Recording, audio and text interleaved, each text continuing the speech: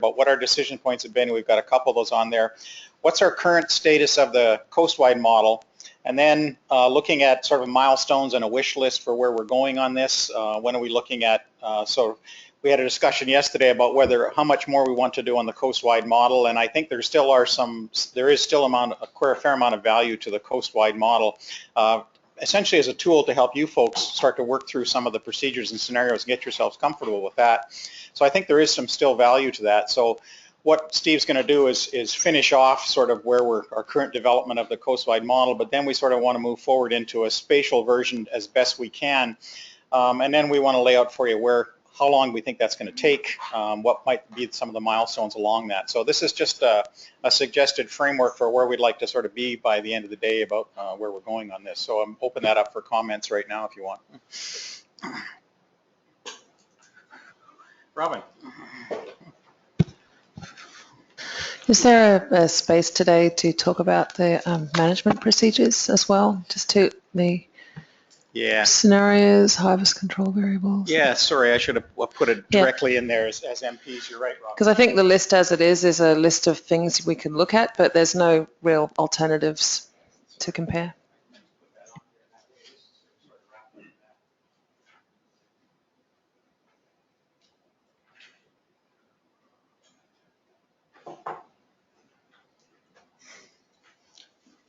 Other thoughts?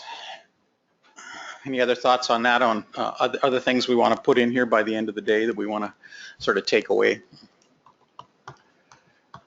In terms of the facilitator, I'm having some discussions with 3 firms tomorrow morning. I'd like, as I said, to try to get something in place by end of June, early part of July, and then start to work with those folks. We'll have this agenda committee.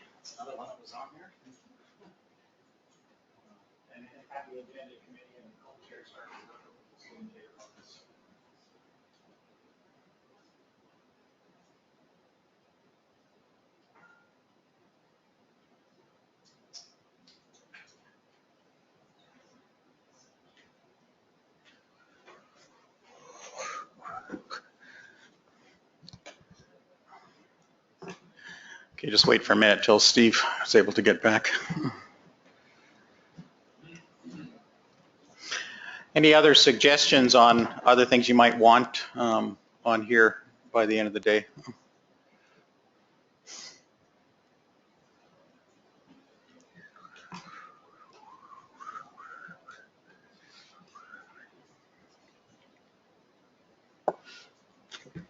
In terms of our priorities on things we investigate,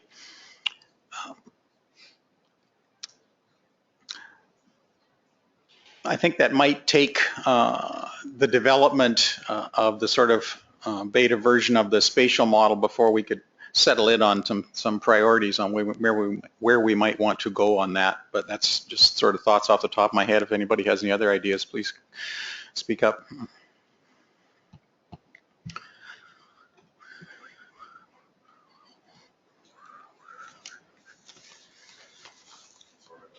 No worries. Okay, Steve, over to you. We can.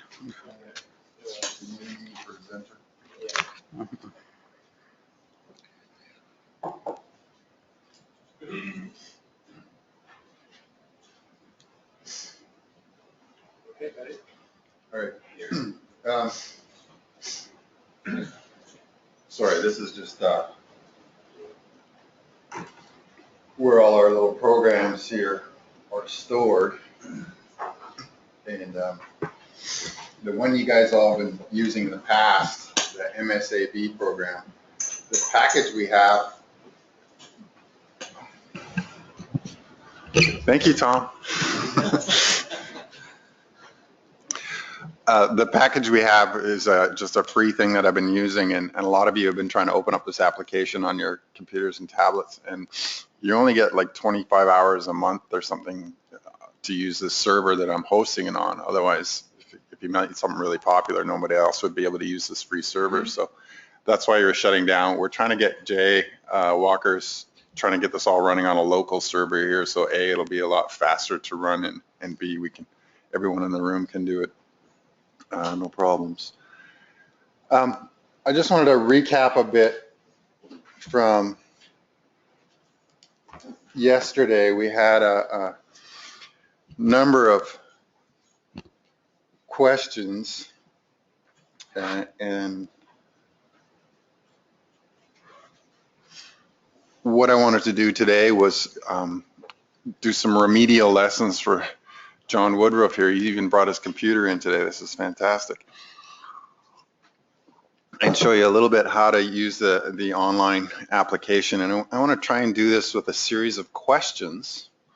Then we'll go through the exercise of trying to verbally answer what we think the question is, and then see if we can't use the tool to see if our intuition's right, and B, find out what else we need to learn through this process.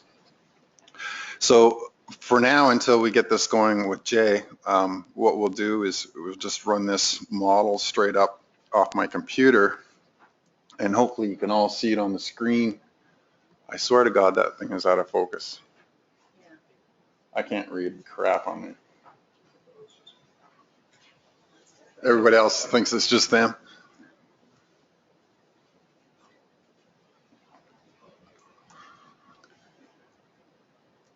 There, make it big and out of focus. All right. What's the URL for this? 127.0.0.1. No, that's the normal. This one you should be able to get online. The URL is IPHC. Whoa. This is the first important question. shinyapps.io/MSE app.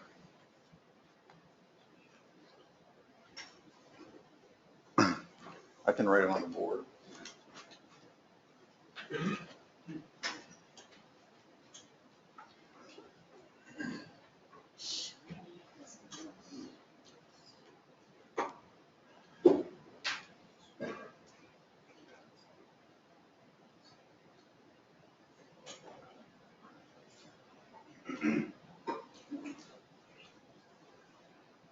This all has to be, the last part has to be in all caps.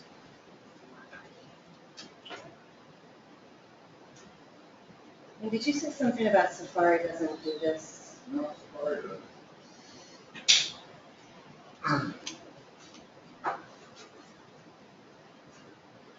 Can't find the server. Yeah, let me try it.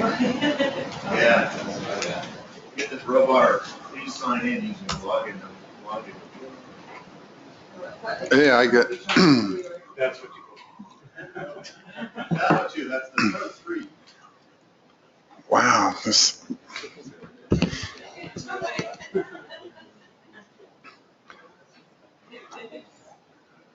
I think what's going on is, because I just reset this last night, Lori Kell over in Europe probably has his computer on with this open, and he went to the bar and left it open.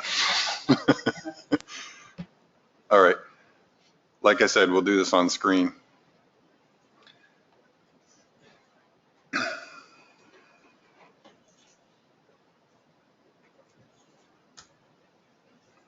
All right. What this will look like if we ever get it up and running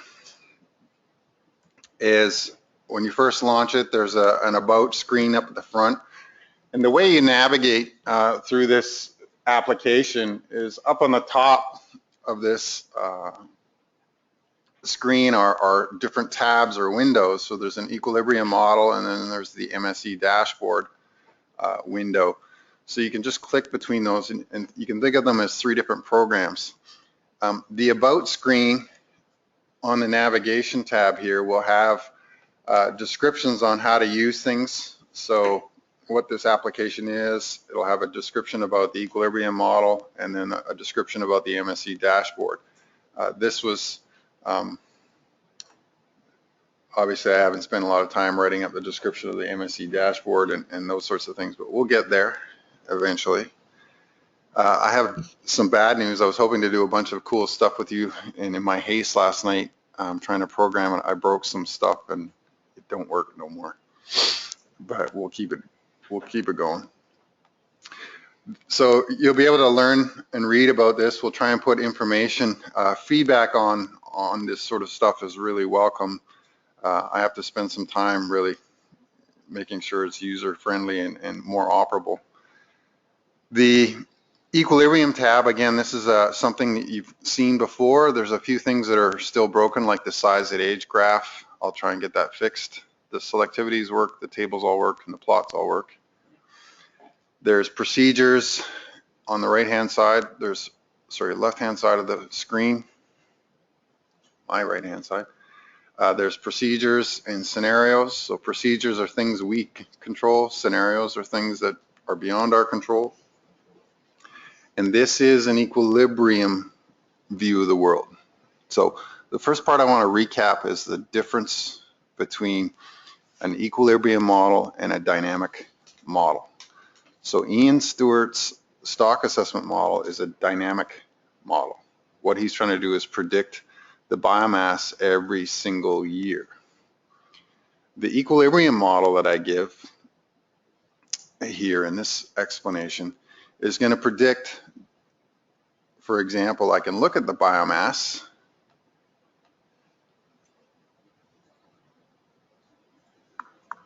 turn this off.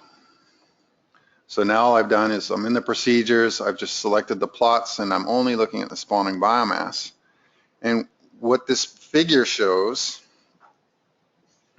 is the spawning biomass at equilibrium, sort of a long-term 1,000-year view of what the stock would do if, on average, you could hold the fishing mortality rate at, say, 15% or whatever this arrow is pointing at. So let me use the screen. Apologies to those online.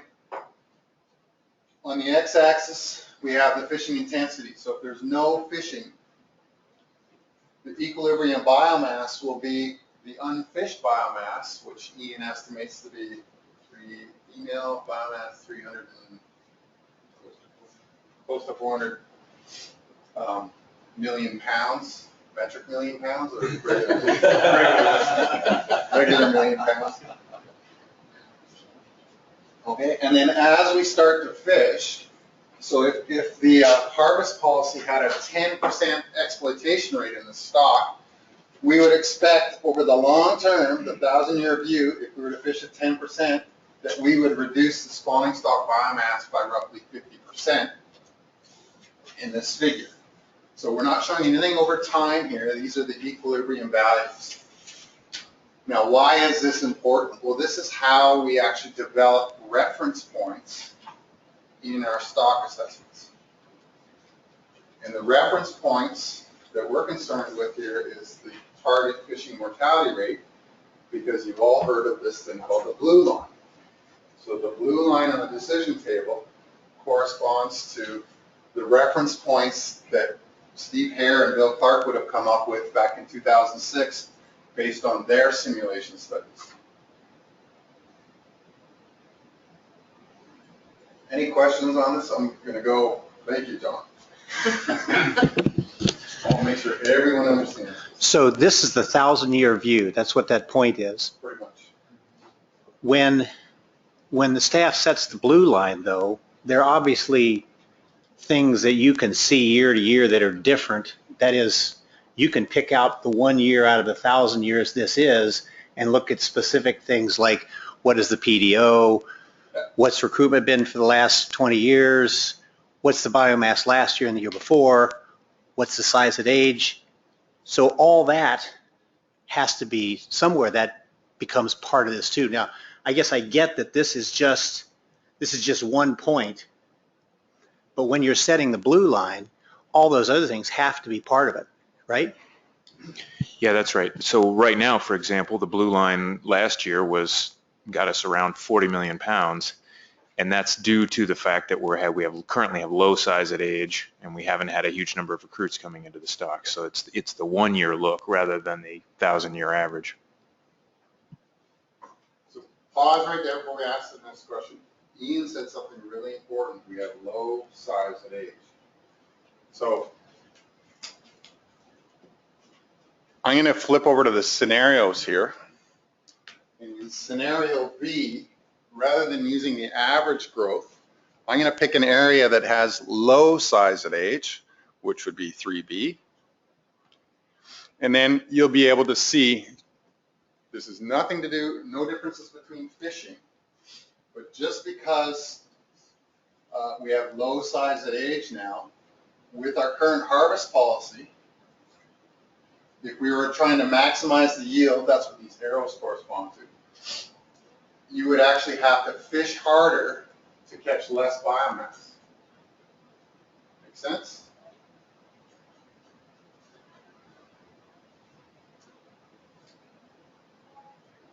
So if the harvest policy, if we updated the harvest policy to reflect the new changes, the new differences in the size at age, would we increase the fishing mortality rate or decrease the fishing mortality rate in our harvest policy? Well, I didn't tell you there'd be pop quizzes. So if we're trying to maximize the yield in our fishery for 1,000 years, the size at age gets smaller now. We have 32-inch size limit, nothing else has changed. The only thing that's changed is just the size at age. Would we fish harder or have a higher fishing mortality rate in harvest policy or a lower fishing mortality rate? Yeah, lower. Anyone else? Obviously you got it wrong. Higher. So, You have to go through more small. Wait, but if you want the resource to be in the same place, you catch less fish.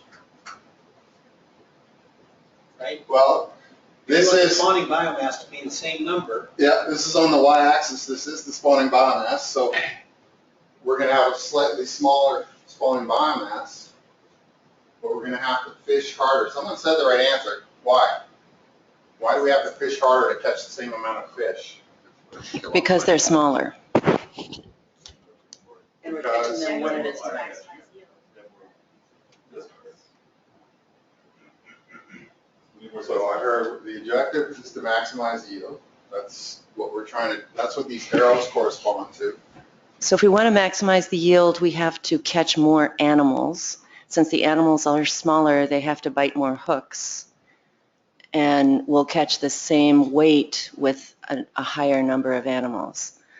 But does that mean that we increase the harvest rate from 16 to 20 or whatever? Yeah, if the size at age were to get smaller, if you still want to maximize the yield, so this is now I'm showing both the spawning biomass and the yield curve in the directed fishery. If you want to maximize the yield when the fish gets smaller, what you have to do in this scenario would be to increase the fishing mortality rate. And the reason being is you've got to grind through all those small fish and throw them back in order to catch the less abundant legal size fish. So, if you do that, Steve, don't you wind up lower on the spawning biomass, that red curve? You're so this arrow comes down a little bit, yes, you're correct. So this curve is, remember, every single point along this curve is a 1,000-year simulation, if you want to think of it that way.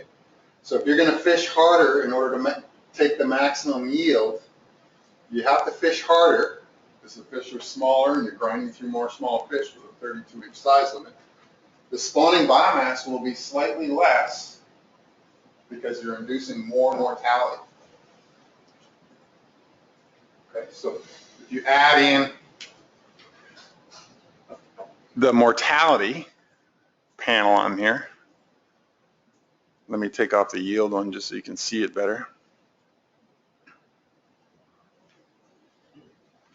The total mortality hasn't changed at MSY. But I think what you're trying to get at, John, is if you were to keep the same harvest weight and the stock got smaller, you're foregoing yield. Well, I guess what I was trying to think, I mean, if your primary objective is the resource, is to have the resource going forward for perpetuity, the spawning biomass is that's the key number. Correct. So I was just trying to think about, and I actually had the axes wrong. I was looking at the horizontal instead of the vertical. But even so, I mean, I was just thinking about that. That's the key number, is what that spawning biomass is. And there are obviously other things that enter into it, size, age, and all that stuff. But that's the key number. Well, the key number is also not only the spawning biomass, but it's the spawning potential ratio. The SPR curve is the number that we actually, and they look the same, it's just the ratio now. But that's the number that is essentially our trigger for ramping down the harvest rate or increasing the harvest rate. They both do the same thing. You'll notice even at no fishing that the SPR is not at 1. Any idea why? Sorry, let's go back. Bob had a question first. A little bit hung up on why. I'm a little bit confused on why the total mortality stays the same. It seems like if your fish are smaller, you're going to have to process more of them. As you do that, your discard mortality is going to increase. So why wouldn't you have higher mortality to get the same poundage of harvest yield? Well, you're fishing harder. You get the same, you get not quite the same yield, but pretty close to the same yield. Why isn't you would expect the total mortality to increase? Yeah, well, if you're gonna get X amount of tonnage that you can take, but the fish are smaller, you're gonna have to grind through more fish to get them. You're gonna have higher discard mortality besides of your FCEY. So why wouldn't your total mortality be higher to get that FCEY tonnage? So here's the, sorry, not discard, here's the wastage in the directed fishery. Okay. So the blue line, we're clearly grinding through more fish and we're wasting more fish. But look at the scale, it's actually not that much.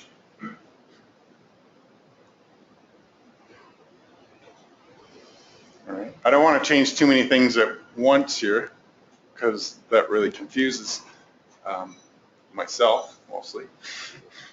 Steve, for clarification, I think maybe what you're asking is how do you define the harvest yield? You're talking about yield in terms of landing, not in terms of total mortalities. So you're right, the discard mortalities would go up, but you would still be. Maybe I'm misunderstanding what this is. Yeah, I think that's right. The total mortality figure is there, and you don't get more. You do get more total mortality in terms of wastage in the directed fishery, but the primary source of mortality is the landings and the bycatch coming out of the fishery.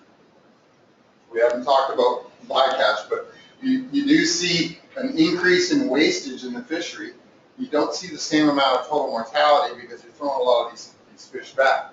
Now, if the discard mortality rate, here we go, changing two things at once. 16%. If the discard mortality rate in our fishery was not 16%, but say it was 35% or something like that,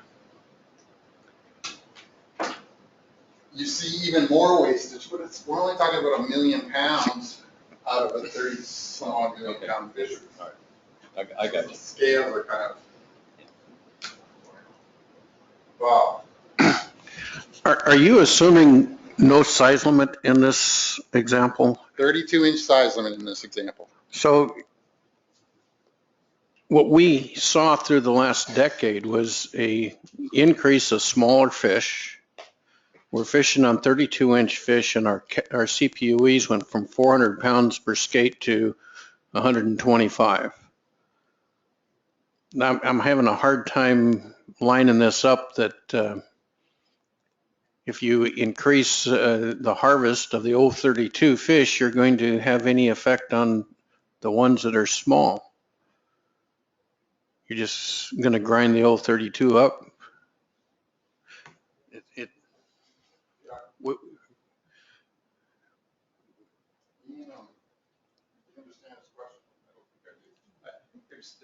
two elements to your question, Bob.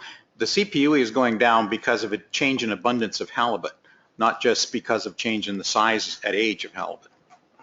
So it isn't a one-for-one thing like that. You're saying, okay, just because the size at age went down, therefore the CPU is lower. You're talking about the commercial fisher here. You went from 300 pounds to 100 pounds.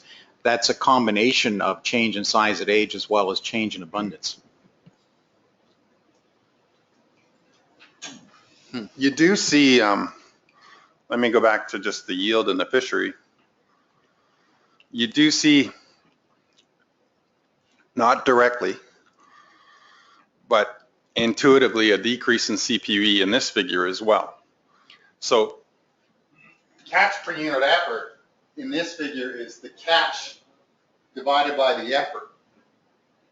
So you're catching less fish with more effort, so CPUE is declining. Whereas here, you're catching more fish with less effort, so CPUE is increasing. And that's just because of the changes in size and age, the CPUE is going to decline because of slower growth, but also you have to fish harder, and that's what's in CPUE is the effort, the denominator. You have to fish harder to catch the same tonnage of fish in your quota. You guys ready for your next pop quiz? This is the discard mortality rate. Yeah. Maybe Steve, you could also talk about this. This is looking at maximizing yield as the target as opposed to say maintaining a fishing intensity.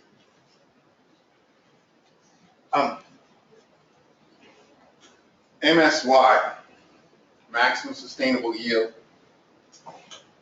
concept that's been in fisheries for a long, long time. This is essentially how, when we say MSY, what we're trying to do is maximize the long-term sustainable yield. Now, the calculating MSY from real fisheries data is actually very, very difficult and highly uncertain. Probably the largest source of uncertainty would be the estimate of B0. It's really hard to measure something that happened pre-contact. There's no data on it, so B0 is a sort of theoretical construct. The North Pacific Fisheries Management Council uses B100. It's the spawning biomass you would get in unfished conditions over the average recruitment window. And I think Jim Balsiger wrote a memo saying you're not allowed to use any recruitment prior to 1977 or 78. So just from that one memo right there, you pretty much defined a lot of the fisheries policy in the North Pacific Fisheries Management Council. The other concept would be to, there's a bunch of other rules. The Brits, a long time ago, used a rule called F0.1, just because it sounds cool when a British person says it. But essentially what it is they take a yield curve like this, they find the slope at the origin, and they basically calculate 10% at the origin and move this thing up, and they find where the slope is tangent to this curve, typical British fashion, lots of complicated math, and it's a little bit more conservative than the MSY policy. Then there's Bill Clark's famous paper from 94 or whatever it was, using the FSPR 35%, SPR 45%. It was based on some simulation studies Bill did, and he noticed that if you fish using the spawning potential ratio as a proxy for MSY, you can achieve about 90% of the maximum yield if you fish the stock somewhere between 30 and 40% of the unfished state. I think that's roughly correct. And then he revisited that 10 years ago, and it still seemed to hold true. And now it's pretty much the default proxy for the Pacific Fisheries Management Council's harvest control rule. Is that true? It was? Well, actually, it started at F30%, and then it went to F35, and now it's actually F40 is generally the default. And for rockfish, it's even up to F50 or 55? 50.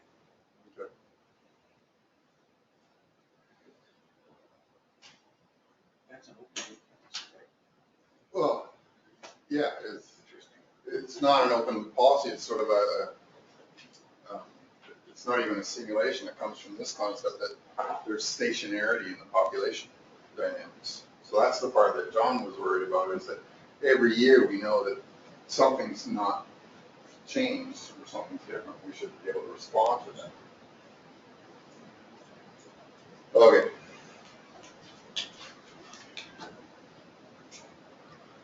What's your next question? What do you guys want to do next? Take a break?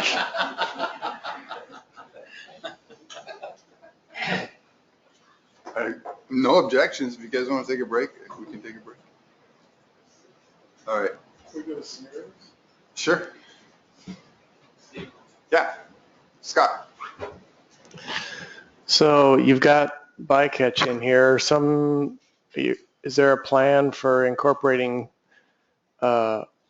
scenarios with other removals, like the subsistence, unguided, anything that's not part of an allocation? Are those going to go in as, I guess if they're fixed numbers, they don't even need to be in there if they're just going to be held steady. But I think we talked about that a few meetings ago.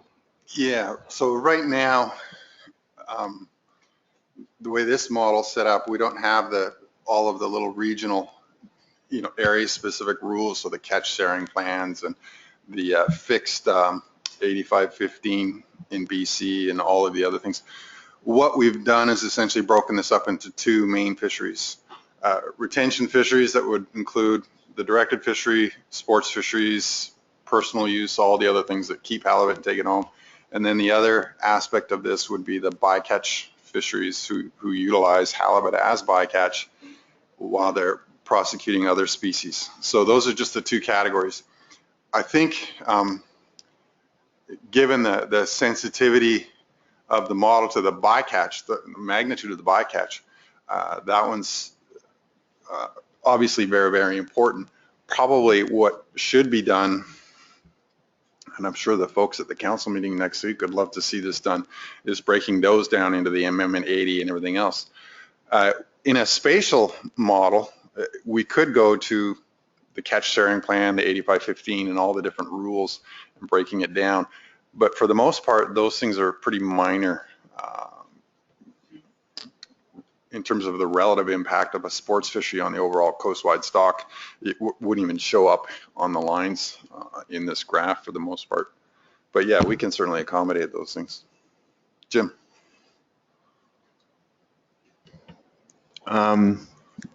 Even with my glasses, I can't see any of the words up there. Sorry. That's okay. Is it?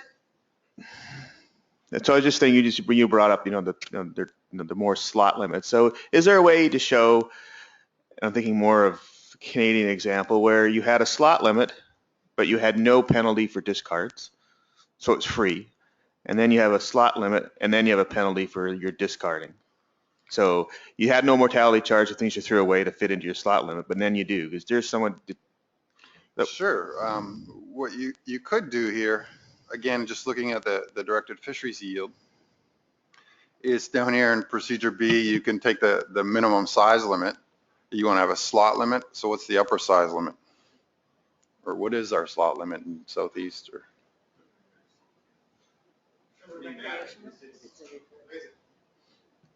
We've now switched to, as was count discard mortality in the rec fishery and the fishery, where we didn't do that before, right? Right.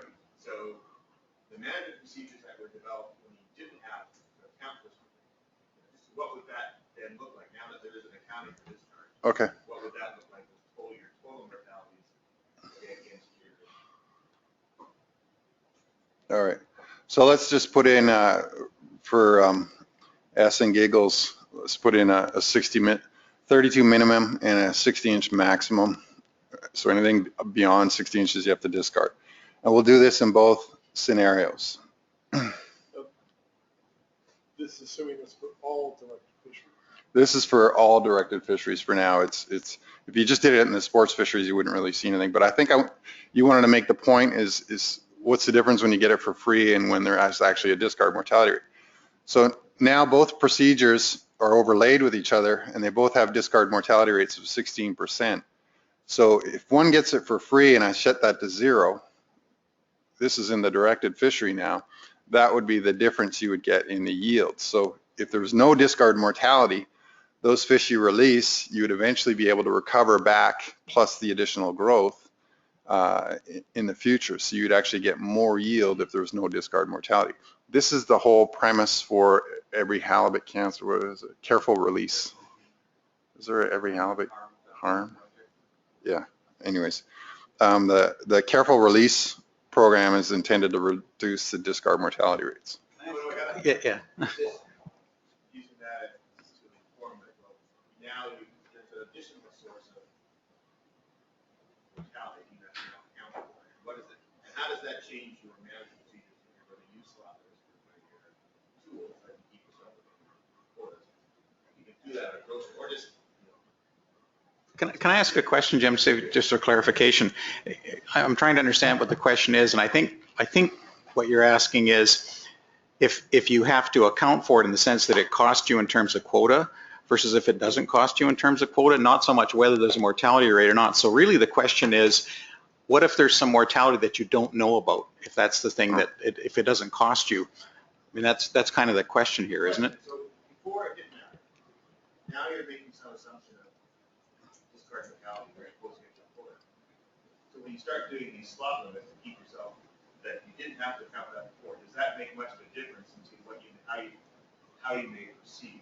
Whether or not slot limits actually are that much beneficial? If you had an estimate of what the wastage is in those circumstances, it's not going to change the yield equation. But if you're now introducing something where there's an additional wastage involved that you have to account for in this thing, it is going to affect the yield calculation.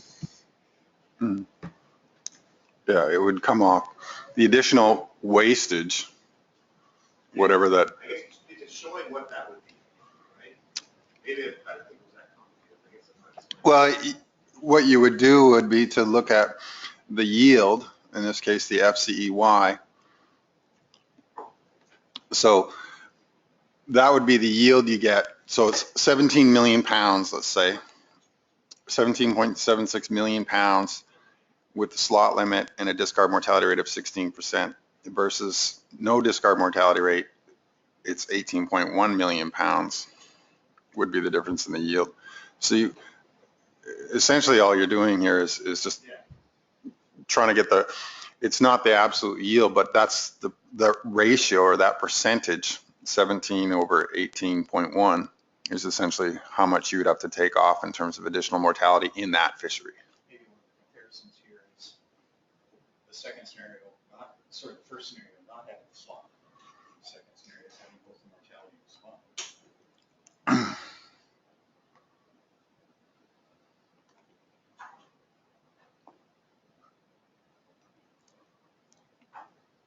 So there you go. You get slightly less yield with the slot limit. And it makes sense because you're throwing back those big ones and some of them are dying. What if you had no size limit on one of the examples?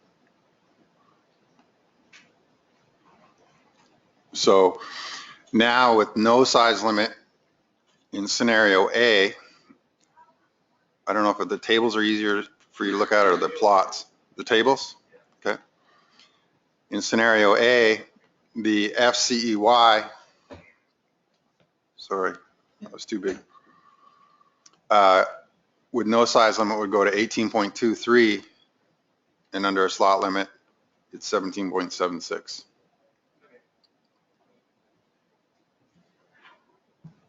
John.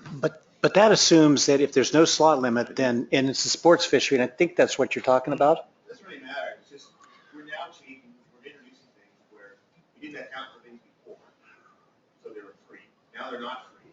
And so I think this is useful to just inform about what, if you're going to go down this road, what does that really mean now? Because your management measure or procedure, is it worth it to you? Yeah. And then that's a but it just gives you an idea of what you're going to be accounting for. So no slot limit, no size limit. My first question would be, what happens when somebody catches an 8-inch halibut? Well, if there was no slot limit and no size limit, presumably they would keep it, but you're not going to sell it. Well, I mean, I'm just thinking about a sports fishery where they're not going to keep it. That's they're not what gonna I'm wondering keep it. about. So this thing, at least from my perspective, it sort of breaks down at that point because you're going to get to some minimum size, people aren't going to keep that fish. Yeah. The other thing, and I keep coming back to this, I'm sorry, I can't help it, that this upper size limit doesn't take into account. I know we don't know this, but, is an egg from a 60-pound female more likely to generate a fish than an egg from a 12-pound female. Okay. Oh, yeah, I'll touch it too, but Yeah. I'll let you go first. Yeah, I mean, the question you're asking there is there maternal effect on the survival of it? And the research that's been done on this shows that yes, there is, but it's really, really small. And it's having to evaluate that under laboratory conditions compared to natural conditions is fraught with all sorts of difficulties. But there is an effect there, but it's extremely small. That's my take on it. What's yours, Steve? Within the population biology and the population dynamics, the effect is really small. Within the harvest policy, it's huge. This is why you guys don't want to have maternal effects in halibut. Your fishery would be closed today. I'll show you why. So we'll just refresh everything here so we're all back to equilibrium again. So there's our yield curve. And now I want to go into scenarios. And by the way, this stems from, what I'm about to show you stems from a paper that Peggy passed on at our last MSAB meeting. BOFs, big old fat fecund females, I think is what the acronym stood for. And the idea was that you'd have some sort of maternal effect where if you were to let the big fish survive, they would produce vastly more recruits per individual pound of fish than a smaller fish. We had this discussion before, and the question was something like, is 100-pound female more reproductively fit than 10 10-pound females? That was the question. So the way we've modeled this in terms of maternal effects is in most fish populations, fecundity is proportional to body weight. So I put a little power parameter on there, and if it's raised to the power of 1, fecundity is proportional to the body weight. Let me draw a picture just so we're clear.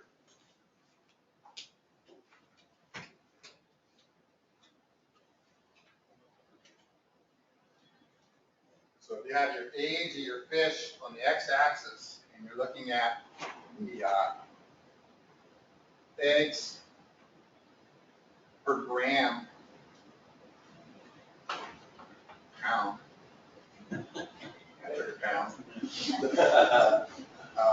of female spawning stock biomass.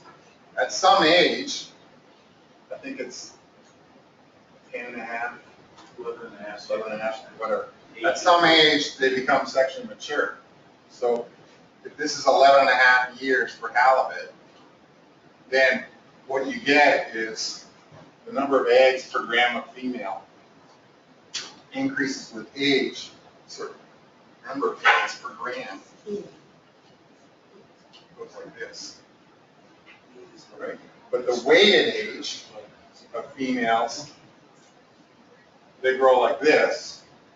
So if you multiply the fecundity times the weighted age, what you get is some curve that asymptotes out.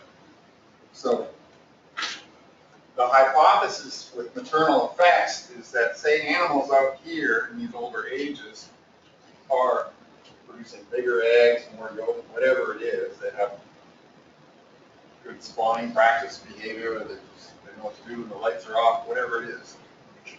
They would, instead of being fecund under this curve, they would have a fecundity that increases with age but gets bigger and bigger as they get more and more practice. Now remember, they're also dying off, so if you start out with one recruit here, the probability of it getting up to that age is very, very low. Right? So even with a small power parameter like 1.1 on this maternal effects scale, so I'm going to slide this over to a 1.1. This is what happens to your equilibrium yield. Say what? I just lost 50% of my fish when there's maternal effects. Can I make a comment? I guess the question is not so much if there's maternal effects in that kind of scenario.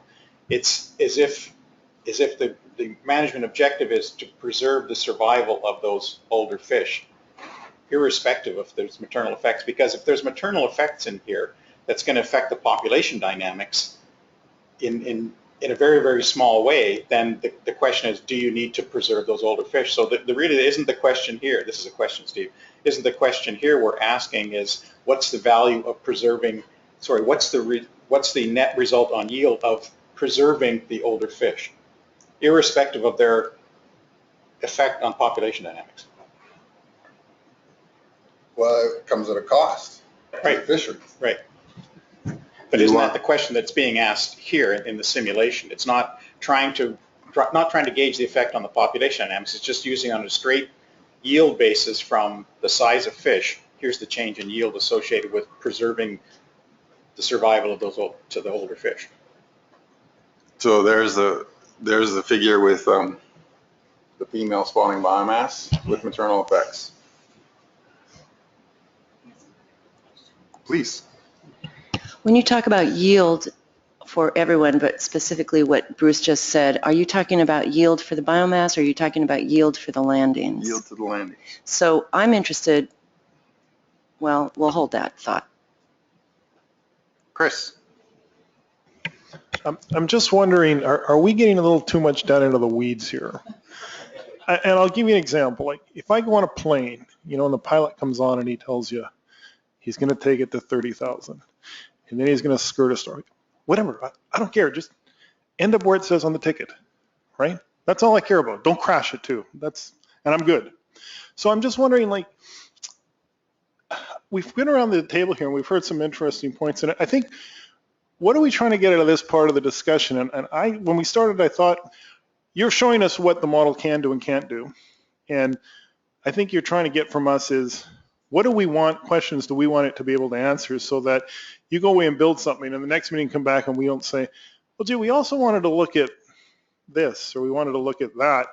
And it's like, oh, well, I didn't build that in and now I got to go back and build something else. And is that what we're trying to get here? Like, I get a sense like that we can do a lot here.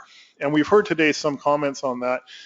Dan, one of the first day there, you mentioned we want to be able to look at something spatial. We want to be able to spatialize, but that's where the real interesting gets really interesting for all of us. So that's one thing. But I mean, would it be useful for what we're trying to get at this discussion, for us to tell you, well, even just what questions we want to be able to answer? Like, I mean, I could go first. I mean, I want to be able to almost look at it on a fishery by fishery basis, gear by gear. Like, bycatch is great, but I want to really get into, okay, in the trawl fishery, the bycatch is, I want to be able to play with that number, and what if it's uncertain, we don't know the number. I want to be able to do a fishery, and I want to be able to play with the discard mortality rate. I want to be able to say, okay, now I'm on the peacock fishery, and okay. You know, like, is this what we're trying to get out of this discussion? I'm trying to make sure we're making progress here. You're spot on. Two messages I'm trying to bring home here. There's a lot of people always keep pointing the fingers at the biology, and if we just knew this, we just knew that, and I have hypotheses about preserving big old fat females, and that they would do more for the stock. And what I'm trying to show you is, if you do have hypotheses like that, these are the harvest policy implications. But your point is well taken. That's the feedback I'm looking for, are the questions you guys have, and it would be nice if they got formally written down, so somehow in this process, so that we can go back when Katarina's here and we can start to develop the tools to ask those specific questions. It is your board. My follow-up question, sorry, Peggy, just on it. For this one, which I don't get, but I understand the importance of that, you had to make some biological assumptions in the model. will you have the ability to tweak that? Like, I don't really want to look at that when I go on the model. That's just too much for me, right? I want to play with the things I can play with. But somebody like Dr. Stewart or somebody in the room here who's more knowledgeable than I may want to play with those things. So will the model, you be able to make those adjustments? Okay. Yeah, if you ask for them. That's the problem is I don't know what you want to like to hide that part of it or unhide it. Yeah. Peggy. So I'll express my question then. I'm really interested in finding out what we can do to increase biomass or to maintain biomass without looking at yield. Stop fishing. Yeah, that I know, but things like the fecundity issue or this, saving 60-inch fish, or other things that I haven't really thought about, juveniles, knowing more about juveniles. So this is an embarrassing question to ask because I don't know if the shiny tool is the one to play with to see what research might be missing or what management tools might be missing to protect the resource. So looking not at how to maximize landings, but looking at how to protect what we've got so far and not have it drop any further.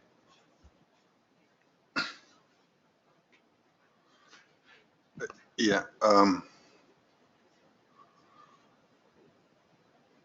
So what sort of things are you interested in? Saving the resource for perpetuity. So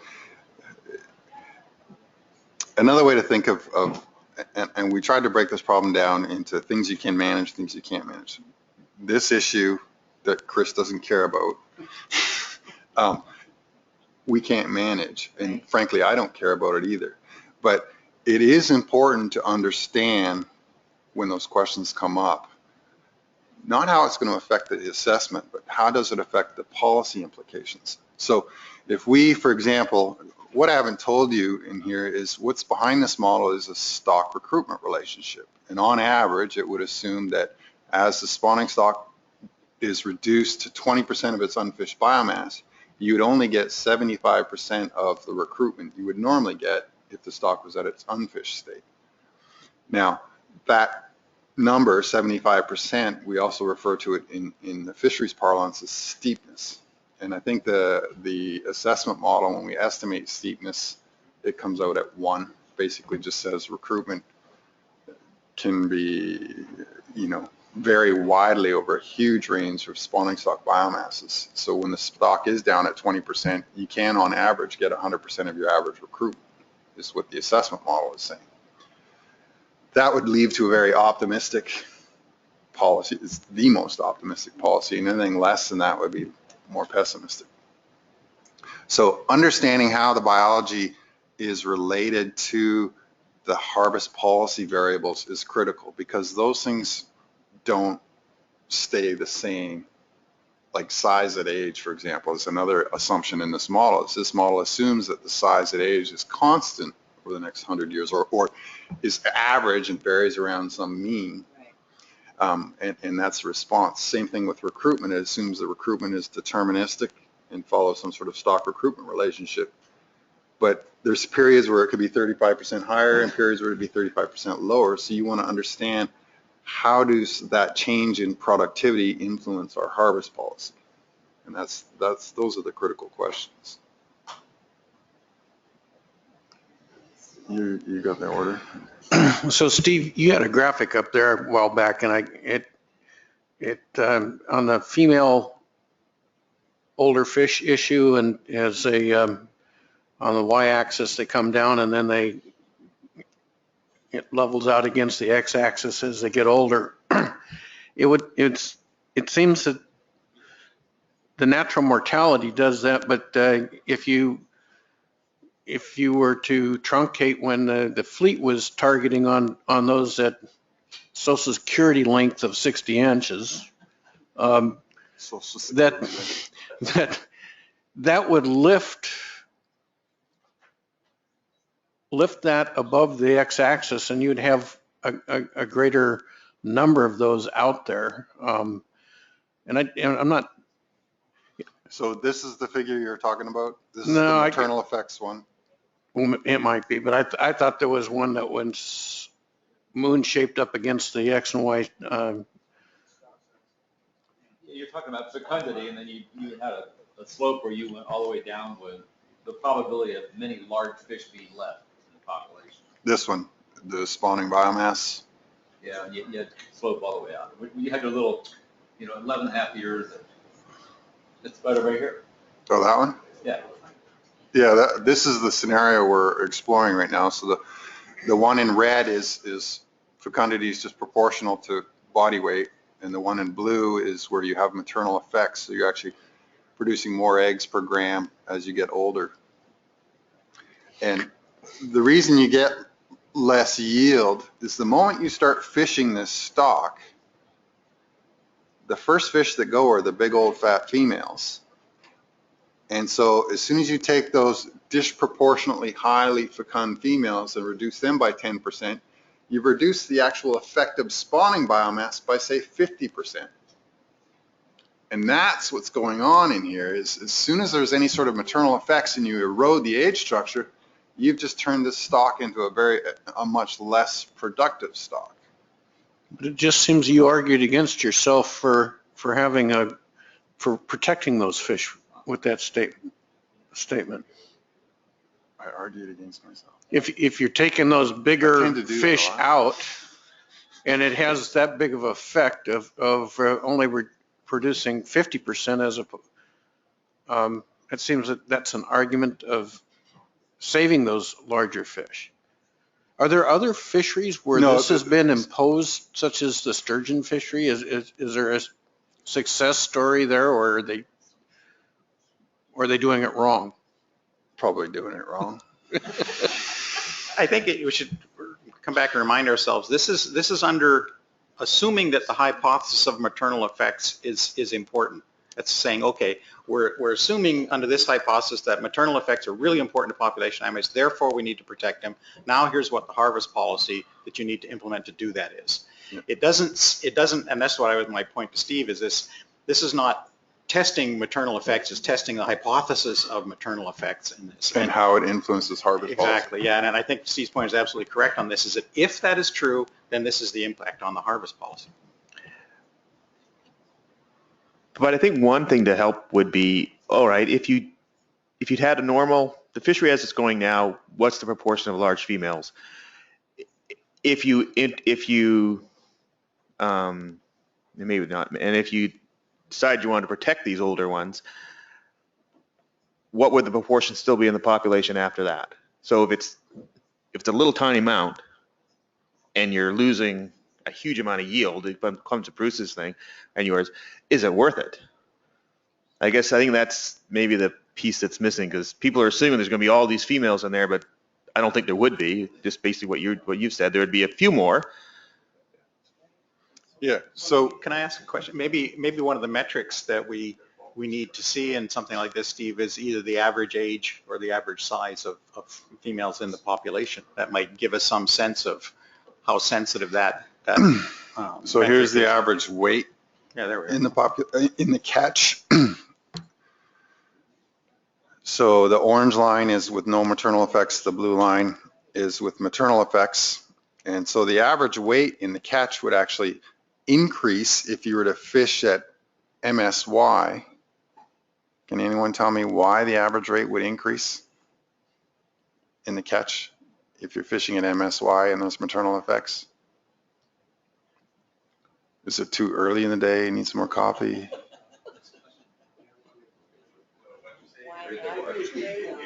The question is, with maternal effects, what the harvest policy would do would be to, if in fact that hypothesis was correct, and it wasn't, there were no maternal effects, the IPHC's harvest policy would reduce the target fishing mortality rate in order to maximize the yield. And one of the consequences of reducing the fishing mortality rate, so instead of 21.5%, we might go to 12.5% because of maternal effects. And one of the consequences or benefits is that the average weight of the catch would increase from 21 pounds to 22 pounds. So can anyone tell me why the average weight in the catch increases? No, not me. Fewer discards is one. I'm just gonna go straight to Ian. Ian, why is the average weight increasing? Because the fishing mortality rate's lower. Thank you. We're using a lower fishing mortality rate, therefore we're protecting the older spawning females because that's what the harvest policy is trying to do. You get more reproductive output when you have older females in the population. So in order to maximize the yield, the harvest policy would say, let's fish at a lower rate, and therefore we'll get more reproductive females to contribute to this population. I have a question about that. Why would reducing the harvest rate necessarily protect a specific segment of the population? Which goes back to your earlier statement that when you start fishing, the immediate target are the larger fish. Why is that? So when you reduce the harvest rate, the probability of an individual surviving each year increases, and therefore the probability of living a longer and growing to a larger size increases when you lower the harvest rate. If you increase the harvest rate, then the probability of you surviving goes way down for all fish, including the sublegals, because they get handled and thrown back, and if you get handled 5 times, you're almost guaranteed not to survive. So why does increasing the harvest rate hurt the larger fish more or first? Well, because there's a size selective fishery, so as soon as those fish hit 32 inches, Oh, from 32 on, I thought you were they're saying gone. 60 on. Well, it's actually even worse than that. This is assuming fishery selectivity doesn't change. So Bob had a question, Alverson had a question, so well, wouldn't we do better if we protected those? You said I argued against myself and saying we would do better if we protected the older females. So what's a way of protecting the older females in this fishery? Reducing the size limit or putting a slot limit in place? You can do both. So one hypothesis would be to reduce the size limit to 26 inches. I should put maternal effects in both of them just so you can see that issue. Okay, so I've reduced the size limit. I now get more yield relative to the same maternal effects without it. If I go back and I put the maternal effects, take it back off again, I still don't increase my yield anywhere near. So what if I protect the old females? So if you put an upper size limit, so if you catch them, you throw them back. So if we throw back fish greater than 50 inches, I still don't get more yield. This is the same point I tried to make yesterday when the trawlers are putting BRDs in their nets and deck sorting and throwing away the big fish. You get less bang for your buck on that than you do not catching the small fish. So we don't get more yield, but we really don't know precisely what we're protecting. We just know the gross total at the end of the season is going to be less. In yield, but we do know we can look at the spawning biomass graphs or SPR graphs to show you what we would be protecting.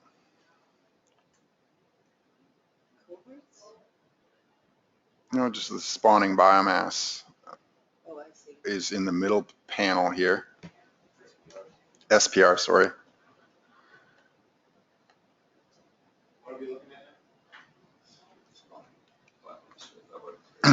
So it's the spawning biomass. Blue is maternal effects with a slot limit of 26 to 50 inches, and red is status quo with no maternal effects. So your question is, are we protecting more spawning biomass when we put in the slot limit, Peggy? No, my question was, are we protecting more large over 60-inch fish? No. The average weight of the catch is a good proxy. If the average weight drops, in the catch, generally what you're going to do is you're obviously fishing harder and eroding the size structure in the population. Tom? Just for comparison's sake, for my benefit, could you show me a graph of what the average weight would be of unfished biomass, an MPA, nothing's fished at all, versus what we're doing right now with constant catch? What's the difference of the range? Sure. That's the most extreme example I can think of. Okay. So the average weight of the vulnerable fish in the catch would be about 26 pounds. If I'm reading this graph right, So 25, 27 pounds. I mean, is that unfished biomass? That would be the unfished Okay. conditions. So to read where I got that number was, I'd go down to the fishing intensity. If I read where fishing intensity is 0, I can go up to the line here and find out where I hit the blue line, and that's roughly 27 pounds. And as we fish harder, the average weight gets smaller and smaller and So smaller. we're talking like difference of 5 pounds unfished versus the constant catch model. So it's only a 5 pound difference. So Steve, in the 1980s, when the halibut resource came back, our average size was something like, I want to say 50, 60 pounds. It's now about 15 pounds. That's way different than, I mean, if I look at that graph you have, you say the unfished biomass average size would be, and you're talking about all the fish, or you're talking about just the? I'm taking coast-wide using today's size at age. So But you're commercial talking about landings, juveniles as well as? Everything. I'm talking everything that's vulnerable to the fishing gear. Okay, so what was vulnerable to the fishing gear in the 80s? I mean, I think we averaged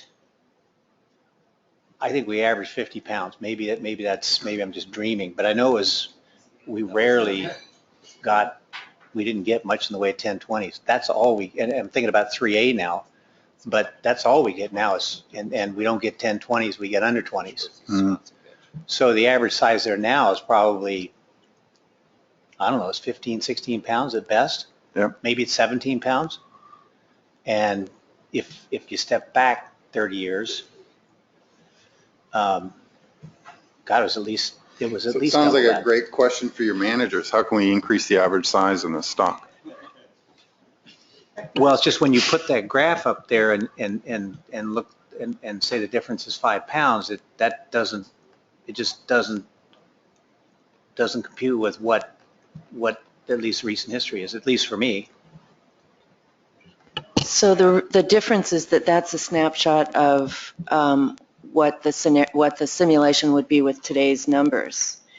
So we already know don't let me put words in your mouth, but Steve, didn't you input in there what the average weight is currently? Yeah, so I have pop quiz time. What are 2 ways that you could increase the average size in the fishery today? Don't fish. Well, the average size of the fish in the fishery, if you don't fish, is 0. Oh, the size of the landings? Yeah, the average size of the fish you catch in the fishery, not in the population swimming around, the ones you catch in the fishery, because that's all we see. Use larger hooks? So what is that? Selectivity, right? What's another way?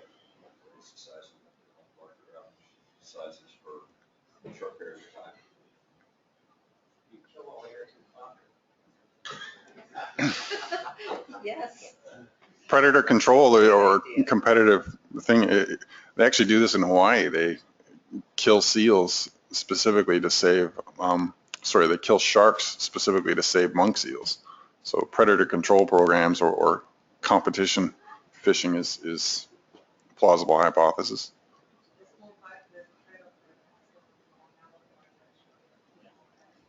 Yeah.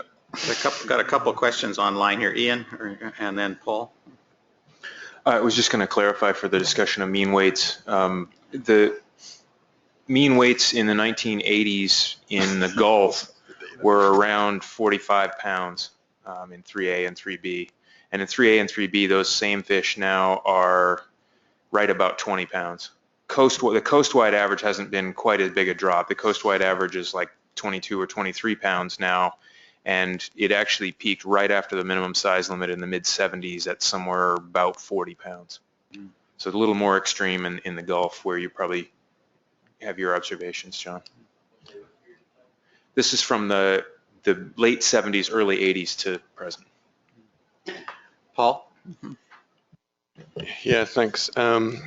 Maybe I missed it yesterday, but we were talking about a little bit about development of a spatial model, and I guess I'd like to get an update, Steve, about where we're at as far as developing that. A lot of I think Chris touched on it too in his questions about a lot of interest is whether we can create a spatial model, and maybe we can't. Maybe we can create it, but maybe the results come up won't be all that helpful because we really don't have the information to support it.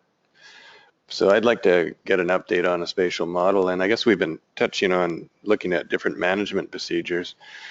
I find it a little challenging. I can't see the screen back here all that well and see what the numbers change, and we've talked about it at this meeting and the previous one, and I mean clearly there's a lot of interest in understanding differences in size limits, and we've talked about no size limit, current minimum size limit 26 inches instead of the 32, but I would be quite interested in seeing some of this documented as far as here's what the impact is as far as having these different size limits, and having that kind of document to review and better understand, and then maybe that would lead to some fine tuning of what we're looking at rather than just picking them here right now, because I'm finding it a little challenging.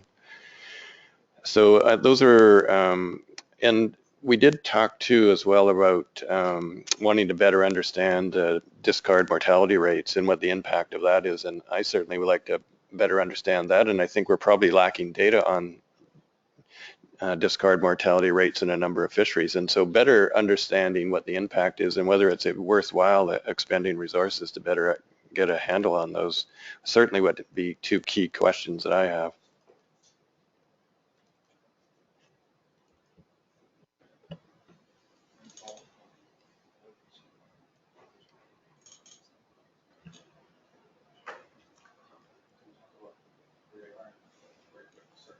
Sorry, I totally forgot about your first question. My first one, Steve, is around the spatial model. I mean, there's a lot of interest in knowing whether we can create that or not. I mean, I know we can create it theoretically, but can we create it in a way that's going to help us resolve some questions? I guess that's really what I'm asking, Steve. I know that you can create one, but after, is it going to really help us? Those are good questions. I'm going to get Ian to give you a bit of an update. Before I do, when we build an operating model, a management strategy evaluation model, Ian mentioned this yesterday, and I'll reiterate, we actually have to condition the model to the best of our knowledge on a historical time period, the historical data. So we've never had a spatial reconstruction of the halibut stock, and where Ian's actually made significant strides in that this year. And so we're now to the point where we're trying to build the spatial model, or we're starting to do the spatial model. I've sat down and I haven't done all the coding, but we've written up the equations, and I spent some time with Dave Fournier trying to find an elegant solution to be able to do harvest policy type analysis with a spatial model. And so we've constructed that. Matthias Burkini was here from Australia, and the two of us sat down for a couple of weeks and banged out the code for that. It's not in any sort of shape to put in a shiny application as of yet, but that's where we're going to go. Our work plan for June, when Katerina arrives, is to sit down and sort of sit down with Ian, find out where we are with the data, the spatial data set, because everything we've done so far in our assessment machinery inside the Halibut Commission is geared towards feeding the stock assessment, these coast-wide inputs. And we've spent, Ian has spent a lot of time basically breaking down those data sets into the necessary spatial components. And that took a lot of time and effort to do that. It's also going and being vetted through our scientific review board. So we're now at a state where we can start to program this thing. And when Katerina arrives in a couple of weeks, she's probably online cringing right now, isn't she? Hi, Katerina. When she arrives, that's our objective this summer, is to get going on the spatial model.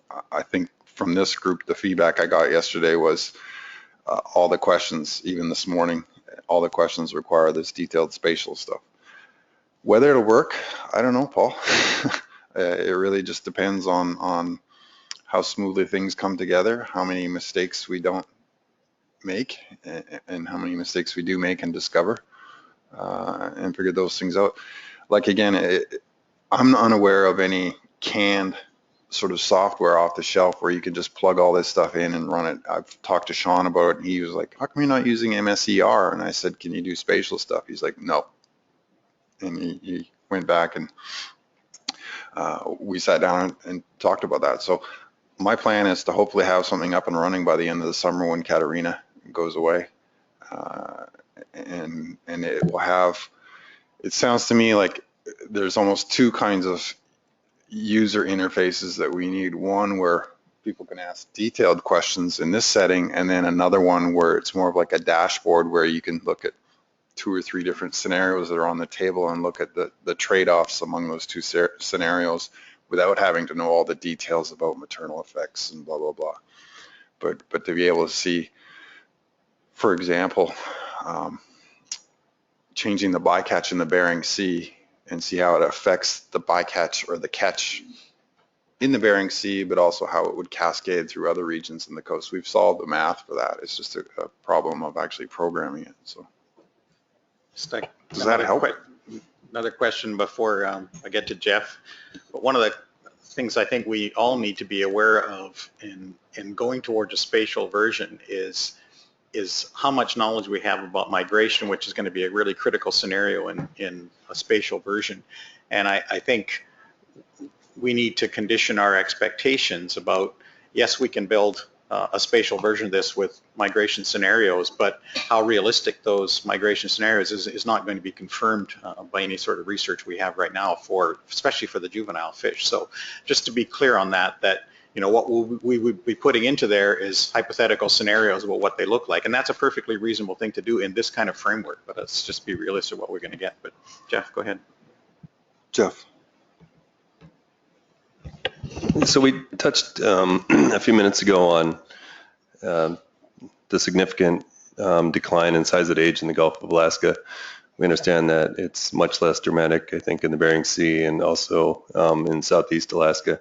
So it'd be nice to touch on that. But knowing that we don't have a spatial model in place yet, and we're working on a coast-wide model, I think, which is what this here does, could we look at what it does if you have 35 or 40% of your removals as juvenile fish in this model, and what it, so 35 to 40% of your removals be juvenile fish, much like it is in the Bering Sea.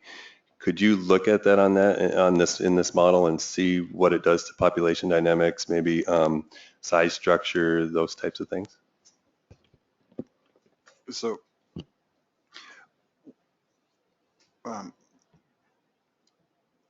two points. The first being, and we did this to some extent yesterday, is this isn't a spatially explicit model, but we can implicitly represent some of the spatial natures of this fishery. So yesterday, I think Michelle Culver brought up the question regarding bycatch selectivity, and that was what we did yesterday. Was we changed the selectivity curves for the bycatch to sort of reflect the high rate of removals of smaller fish in the Bering Sea. So down here you have a bycatch selectivity curve, and I think we just ramped everything way over so that they became fully recruited at very small sizes, and you basically didn't catch, you know, that many big ones. So we had a curve that looks something like that, where the fishery is going to be taking 15 centimeter or 15-inch fish up to a few 60-inch fish is sort of the selectivity in the in the fishery. So that's a way you can represent the spatial, implicitly represent the spatial removal of juveniles from one area of the model. Now, this thing just assumes immediately that those fish are ubiquitous and distributed everywhere. So I think I made the comment, it's like shooting fish in a barrel. It doesn't really matter where in the barrel you shot them. There's still fish in the barrel, so this is a population of fish. So to get to your point, what has happened to the average weight when you have a trawl fishery removing small juveniles, if that was your question? So you actually get an increase in the average weight in the directed fishery, and the reason being is you have a trawl fishery thinning out and making less available the legal size fish that would be harvested in directed fishery. This is an argument we've heard from industry. When we did the bycatch meeting 2 or 3 years ago, they had this wish that the directed fishery would lower the size limit, and the directed fishery would get rid of the small fish that they were encountering. And that was industry's wish from the trawl sector. That never happened. What was your other question? Was how does it affect yield or population dynamics? Yes, spawning biomass. If you look at the spawning biomass, when you remove juveniles, you will reduce the spawning biomass much quicker at the same fishing mortality rate. And there's another term you probably heard from Stephen Hare when he was here. For every pound of U26 bycatch you remove, you lose about 5 pounds of spawning biomass. You lose 1 pound of yield in the directed fishery, but it's roughly a 5-to-1 ratio of spawning biomass that you lose. So that's the conservation effect.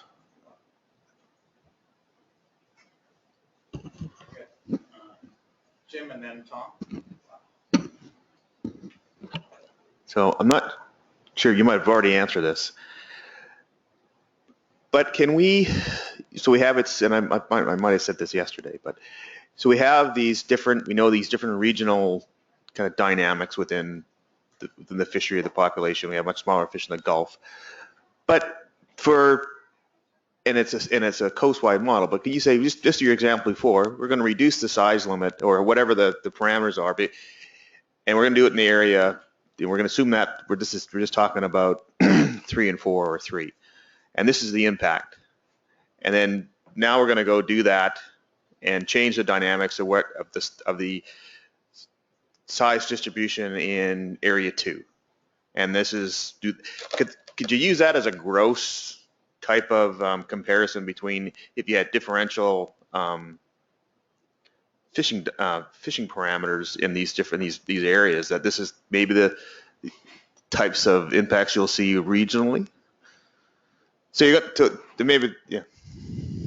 Just, I think I understood your question there. The hard part of that is that the fish don't stay put. They don't stay in their box. It would be much simpler for all of us if they did. We could break this all up into little nice discrete pieces. And that's one of the real confounding factors between looking at the changes in size at age and looking at the migration rates, is that we can't tell the difference between whether fish are larger at age in area 2 than they are in area 3 right now. Mm-hmm. But we don't know whether that's because the fastest growing fish from area 3 are going to area 2, or the fish that go to area 2 from area 3 end up growing faster. We can't delineate between those two things. So I think it could be a little misleading to just look at separate areas and try and consider self-contained effects in those areas. So what if there's some assumptions about migration in the models already, right? There has to be. Well, in the coast-wide model, there isn't. In the spatial model, there is, and the results are going to be highly dependent on the hypotheses that we put in there about migration rates. As Bruce mentioned, we have bits and pieces of the migration picture that we understand pretty well. Juveniles, particularly juveniles from area 4 to other areas, is one of the least well understood pieces. Yeah. So there's no assumption about migration in the model? In the coast-wide stock assessment, there's no assumption about migration. Okay. Those fish are available to the fishery, and it's all modeled as one piece. In the areas as fleets models, there's an implicit assumption that what we see in each area is that the fisheries can differ in the different areas. So for example, the selectivity of the fishery in area 2 might be different than area 3, and that captures a little bit of the migration pattern, but it's an implicit thing. There's still no explicit treatment of fish moving between bins categories. Okay. Tom?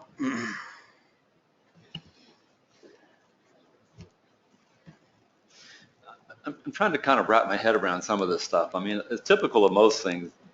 The vast majority of your result will come from a very few things. So what 3 or 4 or 5 things in this model have the biggest impact?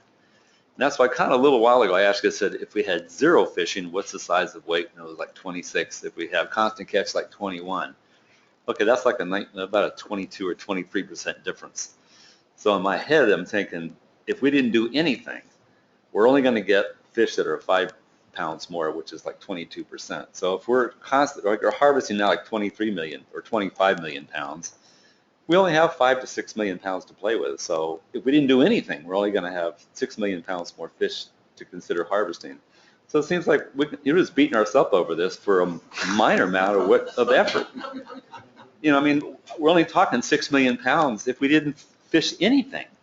You know, that's what's on the table here. So it's like, am I missing something here, or what big thing are we going to, what rabbit are we going to pull out of the hat to make a difference here, other than we're pushing this noodle all over this table? Yeah, so the part of the answer to your question is the current size at age is, you know, coastwide is 50, 60% less than it used to be 20 years ago. So even if you did nothing, the spawning biomass would have declined by 50, 60% just because of the changes in growth. So your point is well taken. We're really kind of messing around on the margins sometimes when we're talking about changes in size limits. The big thing that the most sensitive features of this model with respect to the harvest policy come in 2 categories. There's the biological things that you can't manage. And so size at age is, we have to live with whatever size at age, whatever the recruitment is, whatever the natural mortality is, we have to live with it. The things you can manage, if you do want to increase the size, the average size in the catch would be, well, one way you can do it immediately is increase the size limit. If that's your objective, is to increase the average weight to 40 pounds, you could easily increase the size limit to 53 inches and you get a 80-pound average or a 60-pound average. But you do so at a huge cost in terms of discard and waste. Actually, I have this all messed up now with.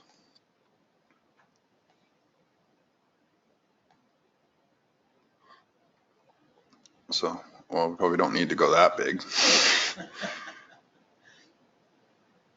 But yeah, 42 inches. This is a 45-pound average with the current size at age. But you would sacrifice, you know, a lot of yield in the directed fishery because you're throwing away perfectly, you know, good fish.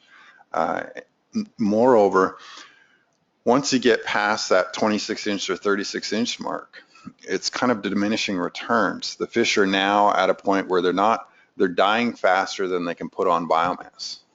So they're beyond that biomass peak or the size of the age at which so you're essentially throwing away money, or you're throwing away fish that would grow anyways. If you want to reduce the fishing mortality rates and not change selectivity, like you said, it's a tiny marginal increase in the average weight in the fishery. What would probably have a bigger effect would be reducing arrowtooth flounder.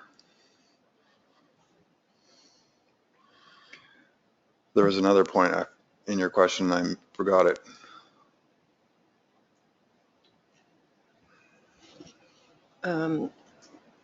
So thank you, Tom, I'm going to take Tom's model and ask, if we reduced all bycatch, what would that do?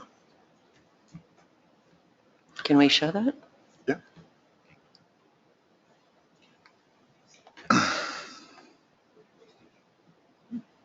Wastage or bycatch?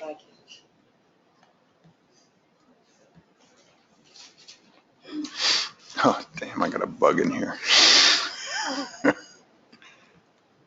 Uno más.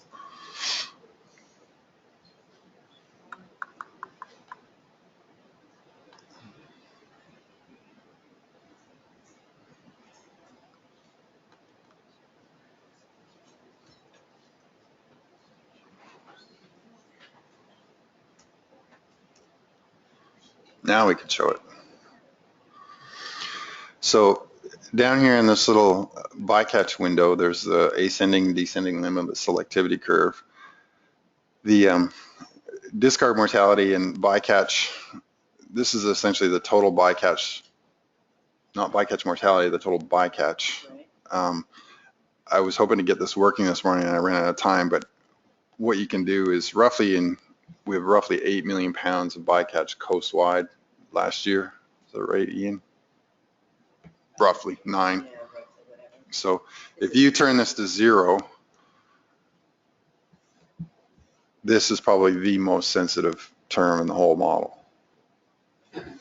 So if you reduce bycatch to 0, what the harvest policy will do is it will say, well, there's now more fish available for the directed fishery to harvest. You can fish at a higher rate and you will also get 30% more yield. What's the absolute, sorry, I can't read the number, what's the absolute, reduced by 8 million, what's your increase in the absolute yield? In the fisheries yield, you would, so 17.86, so you have 25.58 minus 17.86, so you get 7.72 million pounds more in the directed fishery. So why you don't get 8 million pounds is you actually lose some of the wastage. And some of them die naturally too. But another point, even if you had 0 bycatch, how many of those fish are over 32 inch? Maybe 10%, because the bulk of those up there are small fish. So you can't harvest them anyway. So, I mean, at best you might get maybe, what, 1 million pounds you could take, you know? Actually the percentage of U26 fish in the bycatch is only, what, Ian, about 40% in poundage, not in numbers. Yeah, yeah, we'll just find that is, but it's, in terms of numbers, yes, it's the dominant feature is small fish, but in terms of poundage, it's not as large as you might think. Yeah, that's absolutely the case, yeah. By weight, it's about 35% okay, across the whole coast, but it varies from over 40 in some areas down to much lower in other areas. Why don't we take a 15-minute break and come back at 1, 2, 3, 4, 5, 25 after. Thank you.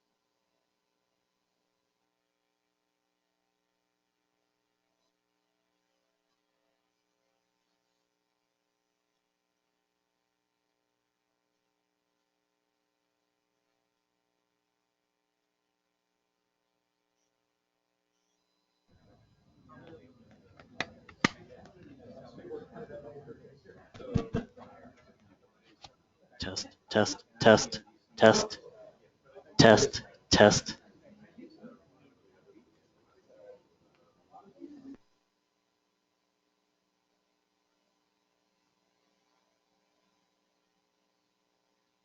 Test, test.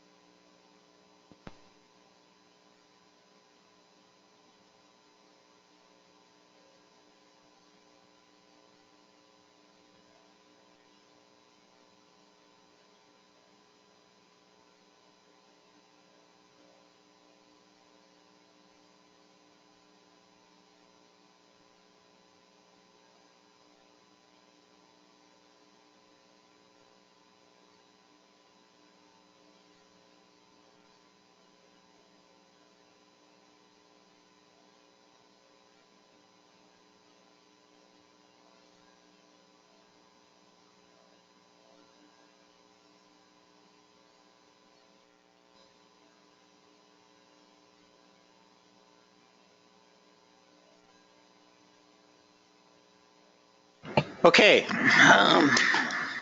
So if we go back to where we were on our agenda, we were anticipating trying to do a little bit of a presentation on evaluating the current harvest policy, but that unfortunately was the part that went south last night on the programming in this. So what I would like to go back to then on this is looking at potential management procedures that we may want to look at in the longer term.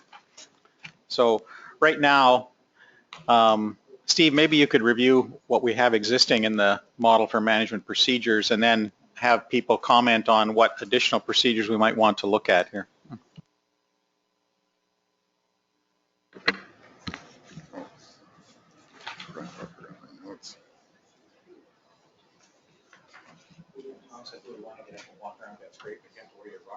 I saw that.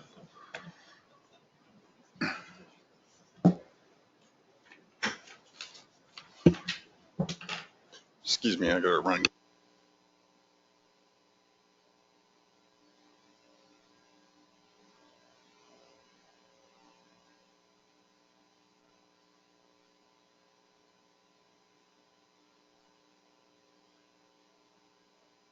Just while Steve is backing up on some things, we did have some discussions during the break about how we're kind of at that interface between having people use a tool and making this fully available, and that's one of our tasks, is to make sure that the fully available tool is one that's going to be one that you can use. But also, we're struggling a little bit in terms of just doing piecemeal things in terms of the evaluation of some of the scenarios and management procedures. So one of our suggestions, based on some discussions we had over the break, was that the staff could produce basically a matrix, a finite increment matrix of looking at the impacts of changing various harvest control rules or various scenarios within this, and produce this as a background document prior to our next meeting, probably in October, that would at least give people the feeling for the broad sweeps of what the sort of incremental impacts are of changing particular harvest control variables. We don't want to get in a situation of sort of coming to our next meeting and have simply read out that document. We actually want to produce it for you beforehand and have you read this document, and then you can examine it in the context of your own examinations with the tools and saying, okay, I'm getting a slightly different result from this. What is the difference here? What was the change in there? The other part of this will as part of this document probably is to produce what the existing constraints are within the equilibrium model that are being used. So for example, it has a stock recruit relationship within it, which is a fairly strong constraint on some things. So whether or not we want to work with a scenario where we have the steepness parameter equal 1.0, which is what we get out of our normal stock assessment. So that's one of the suggestions we have, which I think is probably a pretty good one, but I'd like some feedback from folks whether you see this as useful. But you know, we don't, as I said, want to produce something we just have to turn around and read it out at the next meeting. If it's going to be useful, then people need to sort of look at this thing and use it in the context of their own examination. So I've opened it up for contact on that. Thanks. So Bruce, just a little bit more detail. So you're talking about a matrix that would describe the some background information relative to the life history, biology, and differences by areas or fisheries in terms of catch and the effects that we'd be seeing in the shiny tool? No, not actually. What I'm suggesting we would do is produce essentially a structured increment analysis using this tool. So we can produce sort of a broad matrix of results, the performance metrics and stuff, so that you could then compare that with some of your own examinations of it. Not so much trying to go back and say, here's the biology behind it. Huh? But in producing those results, there would be some explanation of why those results, why we're seeing those results. Because it seems like that had been most of what the dialogue had been here, is that if you adjust this and adjust that, here's what you see. We get a pop quiz question from Dr. Martell, and why do you think you see that, or why do you think this happens? And so then it's more of a teasing out and then a description of, well, here's what's happening in the background that you don't see, or here's what you need to know to come up with the answer of why you're seeing that.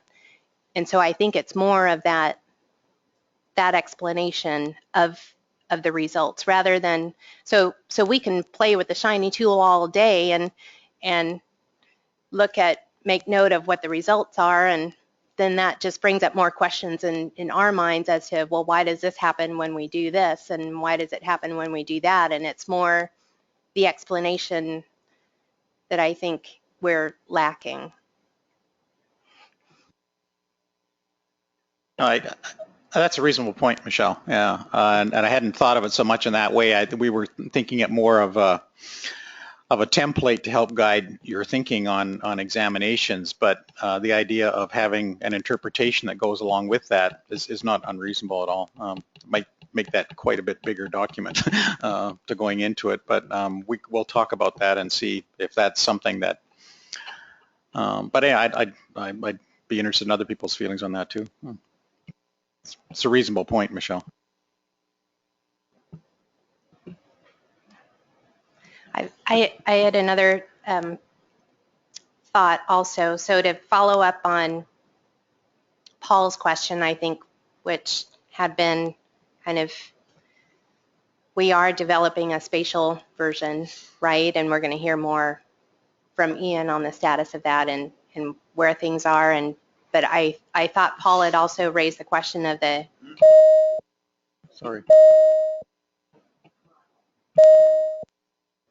Sorry, thanks. And one of the things that you had shown yesterday, Steve, had been kind of what the coast-wide model could be used for in terms of the list of a dozen or so items that this group had been interested in exploring further versus those that would really require a spatial model. And so it might be helpful for us to look at what's the one or two items that we could potentially use the coast-wide model for, and have a discussion about whether we would recommend those as priorities and to explore using the coast-wide model further or not.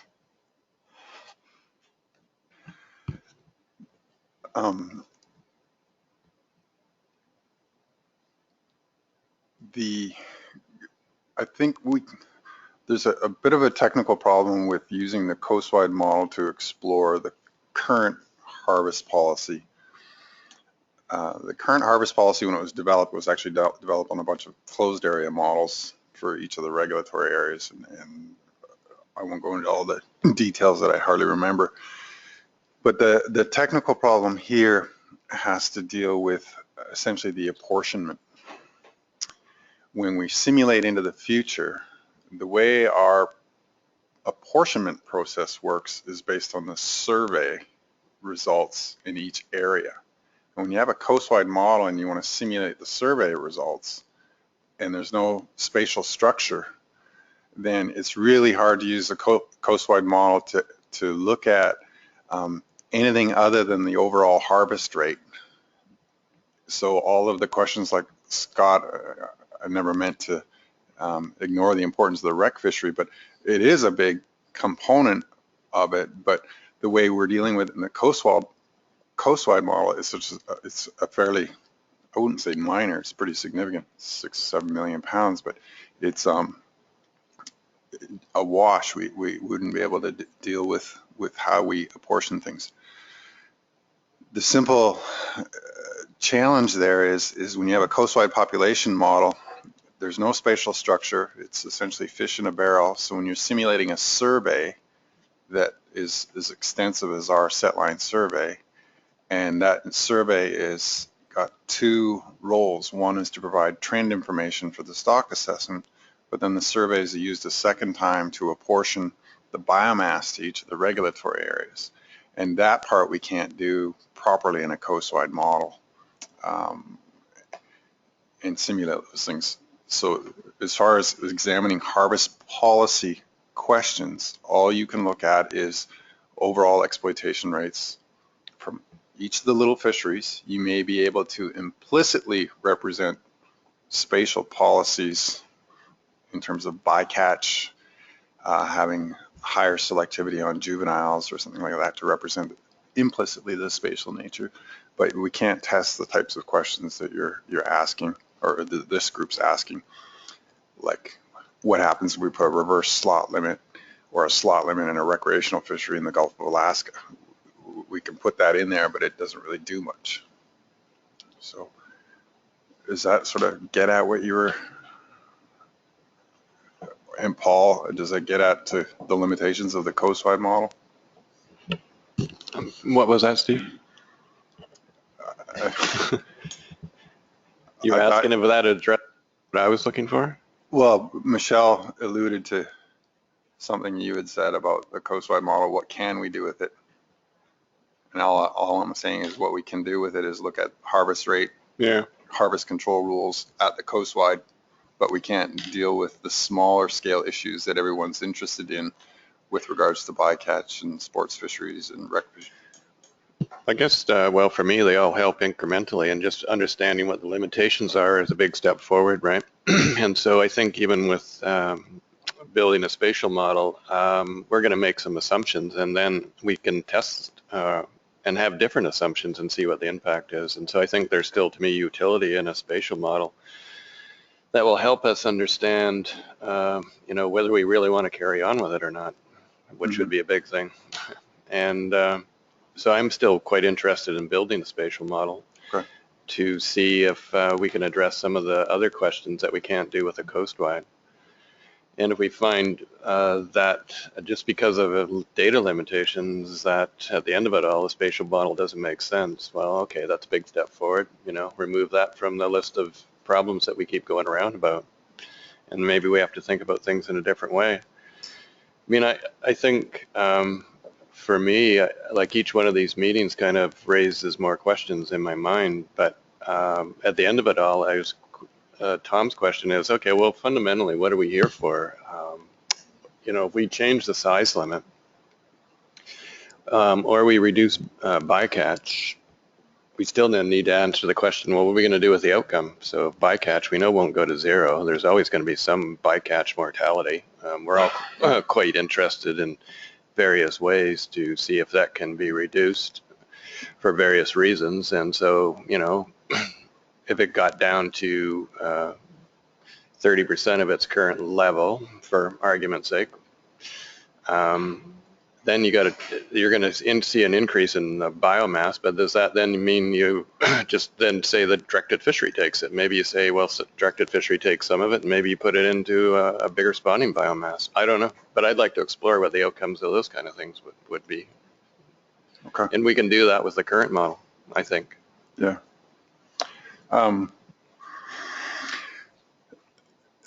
Perhaps a good use of our time would be to actually formally sit down and write up those requests, and then I have something tangible to go back and work on rather than the thousands of questions I get on the MSC dumping ground.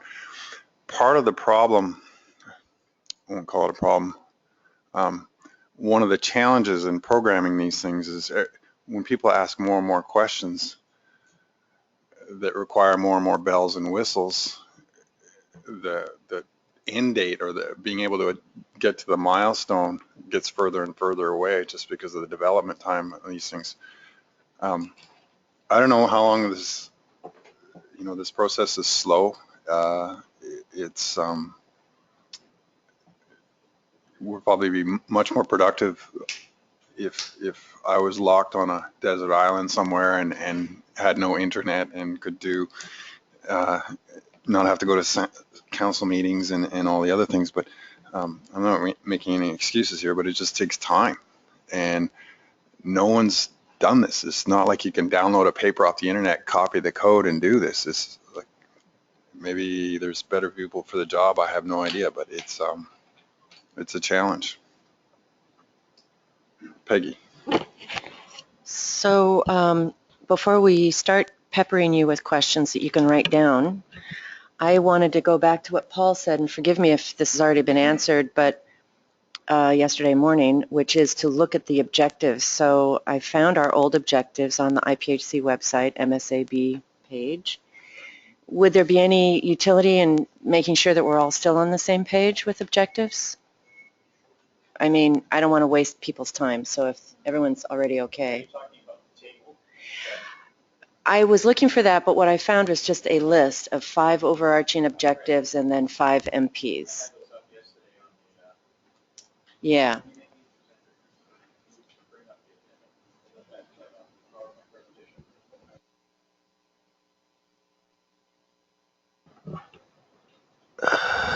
So just before we go to that, I mean, just not finish off this, but this, you mentioned earlier in the morning about, us providing what are the questions that we want to be answered.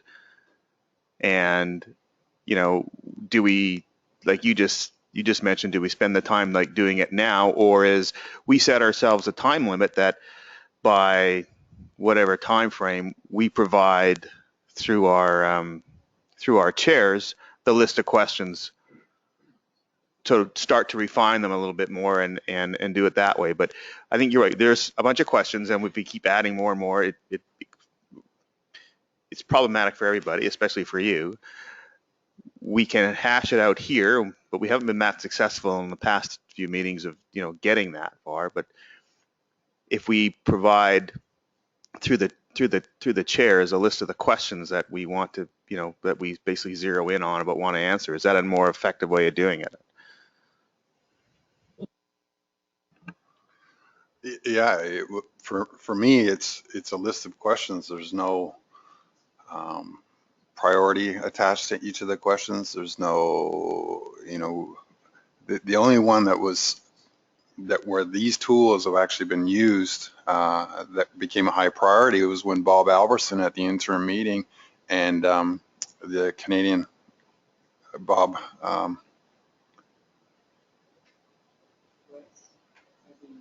Dave Boyce, oh my God, my apologies, I'm not sleeping very much these days, requested an investigation on a change in size limits. So this shiny tool was used, and that's when we added in all of the, as Scott discovered, all the different growth curves from the different areas, because that was one of what were the potential impacts of changing the size limit in Area 3A. And so we presented that at the annual meeting. And that's how I view this board and this process is to go through and look at policy questions, not necessarily biological questions. I think the biological stuff, if there's uncertainties associated with it, we try and capture the range of those uncertainties. But the policy questions, the size limits, Chris Sporer had an idea 3 meetings ago where we have a minimum catch floor. So we looked at those sorts of policy questions using a different model. And if those questions are written down, and I know we're having another meeting 6 months from now, we can come back and address those questions in the kind of structure that Bruce laid out while I was in the bathroom. So what did you lay out?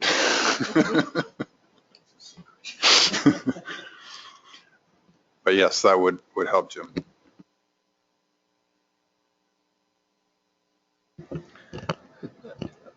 It seems that the questions should be pretty directly related to what our objectives are, because if they're not, then we will end up with just another batch in the dumping ground.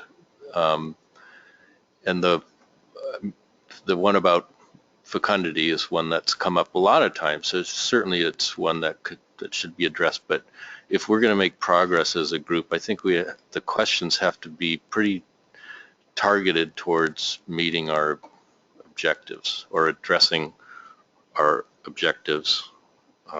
Questions that are related to the management procedures. Yeah, I think just about any policy question, with the exception of maybe fuel prices and bait prices and other externalities, but any policy question relating to the removals of halibut would fit that mold. The performance metrics is the link between addressing the questions back to the objectives. So that's the whole utility of the MSE tool is that any of the policy questions should automatically be related to the objectives via the performance metrics.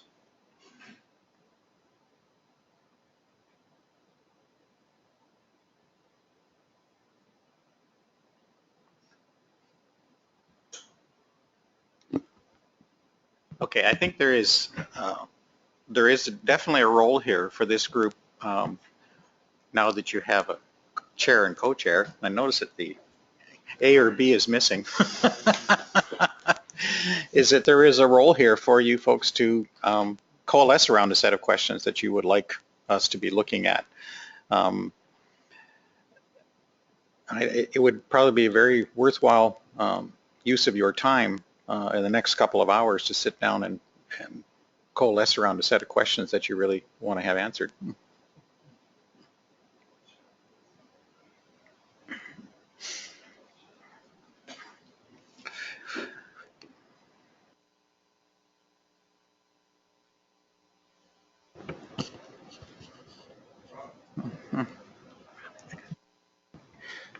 Just a suggestion as a place to start, but there are 5 management procedures up there which could probably be refined in some way. Each one doesn't necessarily represent a set of alternatives. Like the size limit one does, there's some definite alternatives there, but then perhaps the harvest strategies doesn't really present clear competing alternatives that you might be comparing in an MSE context. So maybe that might be a place to start, or at least to discuss.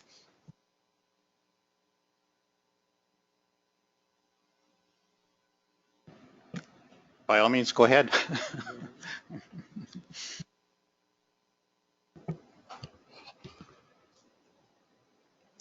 I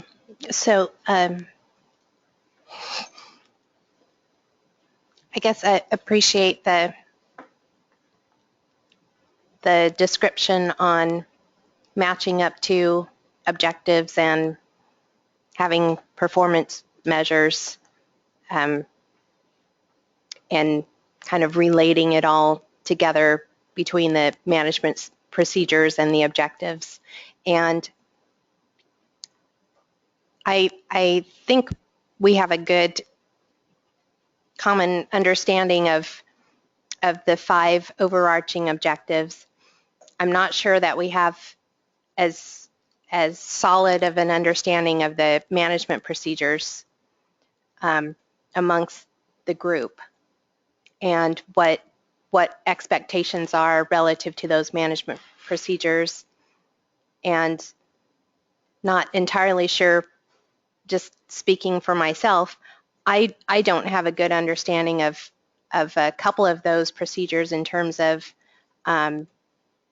what's currently in place now for each of the different fisheries, and so what exploration would be in changing the size limit, for example, and I'm not sure if in all cases we're just talking about the directed commercial fishery, or are we talking about recreational fisheries? Are we talking about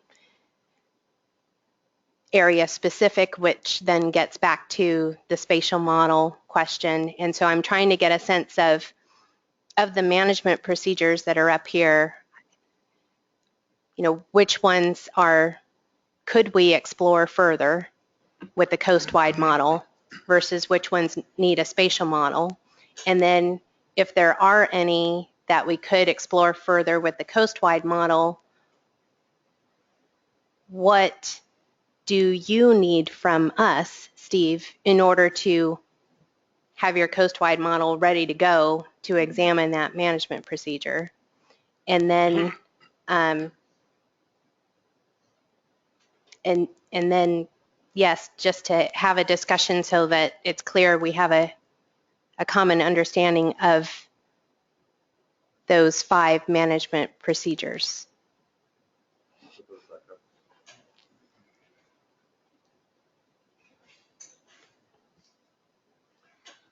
So would it help if I just go through these and say we can do this with the coastwide model and we can't?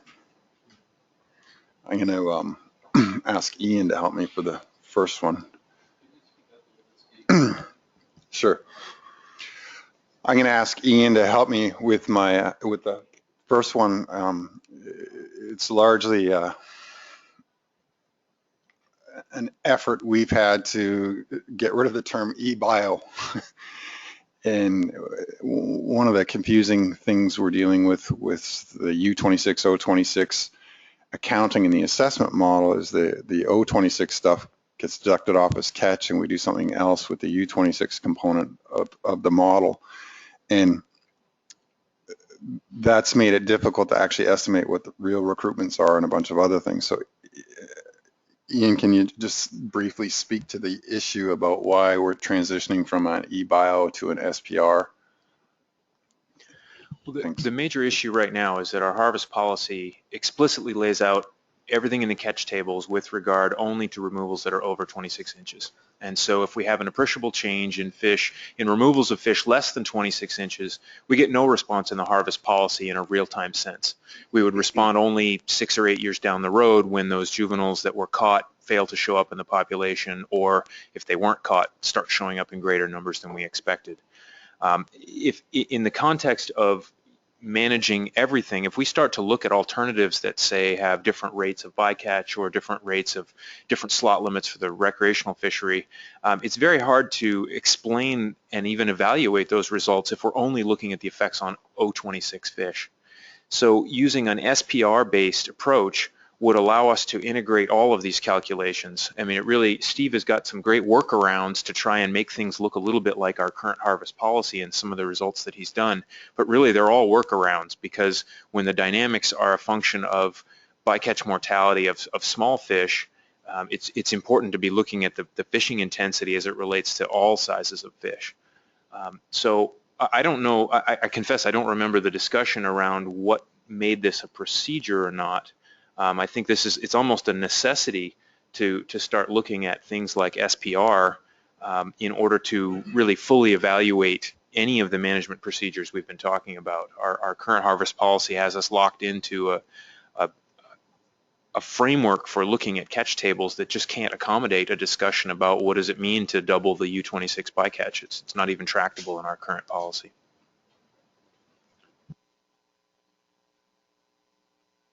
So back to the first one there, using a total mortality accounting framework is something we can do in the coastwide operating model.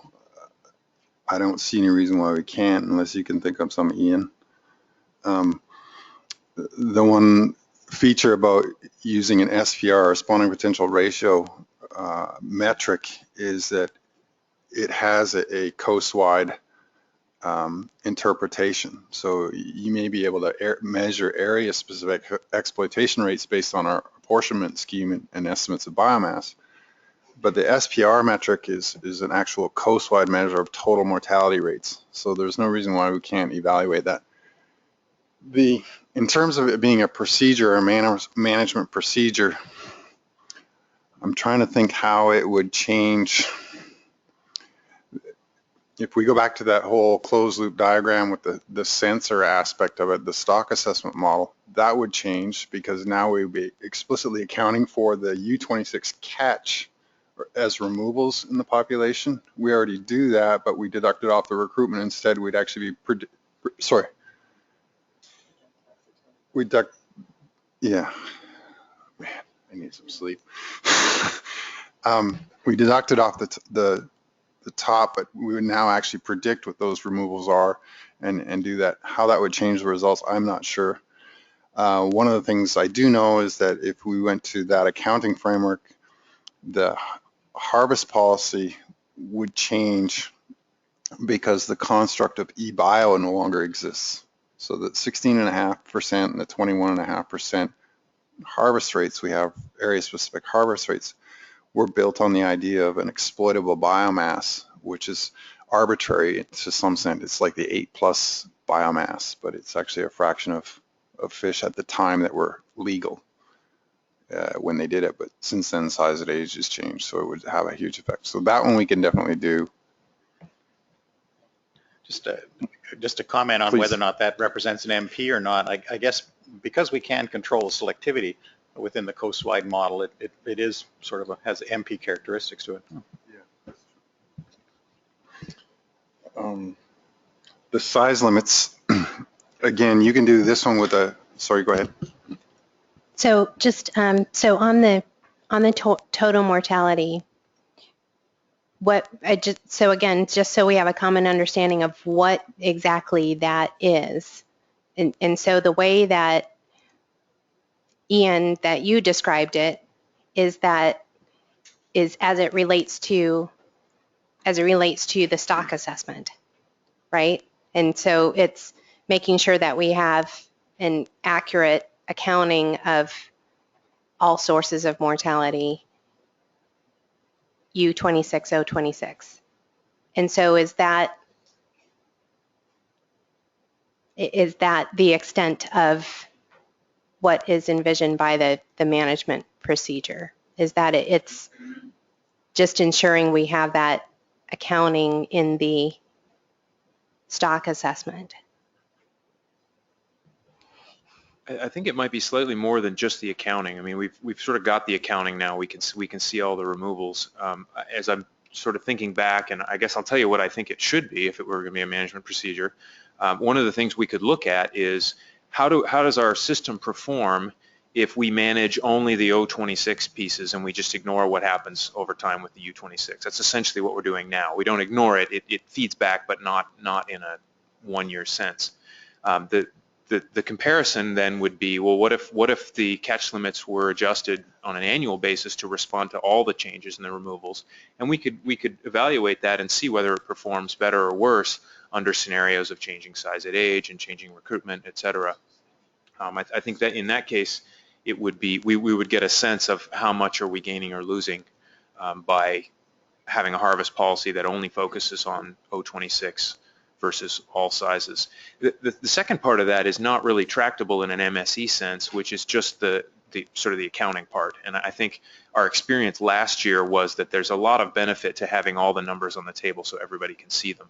Even if it doesn't necessarily improve the long-term performance of the management, the general feedback I got was that everybody was interested in seeing those numbers and being able to tally everything up and look at the total number of halibut that we estimate died in a particular year. So there's some tangible benefit there to what we did last year that's not even necessarily something we can capture in the management strategy evaluation. So 1 second, Chris, to go back to your original question, what do we need? You asked, what do we need from you? It finally came together. When you see a procedure like this, presumably that thing was written down because there was a question. And what we don't see in those procedures is what are the questions we're trying to ask there. So what I need from you are the questions. And that's what helps us, because you've seen it all here today. You ask questions, what if we lower the size limit? What if we do this? What if bycatch goes to 0? When the questions are asked, I can usually come up with a procedure or a way to try and evaluate that. For example, Sean Cox is working on herring populations right now, and some NGO conservation group decides that this is how you're going to save all of our pelagic fishes with this new harvest control rule. So he went in and tested the new conservation group's harvest control rule and showed that this is a way you can destroy a herring fishery. But because this group never used any sort of procedural analysis, they couldn't ask it, or they couldn't answer the question. They can ask it, but you can't answer it. So that's really what we're trying to do here. Chris, sorry, I interrupted you. No, actually that kind of adds to what I was getting at. I was trying to think of if there's a way we can record this discussion. Like I was thinking if we could put well, Robin was thinking, I'm just actually saying it out loud. If we had a table or something up there and we could put each management procedure, like total mortality, size limits, harvest strategy, and then put like the current harvest control rule, what's the alternatives we want to look at, but then your point about what's the real fundamental questions we want answered kind of threw me a bit on how that fit into that nice table, but I think that has to be built into it. I'm just trying to think if there's a way we can sort of structure the discussion here so we're all got something visually to focus on. It's probably what a facilitator. And somebody with better handwriting than I to get up there and do it. That's kind of what I was getting at in the whiteboard thing there, was where we wanted to be on the. I'll take a stab. What about this for a question? Can you measure through this shiny tool the effects of using the spawning potential ratio to measure the effects of current levels of juvenile mortalities on future downstream catch limits? What do you mean by what do you mean by downstream catch 3A, limits? 3B. Spatial downstream, Spatial. not, okay, Right. temporal. Oh, Bruce is shaking his head. I said the word spatial. Gotcha.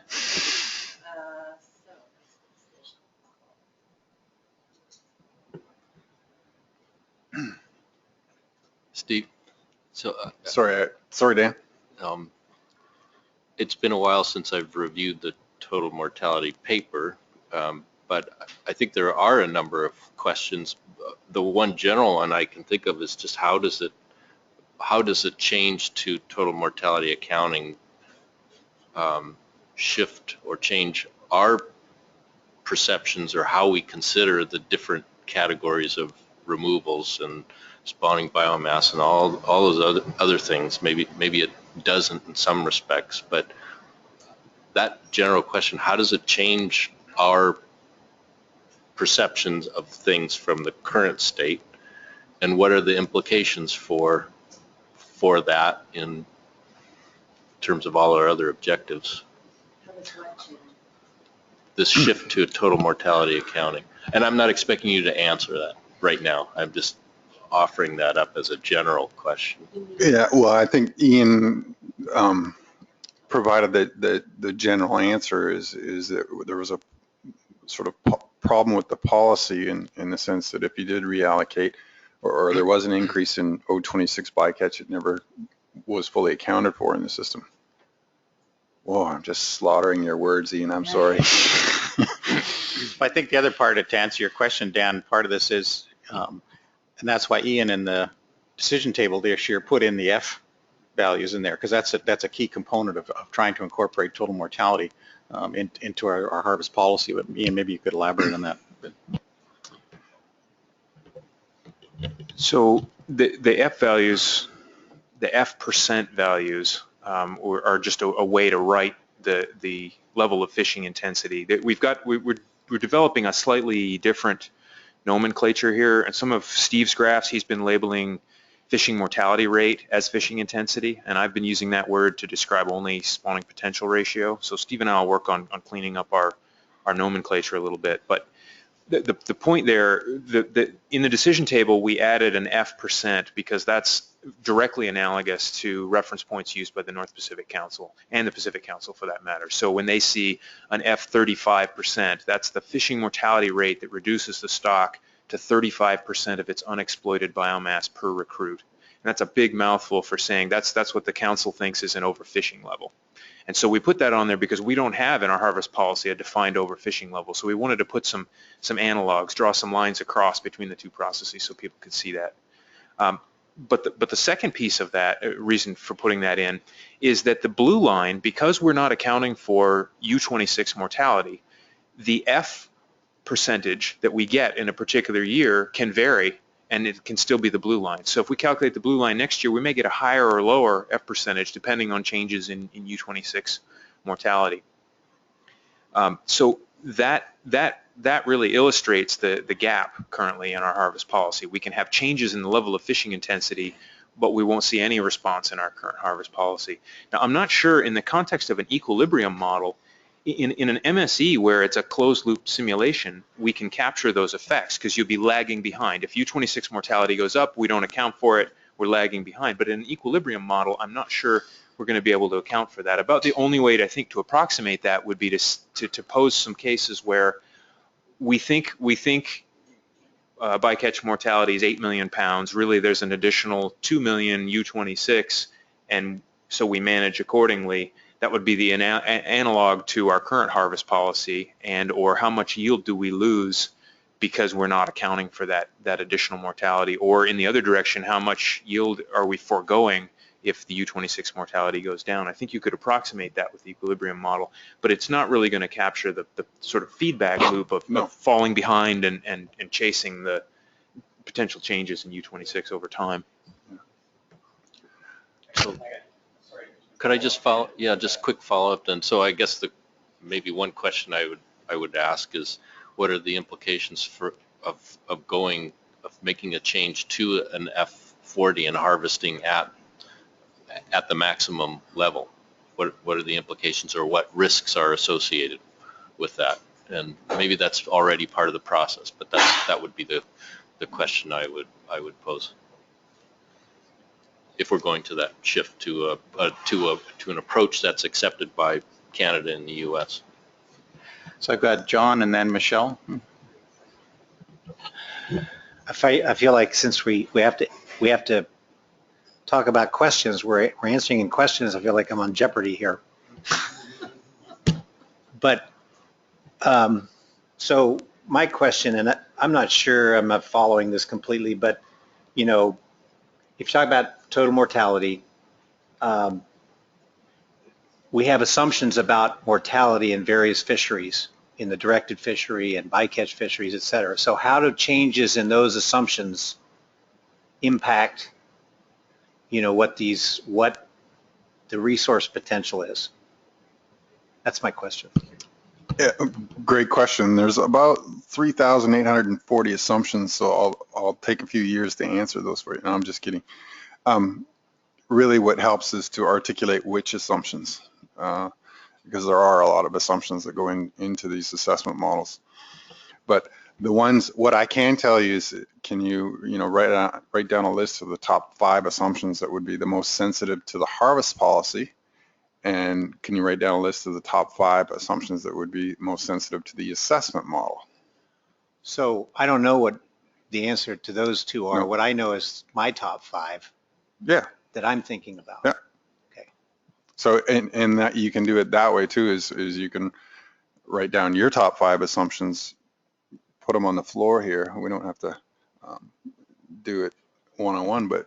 Well, so I'm curious, in an area like 3B, where the directed fishery, the survey fishery, I'm told, is catching 72% undersized fish, what impact does that have when those fish are constantly turned over? Because there are certainly at that kind of harvest rate, at that kind of discard rate, that fish is caught more than once. Some of it's caught several times. So that's one question I have. How does that, what do we know about how that impacts? There's a lot of discussion going on about deck sorting. I think some of the assumptions relative to discard mortality we have are fairly old, and maybe they're out of date, and maybe there's stuff going on some of these vessels now where fish are handled better, and maybe the mortality assumptions we have are incorrect. I wonder about that, and specifically some of the trawl fisheries. I also wonder about in a fishery where you're required to keep a bycaught species, so you're going to kill it, what impact that has relative to a situation where you could release it. There are those kinds of, at least in my mind, those kind of questions out there, and how that, how changing those things might impact what is happening with total mortality. Okay.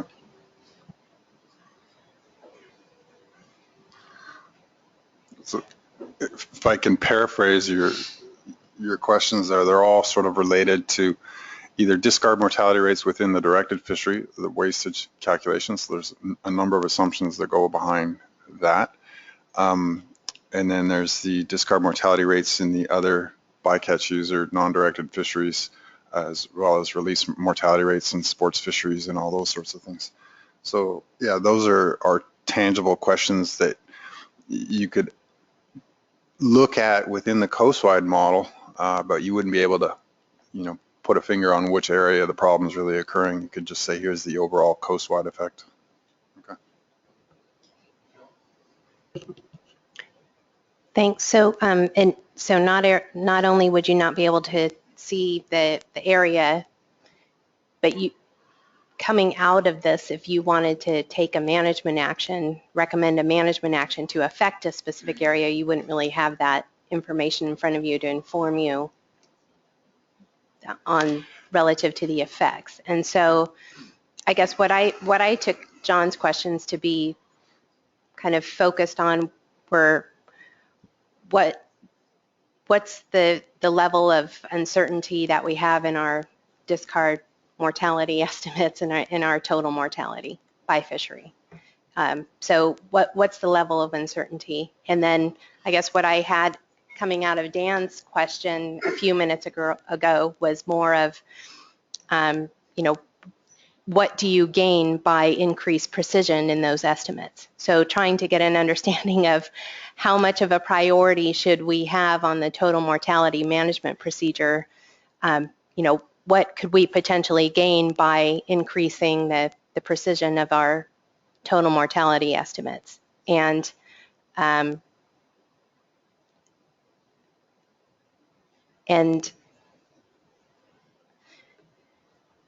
well, I guess just kind of along those same lines, it doesn't sound like we would necessarily, but in the coastwide model, we would be able to see that by area or by fishery. So the question you asked there is more about sensitivity analysis. Correct me if I'm wrong, if you think, Ian. And Ian, this was the beginning of meeting 3, I believe, was Ian showed a result where he increased, or would you double in half the discard? Yeah, he doubled in half the discards in the assessment model and showed that there was a minor, almost a negligible effect, because there's so many parameters in the model that are confounded that would just say, well, if it's double that, then the stock is more productive, and if it's half of that, the stock was less productive. You get the same biomass estimate. And the point we made at the meeting 3 is that the assessment model says that, but the harvest policy implications are radically different under those 2 scenarios. So, and that's what the equilibrium model was here to show you, that even though the assessment model says the results are the same, the harvest policy, or how you would proceed in the future, would differ depending on which hypotheses you thought was correct. So that's kind of a sensitivity analysis. Now, to explore that in a management strategy evaluation framework, that is a particular variable where it's both a scenario and a procedure, because it's the uncertainty part of the discard mortality rate you can't really control, or you don't have data on it. So you're going to try and bracket that uncertainty in a scenario by having a range of low DMRs and a range of high DMRs. And then in a procedural sense, you could also test, what if we adopted a management action that banned the use of gaffs? I won't say crucifiers because we've already done that, but you're not allowed to use gaffs on halibut, or pistols, or whatever it is that you want to implement. That you could test in the management strategy evaluation framework to see how that is. But it's an interesting question that you bring up, because it's both a a policy variable, but it's also something that you can't necessarily control in the system we have. Ian. Maybe just a short follow-up, because I know we have come back to this topic a couple times, and it's a little counterintuitive. I've spent a lot of time trying to think about a better way to explain this concept of, how could it be that doubling the bycatch and the stock assessment's not very sensitive, but doubling the bycatch and the harvest policy is really sensitive? And so maybe think about it another way. Imagine that there is an extra 10 million pounds of bycatch out there going on right now that we don't know about. If that's the case, we still have seen the survey that we've seen over the last 5 years. So the survey trend has been relatively flat over the last 5 years. And we estimate from that we've got something like 40 to 45 million pounds of yield available to us. Built in there, regardless of whether the bycatch is what we think it is or whether it's 10 million pounds more, that survey's still been flat. It's reflecting what's going on out there in the world. And so when we fit the stock assessment model, we end up with a flat trend in recent years. And if the bycatch is larger or smaller, we're still ending up with that flat trend. The question is, how do we understand what yield is available and what we could do with that? So in the harvest policy, and this is where the big difference is, for the assessment, it's a flat trend, bycatch is higher, it's still a flat trend. In the harvest policy, instead of that 40 to 45 million pounds of yield that we think we have available, well, actually it's 55, but we're not seeing 10 because it's bycatch that we didn't see. And so that's why the harvest policy would be quite different, because now 20% of your yield is disappearing, and so you'd need to respond to that. So I don't know if that helps at all, but I know for me it's been a little counterintuitive to think about why there could be such a different response in the assessment versus the harvest policy. And I think there are plenty of other examples like that where it's not a question of whether we understand whether it's happening or not, it's what we should do about it, or how to plan and manage for that sort of thing where it becomes really important. Just to follow up on that, I think there's some nuances in the questions you're asking, Michelle, in terms of precision and bias and estimation. And one of the ones on that in terms of looking at things like DMR is what's the level of uncertainty in DMR for a particular fishery? Because, for example, if we're looking at a DMR for a fishery which has a high survival rate, or we think it has a high survival rate, like longline fishery, versus a trawl fishery which has low survival rate, the changes in the DMR, in the precision of the DMR there, have vastly different impacts on that.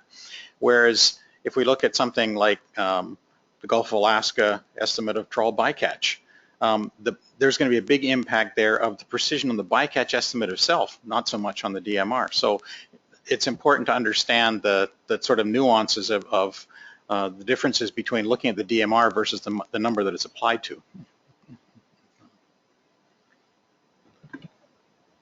This, not to belabor this, but what the hell?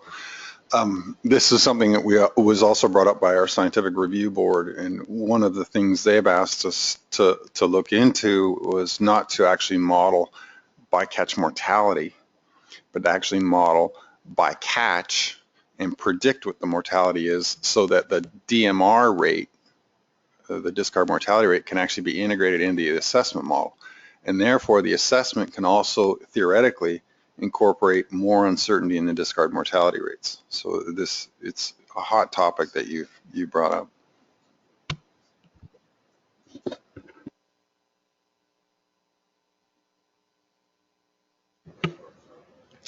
Thanks. So I guess, so along those lines, then a question I would have is,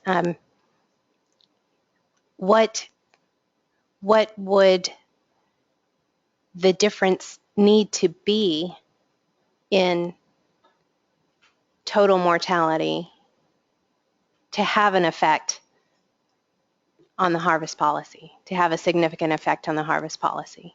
And then, so in other words, how much fish would have to be dying out there that we don't know about in order to have some effect on the harvest policy?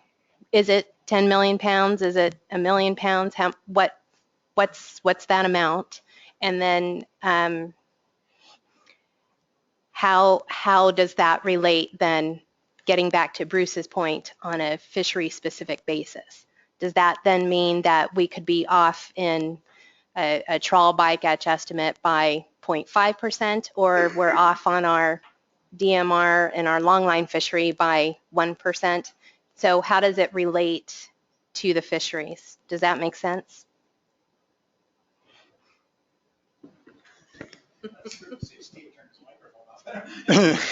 No, I think it makes sense. If I understood your question, you basically want to know what is the threshold at which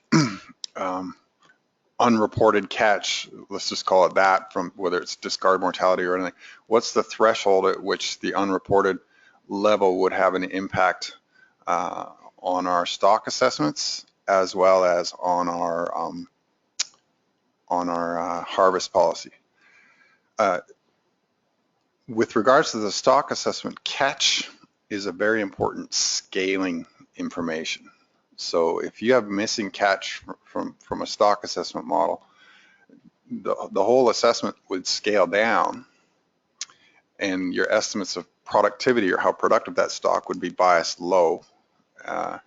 And with respect to the harvest policy, every pound matters in this case, because as Ian pointed out, if there was actually 10 million pounds of unreported catch going on, and we estimate our MSY to be 50 million, but there's actually 10 million pounds, then that 10 million pounds in theory would be added back into your MSY calculations.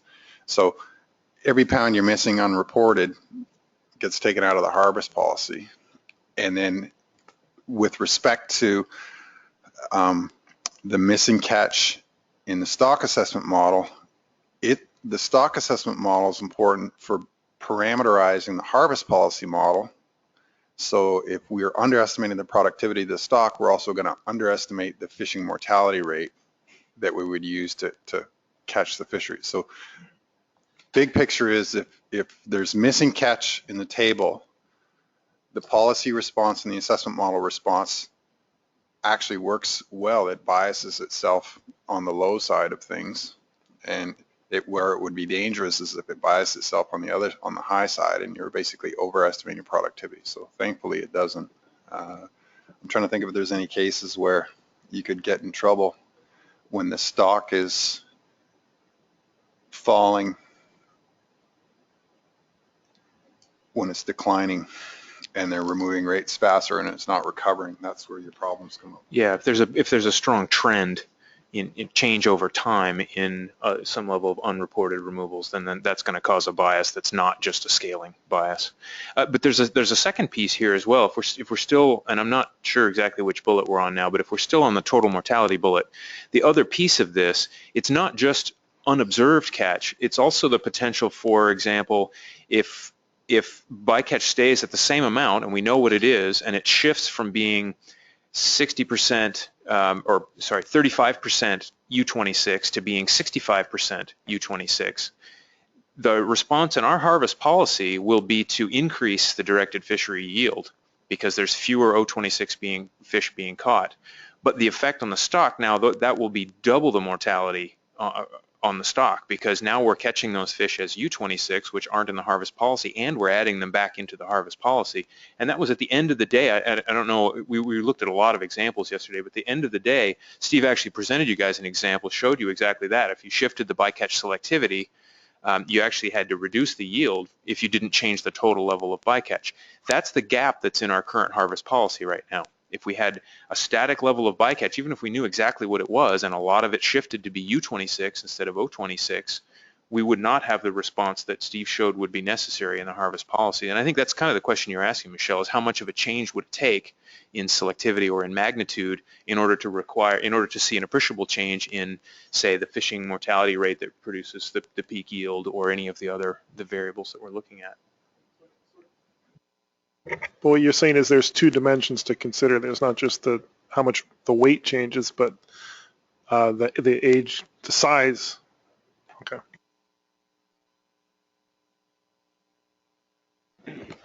So back to this first bullet, you were looking for questions regarding these bullets. And I guess I thought Ian sort of laid the question right out there, which was, I think this, I don't know if this is something that Ian said it's almost a necessity.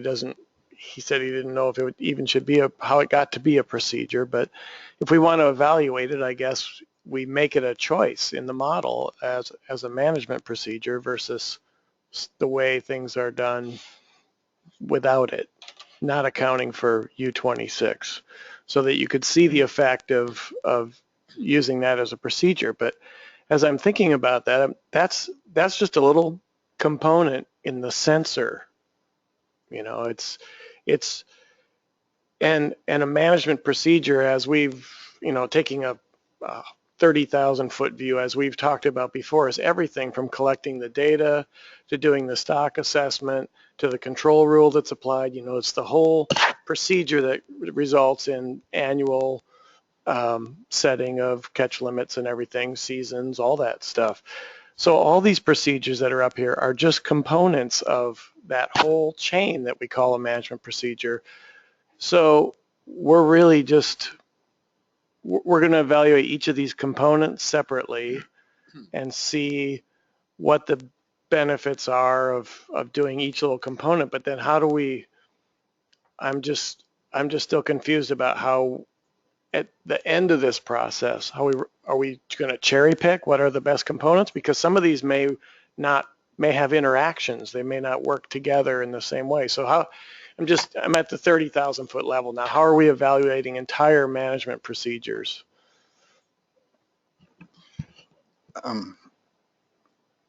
If I permit me to paraphrase, I think you're trying to understand the permutations and combinations of each of the procedures. Is there a way where we can combine them? And that was the point I was trying to get at, that Rob Cronlund made, is that the combinatorics will kill you. When you do have a procedure and you want to change one thing, and then you have another procedure you want to change another thing, and then intuitively ask the question, well, what if we do both at the same time?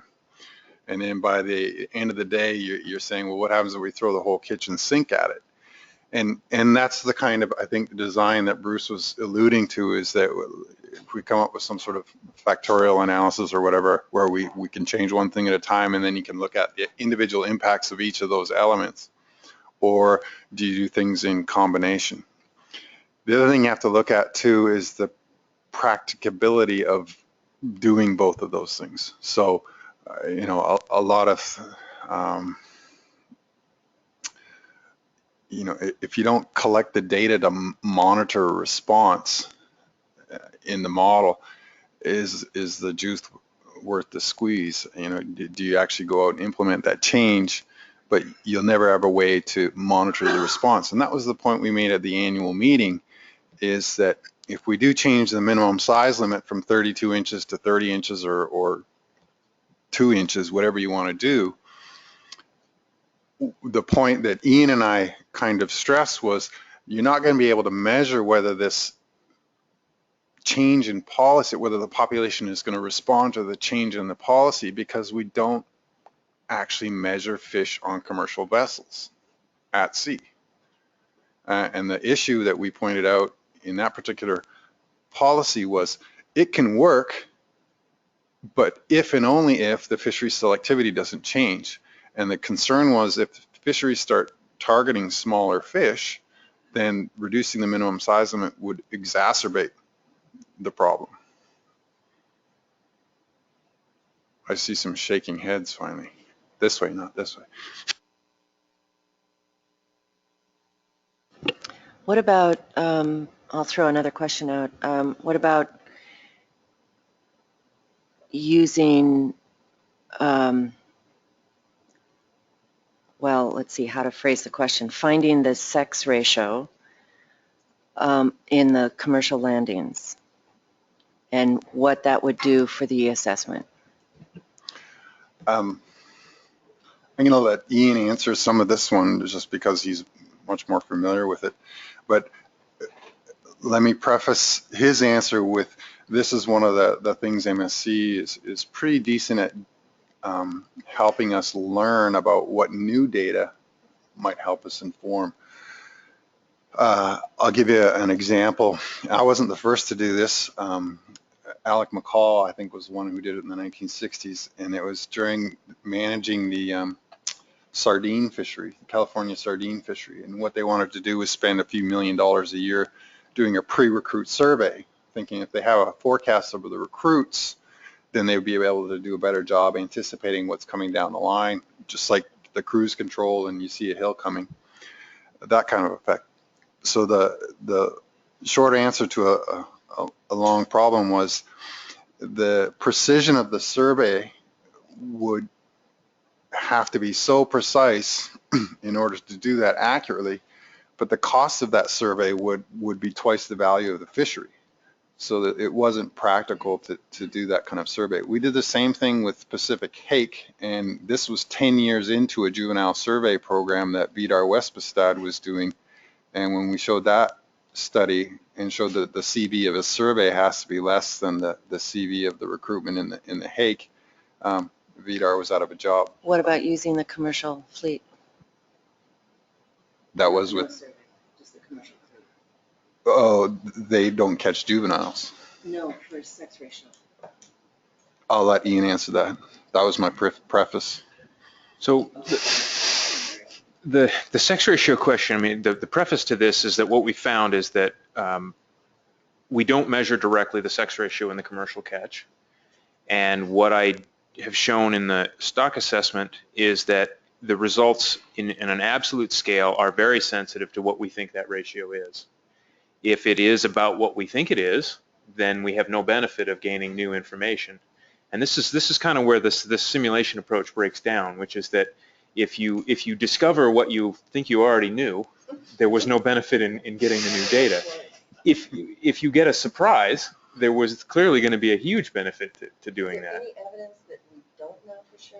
Basically, you're saying no. We're pretty close to knowing. No, actually, I think we don't have much evidence about the commercial sex ratio whatsoever. We know what we see in the survey, and we have a lot of reason to think that the fisheries operating at the same times and places as the survey are probably going to see a pretty similar sex ratio.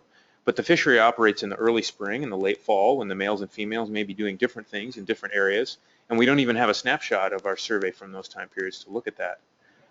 So this might be one of those questions that we can look at just as I did in the assessment, and I can say, well, if the sex ratio is different by 10 or 20%, it's got a pretty big effect on the answer. We can do that in an MSE context as well and show that if it's different by this much, but it doesn't tell us is it different by that much. We'd actually have to go out and collect the data to do that. And so, you know, we can't outsmart ourselves by thinking that a simulation can answer the question of is this true or not. What we can find in an MSE is we can say, well, if we don't know what the sex ratio is, and we still have to posit a range that it might occur over, we can find a management procedure probably that is robust to that. And we can also find we can also have another case that says, well, okay, now it's over that range, but we actually know what it is. How much better do we do by finding that out? Again, it's only as good as the assumed range that we think is plausible. And I think until we have at least some data, it's going to be hard to put that information together. I guess I was thinking of arguments that would support getting the fleet to do this for free. And if the MSC, if the shiny tool could help support that argument. Well, yeah, you want to be careful there because getting stuff for free is dangerous.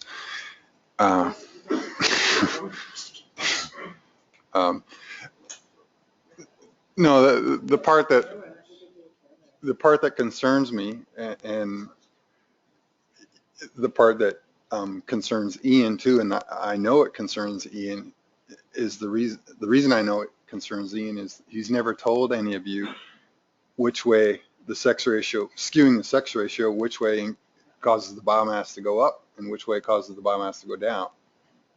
Has he? Is it? You tell me. So Steve is right, but actually we're now, and I'm not going to tell you, but actually no, it's a problem, but it's not a problem because we're now I guess this is the third year into this topic. The first year was realizing that this was a problem. The second year was we did a pilot study on our survey where we actually marked fish at sea, and then we had the port samplers check them, and we found we can do that pretty well. This year is being the third year, we've actually got volunteers out there, and we've sampled a number of trips already where instead of having guys on deck marking fish with a scientist over their shoulder reminding them, "Now, don't mark the female that way." These are people that volunteered. There's no scientist on board. They've gone out, they've marked every fish in their trip. They've brought them back. We don't tell them which of their fish we're gonna sample. We're sampling these landings and when they've been delivered. Now, granted, it's volunteers and they're probably trying, these are probably people that are biased toward trying to do a good job. But we're sampling those fish in port. In tandem with this, we've also this year funded an effort to develop a genetic test, because what we realized, and it's exactly what Steve's saying, it bothers me and it bothers him, we need to know how accurate the marking would be. So we're going to have, hopefully, in about 2 years, we'll have a genetic test where we can take spot samples of fin clips and actually validate, well, what's the accuracy rate of people's marking? And we recognize that not everybody is going to mark accurately, and sometimes not on purpose, and perhaps even on purpose. But the point being that if we have a tool to validate that, it will be like any other piece of data. We collect otoliths, but the data are age, and age is an estimate based on a process of reading those otoliths, just like sex ratio is going to be an estimate based on people's marking ability. So it's going to be a fairly long-term problem. I do think, and now I'm getting out of MSE mode and into real world mode, I do think there's a lot of benefit to having people mark their fish. Even if some people try to cheat and even if some people aren't very good at it, we can definitely derive some good information. And the first step is to start collecting some samples from volunteers, and maybe in the near future we'll have, instead of just individuals, we'll have maybe certain fishermen's associations will volunteer for a season to do that.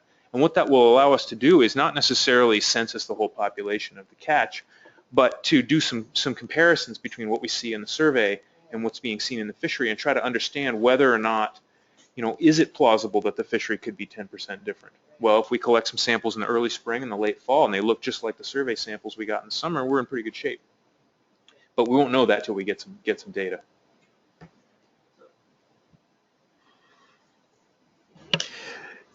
So if you have a test that tells you can, simple genetic test, it's male, female, why would you have people marking their fish?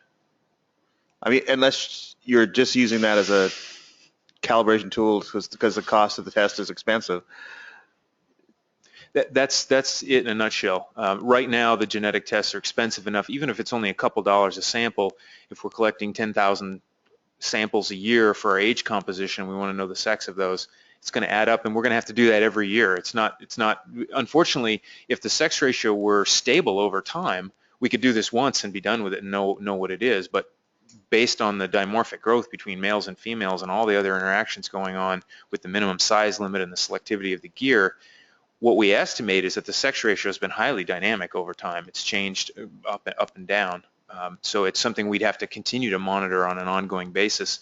The idea of getting fishermen to mark that, and the marks, in case you guys are wondering, are 2 cuts in the dorsal fin and 1 cut in the operculum. So the guys that are dressing fish, they don't even have to put the knife down. They basically make 3 additional cuts to the normal cuts they're making in the process of dressing a fish, and they're done.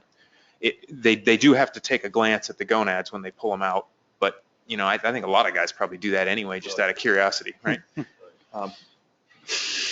So I'm not even going to go there. But the idea is that I just like Jeff's response. Oh yeah, we look at it. Oh yeah. The idea is that although it is dangerous to say we get this for free. The idea with this would be very non-intrusive to somebody's operation. It would cost them very little time, and in comparison to the commission having to spend several $100,000 a year on an ongoing basis, it's really a win-win situation. We get a lot of people asking, how can we help make the science better? And here's a way where every deckhand out there can help make the science better in a very tangible way. So I think it's a real win-win situation. But we still have several years of development to even understand whether we can do this or not. So. Okay. I have one more question, Chris, and then we'll break for lunch. I guess I was struggling with where this question fit into the management procedures. Because it's an important question, important issue. And I guess I was struggling with, like, would it, I mean, could it be a management procedure? Is it a management procedure? Or is it just not is it a scenario that's saying, look, this is what it would look like under the assumption of the sex ratio is X, or we can, move it. Like, I guess I'm just trying to make sure I can understand and keep up with the discussion is where this fits in the MSE world. So Steve can probably answer better than I can, but what was in my head when I asked that question was that there may be some management procedure that we haven't identified yet that could just, raise the level of, raise the amount of data that we're collecting in an easy way by integrating the fleet, which sounds like it's already happening. So it's a real outside the box. Well, I mean, you probably could 100% observer coverage would be a management procedure. I mean, I guess what I'm trying to say, does that fit in the management procedure category in terms of how we're defining what a management procedure is? So this is another one of those variables that has both a policy implication, but it's also just like the scenario where you don't know what this ratio is, so let's set up a range of those ratios and see how robust it is. It's one of those dual variables. Where you would test this in the management procedure evaluation is how sensitive is your assessment model to not knowing what the sex ratio is.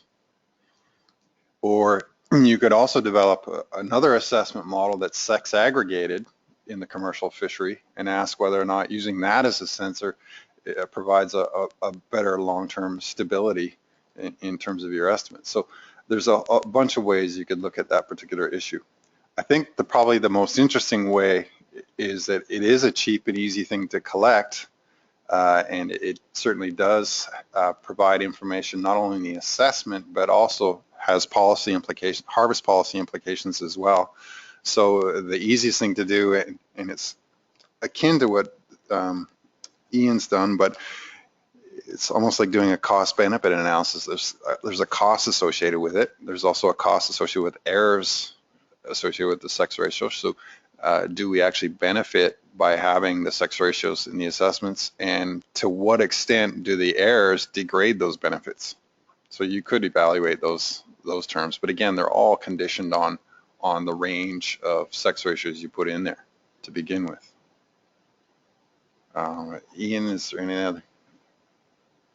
other? It's just another data source you can evaluate. So let's break for lunch. Where's it set up in the boardroom? Okay, so lunch is set up in the boardroom. You can either eat it in there or bring it back in here. I think that's the case, yeah. Okay, all right. So we'll break for about 45 minutes. Okay, back at 12:30.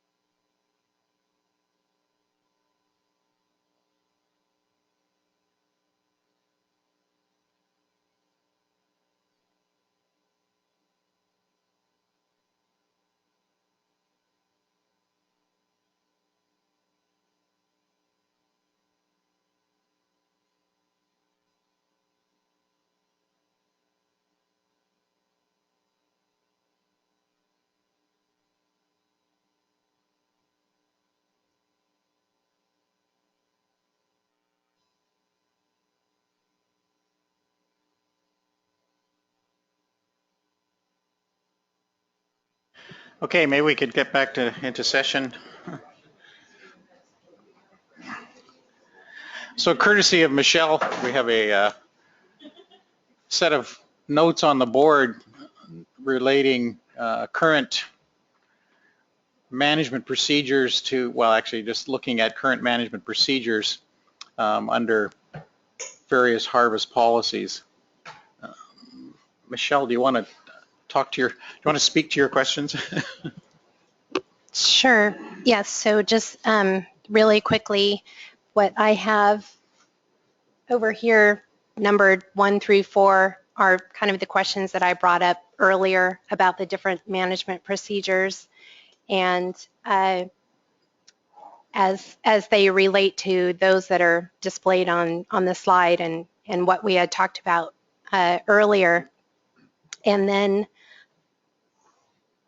over to the right of that is a matrix that Robin actually developed that kind of helps organize our thoughts as to what some alternatives may be.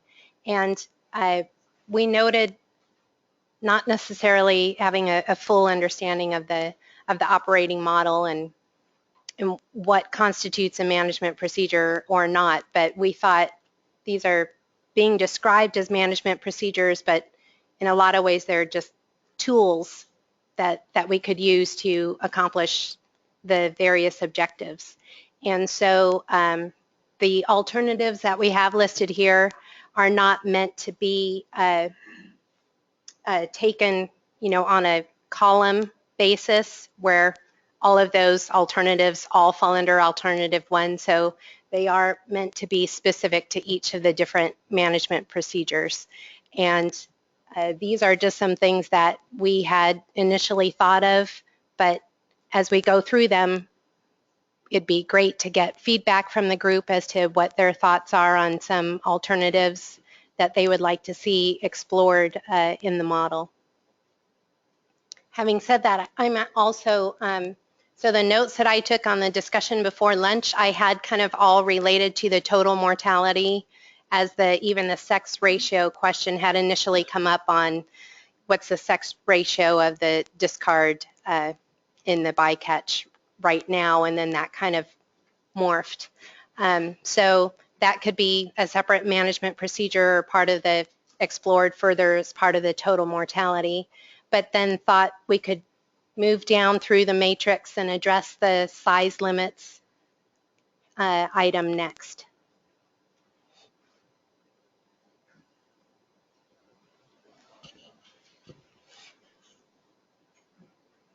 I like the something else one. Robin. I just wanted to say too that those alternatives were really just pulled from that list that's up on the screen right now, and so I certainly have some uncertainty about what goes in the current harvest policy column and what goes in the alternative column for the total mortality, for example, because I know we've kind of gone to a blended approach of that already. So I think defining what the current harvest policy is right now with respect to those items might need some clarification, probably from you or from Ian.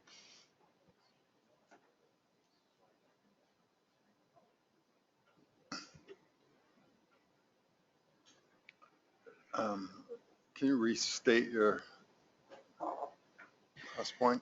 Just that the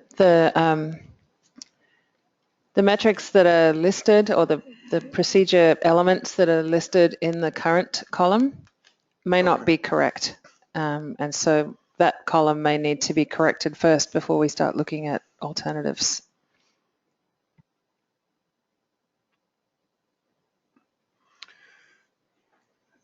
The bycatch mitigation one, I don't completely understand what is meant by that. I wasn't at the last meeting, but it's the 5th bullet point on the list. So there currently isn't any bycatch mitigation as far as we know. I think that may have related back to the bycatch report, which lists mitigation of bycatch as the 4th bullet point that was never addressed in that report. I don't know. I think we had a bit of discussion about this one in terms of the word compensation on here, and I think what we're really getting at in this one is accounting for removals in particular areas and its impact on other areas, not in the sense of, you know, trying to compensate one area for what happens someplace else on here. I wanted to go up just to the top, Dan, I have you here.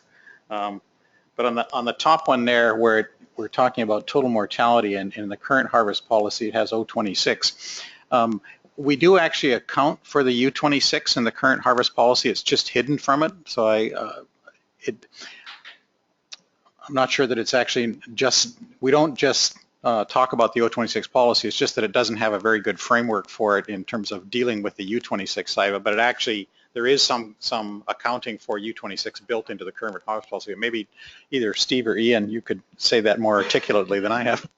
So the rates, the current rates, the 21.5% and 16%, take into consideration a background level of U26 mortality. So they are consistent with the level of U26 mortality that was occurring at the time the harvest policy was developed. And in that regard, Bruce is right. It's already in there. What's not in there is any potential for change. So if that U26 mortality goes up or down, there's no dynamic way for any compensation there. Yeah, and I think that's why perhaps relating those 5 management procedures from the last meeting back to the current harvest policy might help to clarify what we're looking at in terms of current and what alternatives might be evaluated using the MSE. So that was one that wasn't immediately clear looking at those bullets. Dan Hull and then Scott Mazzone. I've got a teleconference to go to at 1, so and I'll return after that. But I wanted to get my. I have to leave at 1 for a little bit. I'll be back, but I wanted to get my comments in on the size limit, the next item on the list before we go. Go ahead, Dan. Yeah. And so I was thinking about this with respect to some of the comments other members have made earlier about. What are we trying to achieve here today and in this process? So size limits has been one of the primary issues, I think, for the directed fishery to consider as a management procedure. It connects directly to our overarching objectives in terms of reducing total mortalities. I think that's one of the goals, is by doing so, there's the belief that we're reducing total mortalities and maintaining fishery sustainability. So there's that direct link there. It's also, recognizing that this group really is focused on what are the management procedures for the directed fishery. That's what we're focused on here. So it's particularly pertinent there. And so when just as a hypothetical example, putting on my longline hat, if we were to pursue this as a management procedure, some of the questions we ask of the model are, what are the implications of the different size limits? If we're going to do this, in order to really make it work, we have to determine what monitoring is needed in the directed fleet to assess change in fleet behavior. Are they going to retain all those fish at the lower size limit? Are they going to continue to high grade? Are they going to focus on harvesting smaller fish? And so that data's got to feed into stock assessment.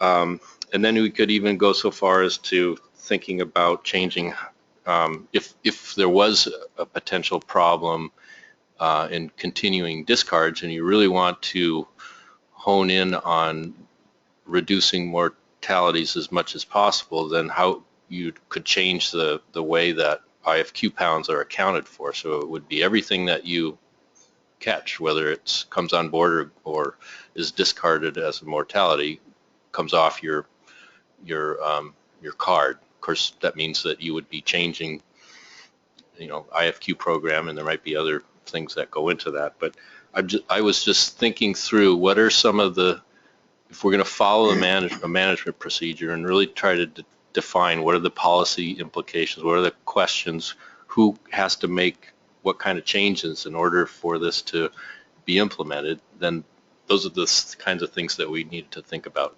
And we did talk last time about, as we walk through some of these management procedures, what are the operational steps that have to be taken to really make it work?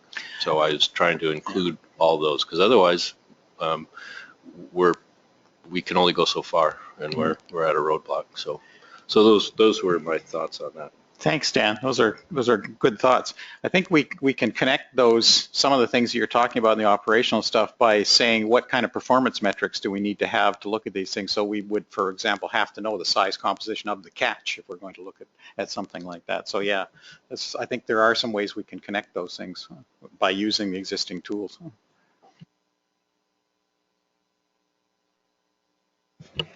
Thanks. I just wanted a quick clarification. Ian, you had said that when they developed the current harvest model, that they made underlying assumptions about the under 26 fish. When was the harvest policy developed? How long ago was that? The original harvest policy, yeah, I mean, it's evolved through several iterations, all dating all the way back to Bill's F30 policy from 1991.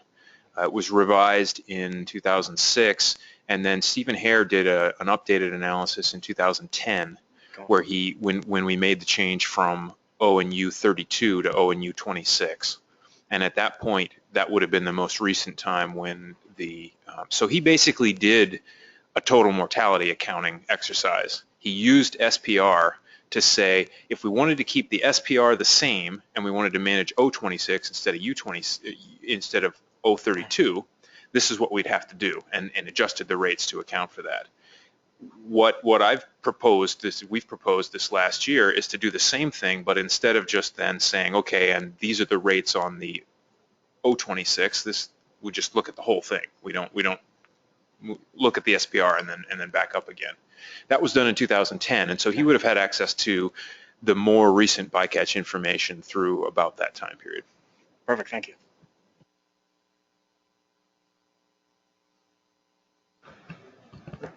Yeah, sorry. Chris Spohr? You had a question? So just coming back to the table, the total mortality, just to make sure let's go through them and characterize them correctly. So how could we characterize in a table so that we're all looking at it for total mortality, O26, U26? Could we say something like O26 by area, U26 coastwide? Like, in other words, you pay by the area for O26 and U26, everybody pays. I'm just trying to think how to properly,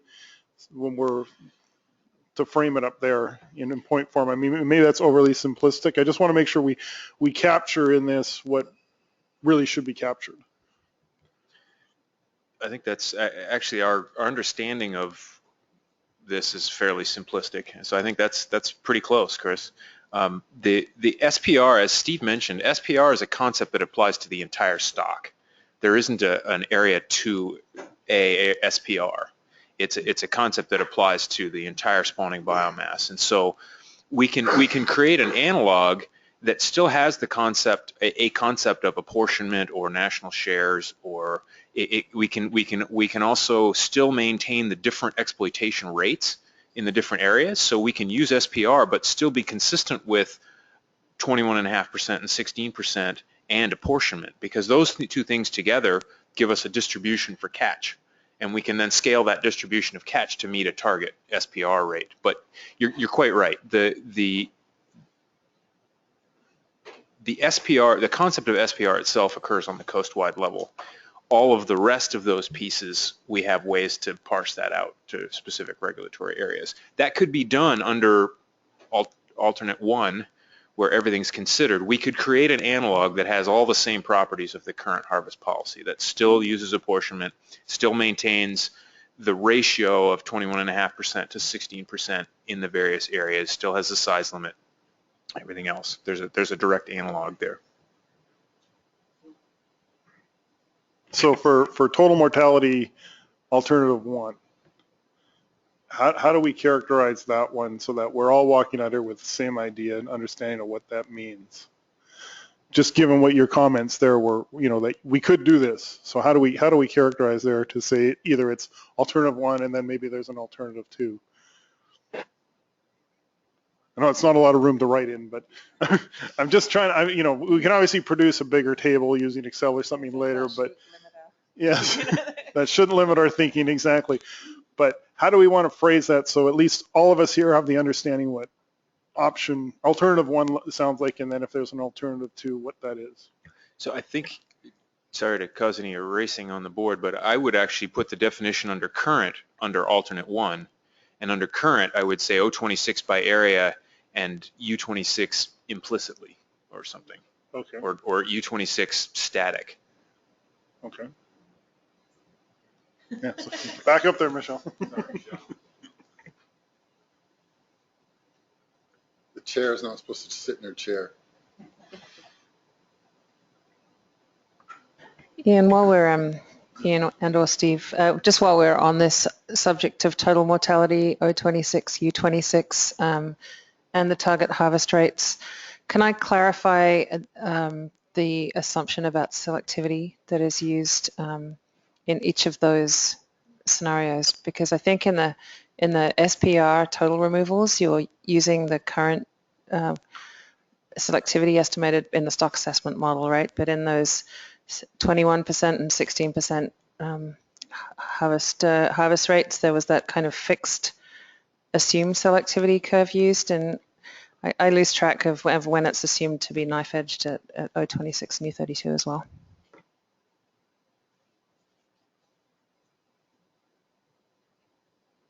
Want me to answer? Are you asking what Steve's doing in the operating model or what we do in the annual calculations? I think what is on the table for the management procedures that will be evaluated in the MSE but also used in the assessment.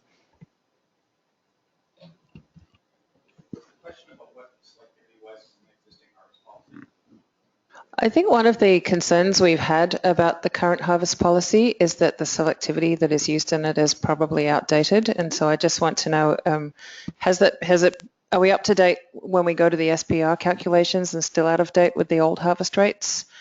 I guess that's my question. I can answer that one. Thank you.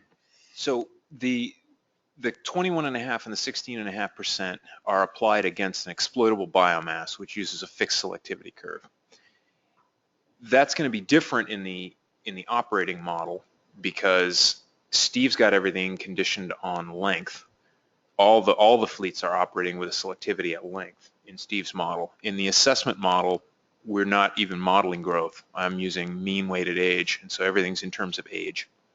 So there is going to be some difference between those two approaches. In alternative 1, there's no concept of exploitable biomass necessary because the 21.5%, 16%, and the apportionment together give you a catch distribution, and you can apply that against the stock rather than against. You can solve for the level of harvest that gives you that distribution without having any concept of exploitable biomass. So alternate 1 that would be completely consistent with the current selectivity. In the current approach, just to clarify, in the assessment, all of the various sources of removals have a selectivity associated with them.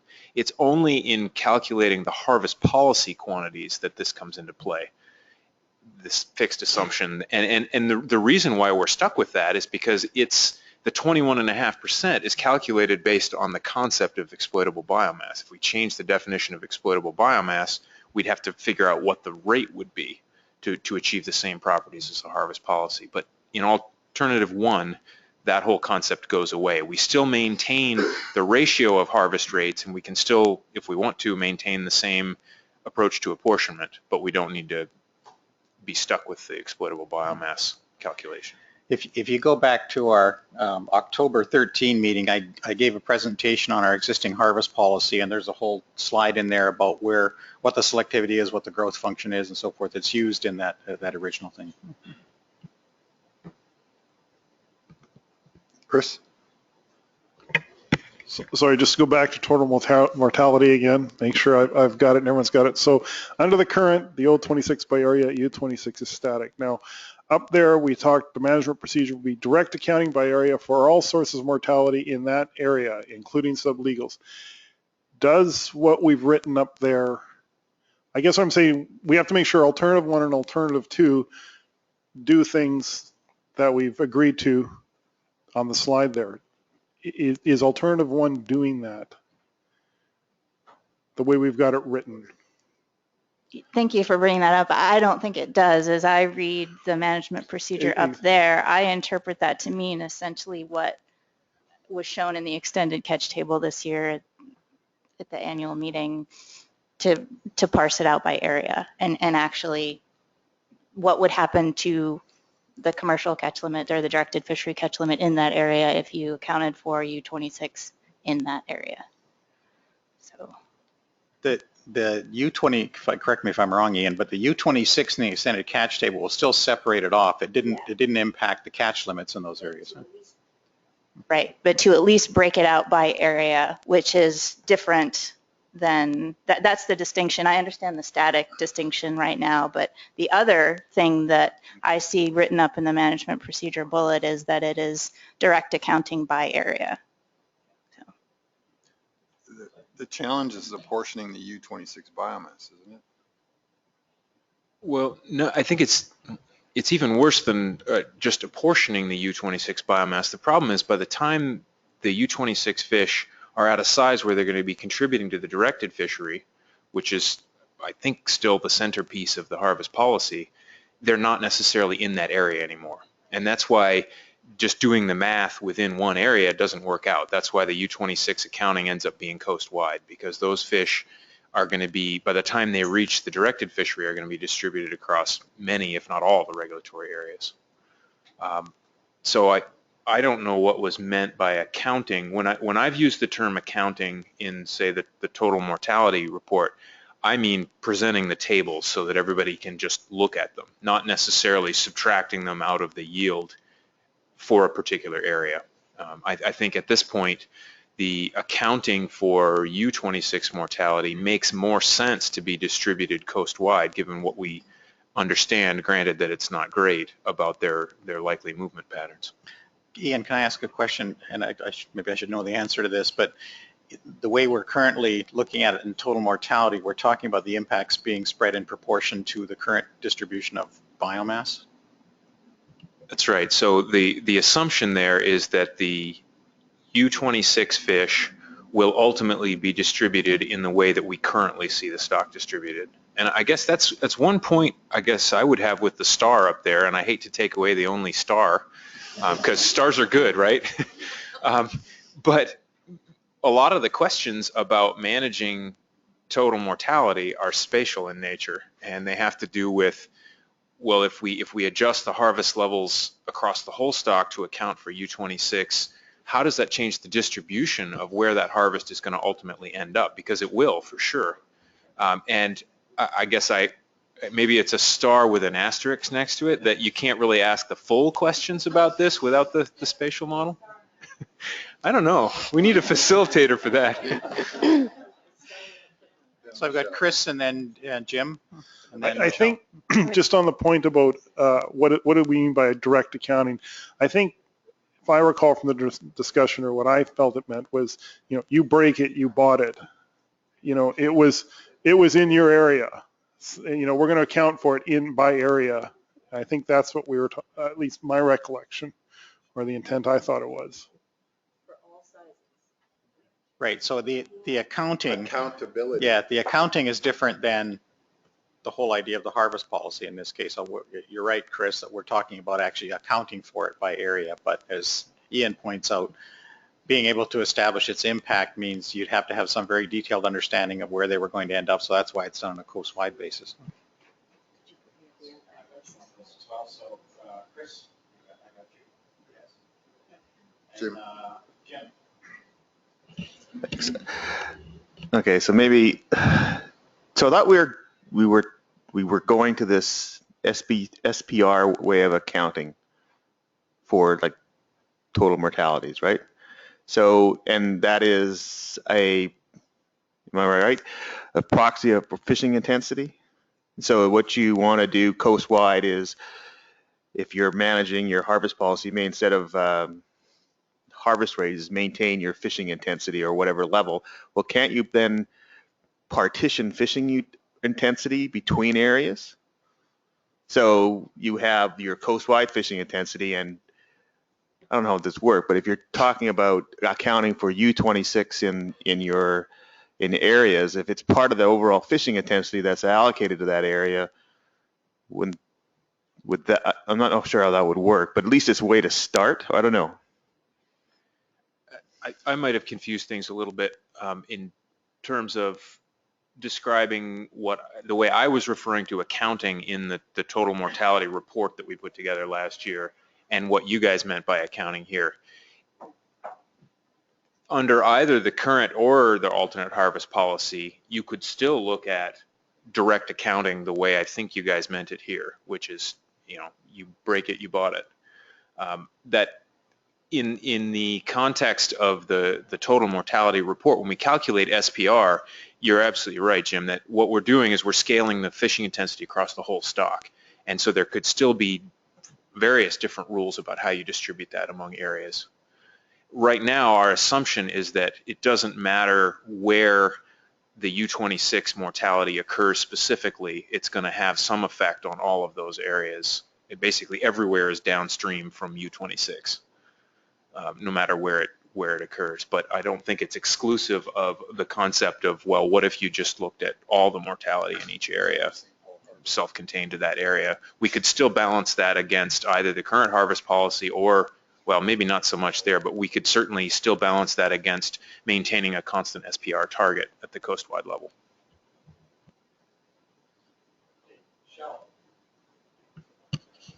Thanks. So was just going to clarify on the asterisk. So the intent was just to identify those items that we could initially explore with the coast-wide model, with the understanding that we could get into more detail on a spatial model with all of these items, right? And then depending on what we want to recommend, any changes in harvest policies or management measures, if we want to recommend implementing those on an area-specific basis, then that would require a spatial model or some analysis of spatial results. So, but just initially, just trying to identify those items that we could explore in the coast-wide model, given that's what we have to work with today.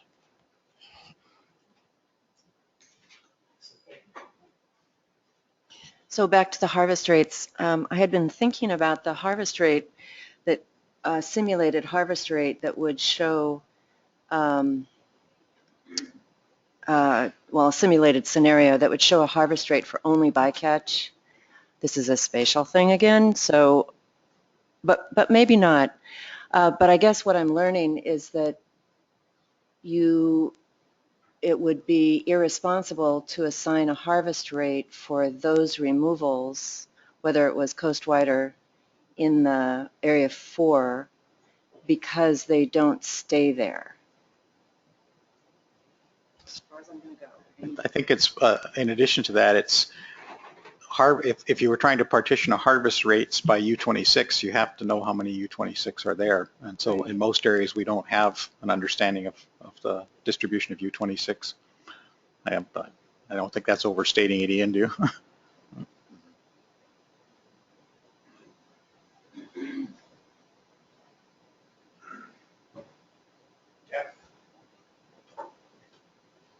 I'm not sure how applicable this is, but I think the U26 bycatch in the Bering Sea or in 4CD&E was 1.75 million pounds in 2014. And if you took that right off the top of the 4CD&E allocation, there would be no directed fishery. In fact, if you went that route, you would be overfishing in that area.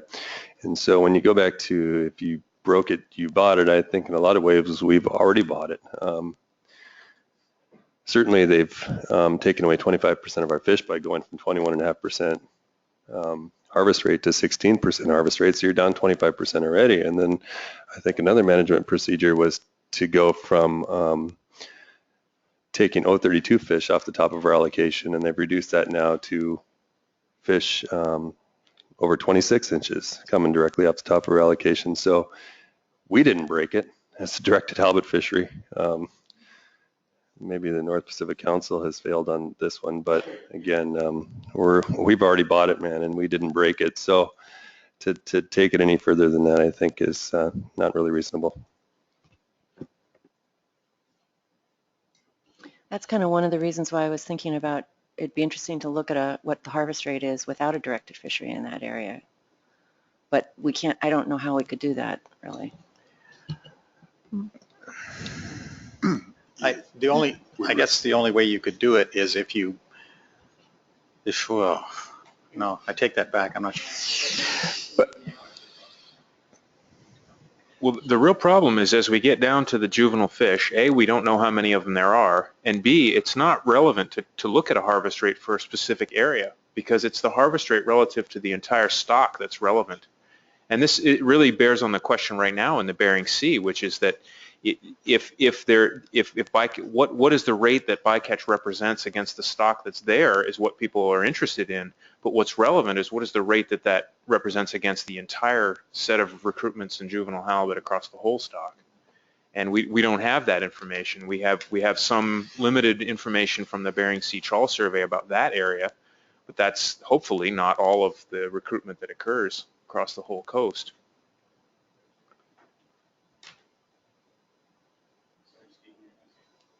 No, Ian pretty much summarized it, but the point is that we need to calculate an area-specific exploitation rate. The catch by area is no problem.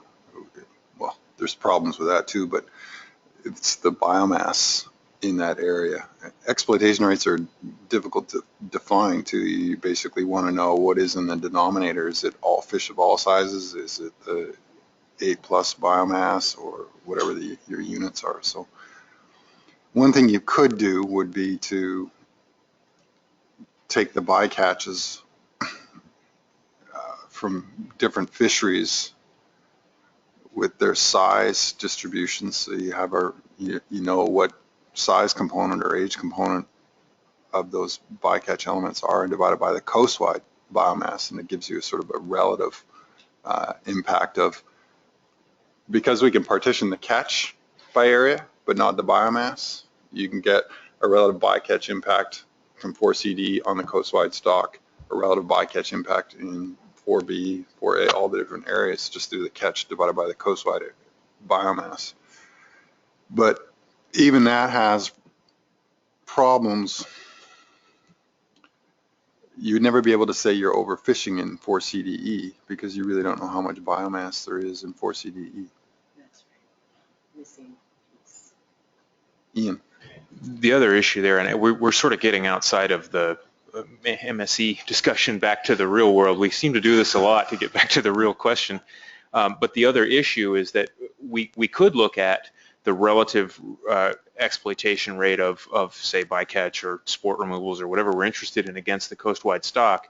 But if it's a source of removals that's acting on, for example, halibut that are 2, 3, and 4-year-old, which are very common in the bycatch, we can't do that until about 15 years later, when we have estimated by then gotten a decent estimate of those cohort strengths. So it provides us no traction in terms of annual management because we're looking out of the rearview mirror, not just right behind the car, but way behind the car, to the point that we actually have only after we've seen a cohort come and go through the stock do we have a really good idea of how many of them there must have been when they were young.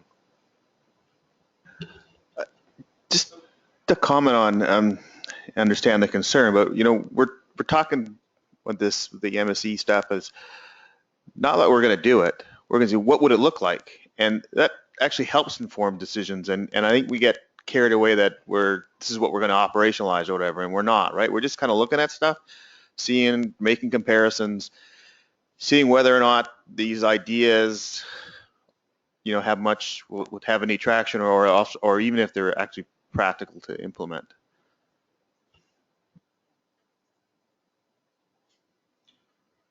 Chris. Just related to the question then on total mortality related to size limit. If all of a sudden you said there was no size limit, then what do you do about mortality by area? Like I'm trying to, like all of a sudden there was no size limit. Like, you know, we've got the next one. Then do we not land in this problem about U26, for lack of a better word right now, that we're talking about mortalities by area? Like, how does that play out? If there were no size limit, then the 21.5 and 16.5% are out the window. We could still maintain that ratio between different areas, but we would be essentially forced to go to a total mortality, an SPR-based reference, where we looked at the total fishing intensity on the stock, because there'd be a major change in the selectivity. In fact, that actually occurred to Steve and I in December, late December at some point, that if the size limit were to be changed, it would pretty much force everybody's hand into moving to an SPR-based policy, because the current harvest policy, those rates would no longer apply. So that's my question. So if we've got one of our management procedures, alternative is no size limit, does it have to kind of tie back into, if you do this, you also have to do that in the total mortality part? You know what I'm saying? Like, is there a linkage there? Maybe. Like, would you not all of a sudden move to direct accounting by area? Yeah. Technically, wouldn't, like, theoretically? Not for the catch of all size classes, sure, but for the biomass by area, we still wouldn't be able to do that, because the survey we would only be able to apportion the fraction of the biomass that's vulnerable to the survey. Anything below that we're not catching on in the survey, we just don't know what the distribution of those fish are to apportion those into each regulatory area. So I guess as we're talking about this and looking at, potentially accounting for all mortality in specific areas, and then I think it's important to go to the other side of that and look at the total contribution to the biomass from that particular area as well. So, I mean, you want to look at the biomass in area 4 CD&E, it's humongous. And if you're going to credit us with all those fish, then I guess maybe it would be okay also. I think a lot of these fish, I mean, you're talking 375 million pounds of fish in that Bering Sea area. I don't know what the abundance or the biomass of fish looks like in your area, but I think certainly if you're going to look at accounting for all removals from that particular area, you better probably also look at the amount of biomass that area is contributing as well. So this gets pretty sticky pretty quickly. Ian, before I get to the next questions, I guess a question on that is to talk about I don't want to put words in your mouth, Jeff, but to talk about the impact of a particular area in terms of the total amount of biomass there, that kind of has to be separated from the harvest policy, because the harvest policy is all about what's actually going to be caught there, what's vulnerable to the fisheries in those areas. But Ian, you can probably state this better than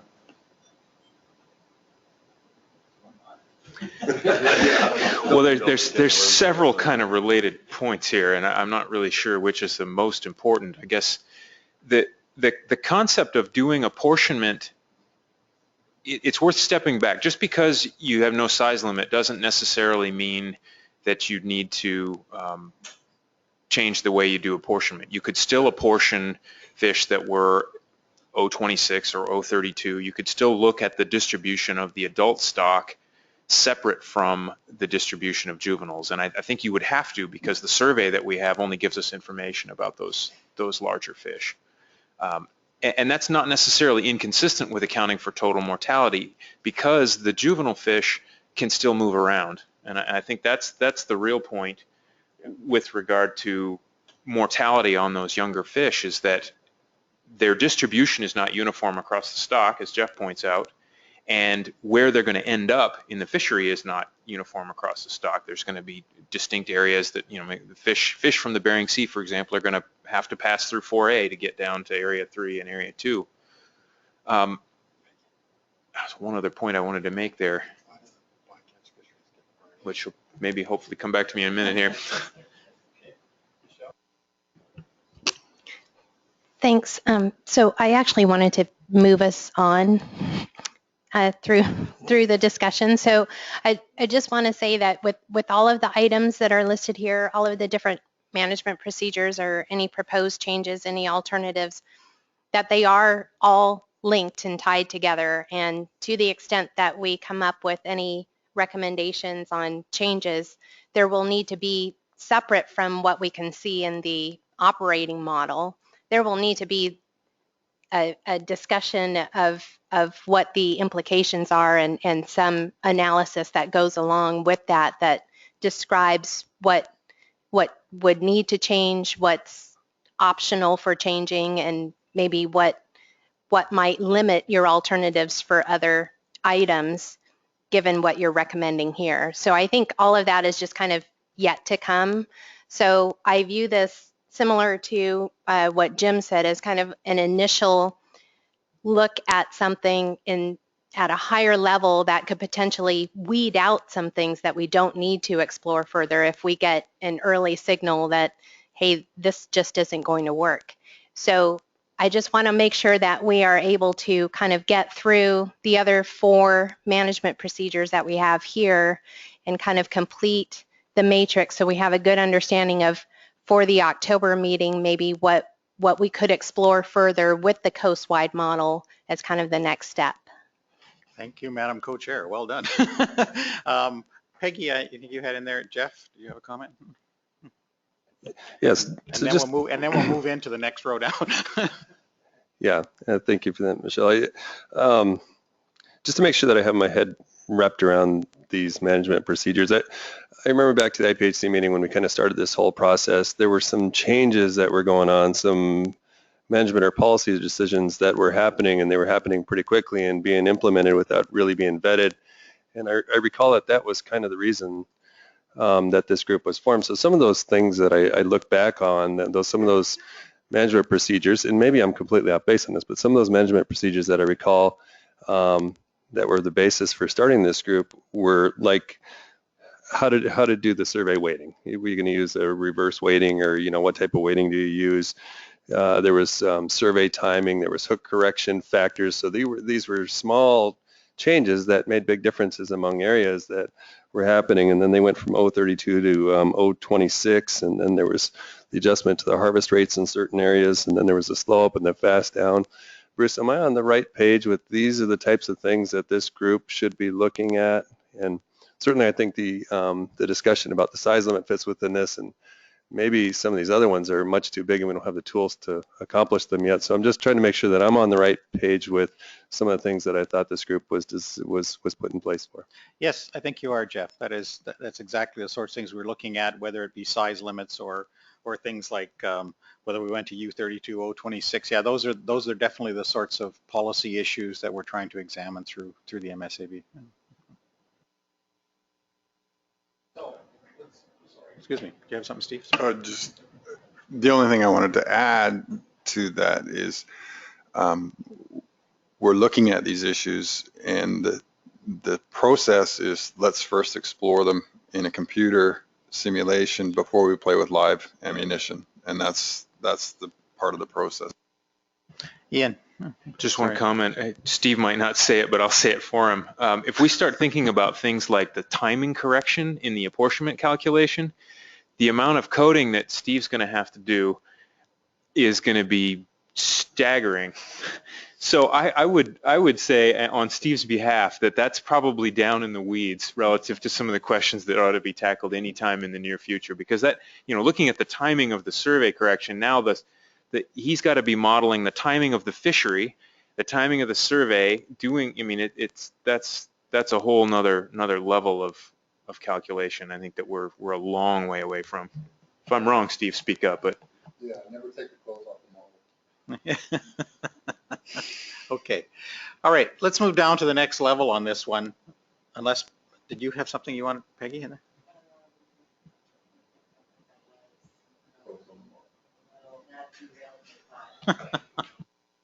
Okay, thank you. So let's move down to the next one, which is the size limit, and make sure that we're incorporating the number of things we might want to look at here. So our existing is 32 inch, and then some alternatives here. And these are not, as I think you said, Michelle, these are just entry points to that examination, not intended to be exclusive things by themselves, right? Yeah. So go ahead, Steve. As a prelude to this discussion, one of the things I envision in terms of developing the shiny tools for you is, rather than the equilibrium model looking at the size limit effect, is to show more of the short-term forecasts like Ian does in the assessment model with the dynamic model, where you would have a little slider just like we do already, changing it back and forth, and you'll be able to see how the biomass would respond to increases and decreases with the size limit. Now, whether that should be 30 inches, 32 inches, I'm going to model them all from probably no size limit right up to 42 inches, just so you can see what the effects are on those whole ranges. So let the discussion not be focused on what should the size limit be, but the discussion should focus on, should the size limit change, and more importantly, what should we measure to ensure that the change in policy does derive the response that we're interested in trying to achieve with that policy change. And that also goes true for not changing the size limit. The last point is we don't currently measure to see whether the current size limit is effective in achieving the objectives. So even if we don't change the size limit, we still have that issue in front of us. Thanks, Steve. That's a good point, is that, and essentially it's like he said, with all the management procedures have to be the performance metrics that we need to loop back on to get the understanding of the impact on those. A quick question. Okay. So would this process inform us as to what we need to do in terms of research? If we decided to eliminate a size limit, and I mean, that one seems clear, we would obviously need to have a better handle on the juvenile population. But for other management procedures, is this a tool that we can identify research projects? It absolutely is, or it is in the sense that one to do research and the other is to identify the performance metrics. And the minimum size limit is an excellent example, because what came out of that right away was we need to know what's going on in the catch, not on the landings. So that identified pretty clearly a performance metric that we had to have, that we don't currently have. And so it basically said that policy, there's no sense us contemplating that policy without having that performance metric that we can use to evaluate it. Because what we need to do is, what is the fishery actually catching with the gear relative to what they're landing? So in other words, what's the selectivity of the actual fishery, and how is it impacting the mortality? Because whether the selectivity changed or didn't change in the fishery associated with the size limit governed whether that was a good choice or a bad choice. Hey, Bruce, doesn't the observer data give you some of that information? What's being actually caught, what's not? In the halibut fleet, with whatever it is, 16% or something, 19% coverage, no. You need to know that with a comprehensive understanding. And a 16 or 19% rate's not enough? No. Does it? It isn't for most things. When you look at what the survey catches versus what's in that 16 to 19%, are they similar? It is right now, but we're not contemplating a change in the size limit. So we can say what our survey catches with that gear, and right now, if the fishery is behaving just the way it is right now, we think that the correspondence is quite high based on some information we have. But if the fishery changes, that's a complete unknown. But your survey should reflect the change as well. I mean, the survey you do next year, any change in the size composition should show up. It's not going to give us an understanding of what individual fisheries and individual areas are going to do. And it'll be completely confounded with any changes in recruitment that may happen over that time period too. I mean, Ian, do you want to elaborate on that a bit? Yeah, I mean, the only place that we have a direct comparison right now is in 2B, and it's not the size distribution, it's just the piece count of sublegal fish. And there, the survey piece count of sublegal fish against the fishery piece counts, as reported in the logbooks and validated by the cameras, are very close. The question is, would the selectivity change if we change the size limit? And if the selectivity changed, we would not expect the survey to reflect that, because the survey wouldn't be changing, the survey would be staying the same. And so that's where Steve and I pointed out that we wouldn't be able to observe this directly. And Per, you're right, we would eventually figure out what was going on, but it would probably take something like a generation time, like maybe 10 or 15 years, before we really got the kind of feedback to say for sure what we think is going on in the fishery.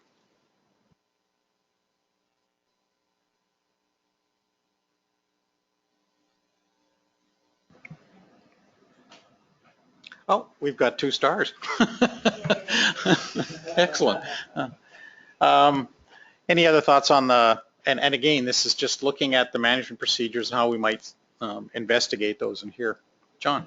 Well, so maybe I don't understand this. That's probably the likelihood. But when you say alternative 1 is no limit, that doesn't make any sense to me. I don't see how you have a halibut, directed halibut fishery with no limit. That is, you just say you're gonna whatever you catch, you can keep. I mean, is that realistic? I mean, in the world we're dealing in now, is that really going to happen? I don't think so, because you're not gonna, and obviously the size of the hook that somebody's using is going to impact how much fish they catch. But they're catching smaller fish now and throwing them back. I mean, I just wonder. So to say no limit just doesn't make sense to me. Well, I completely agree. And in this whole discussion about bycatch and the managements involved that I've had with the other side, they've asked me, why don't you do a full assessment? I talked to you about this once, and it was baffling to me that they didn't know that we already did a full assessment until we finally sort of got down, and I realized that for pollock and cod, they have no size limits. They have no size limits. And they have the surveys to back up the information about those young fish. So they can do that. It seems like there's a symbiotic need there. We don't have the level of data that we would need on the longline surveys. We get a part of it from the BSAI NMFS trawls to go to a no limit. So I completely agree with you. No, I'm adding more to that, but the basic concept I disagree. So I want to, I'll get to a second, Michelle. I want to add too that it's not just about having a size limit in place for the purposes of landing that fish.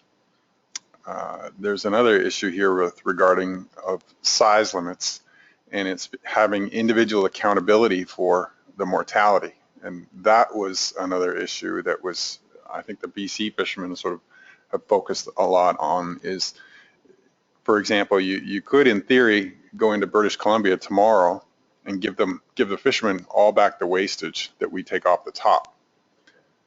Because there's a 100% monitoring program in that fishery, each individual can then be accountable for their own wastage. So having that size limit in place, you could possibly create the incentive where the individual is going to try and avoid small fish. And that's what the size limit is in there for in terms of a conservation perspective, is we're trying to reduce the mortality on fish until they've gotten to a point where they mature and have a chance to spawn. So the other reason for putting a size limit in place is market conditions. Markets just won't tolerate, or there's no markets for a small halibut. And that's another reason you can have it. Well, in that case, you can still have a fishery with no size limit, but you don't buy fish below 32 inches. And then the fishermen aren't going to land it. But the question is, and it's the same problem we have now, what are they going to do with those small fish? Are they going to discard them and kill them? Or are they going to sell them to fish meal? But it doesn't save the resource.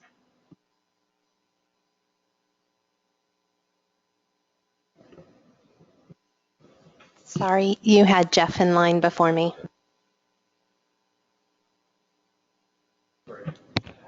So as a halibut fisherman that runs a size 16 hook, we very rarely see small halibut. I was just wondering what the size of a halibut is that, you know, female halibut or male halibut, that how long are they typically before they spawn? But and I guess we can also look too at the surveys, knowing the IPHC surveys, knowing that they use a size 16 hook, and what are the smallest fish that they encounter? I mean, I think we rarely see a fish that's, you know, under 28 inches. So again, if you went to something like a 30 inch rather than a no limit size, and obviously don't want to restrict that at this point, but you would reduce wastage significantly, particularly in the Gulf areas. If you look at the size composition from our surveys, it's really bunched up around the legal size limit. We rarely see fish below 50 centimeters. I mean, that's about as small a fish as we see on our surveys with a 16-aught hook. So 50 centimeters, quick math in inches.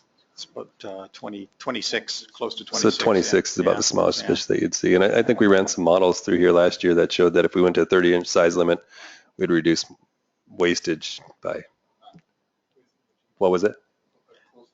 Close to half, yeah, which is pretty significant. So again, I guess too early to put parameters on what the size limit might be, but I think even if you said no size limit, you're not going to see fish that are really tiny. They're just not susceptible to those hooks. Right.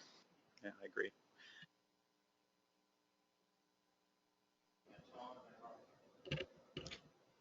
Yeah, so all we wanted to capture here was basically the range for analysis, which I think is what Steve referenced. So he would analyze no size limit to incremental size limits in between, and that's pretty much what we wanted to capture in the matrix, that we weren't specifying actual limits at this point. But I guess just to acknowledge John's point, that you could realistically have no size limit. And so part of the discussion would be if there is a biological need or a management need to have a size limit and what that would be. So to have a management imposed size limit, if you will, versus no size limit, understanding that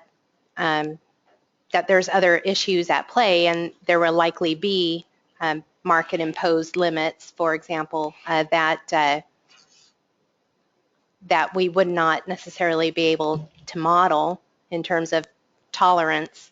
And so, but just thinking that every fish that's caught is not necessarily, with no size limit, going to be every fish that's kept.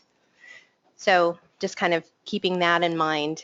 But again, just trying to describe a range of alternatives for analysis here, and just wasn't sure on the slot limit, just whether or not there was any interest in exploring that, or if we are just focused on a minimum size. The slot limit can be built, it is built into the tool right now, so we can look at that.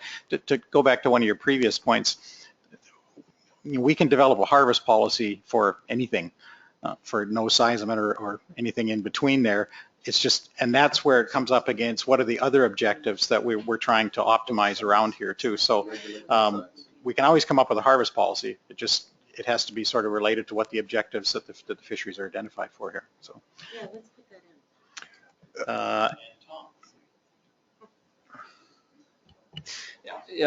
in. I'll comment. I'm not sure what I guess maybe for comparative purposes, I'm not sure what the benefit of being a no size limit would be. I mean, we recreationally in 2A are a no size limit.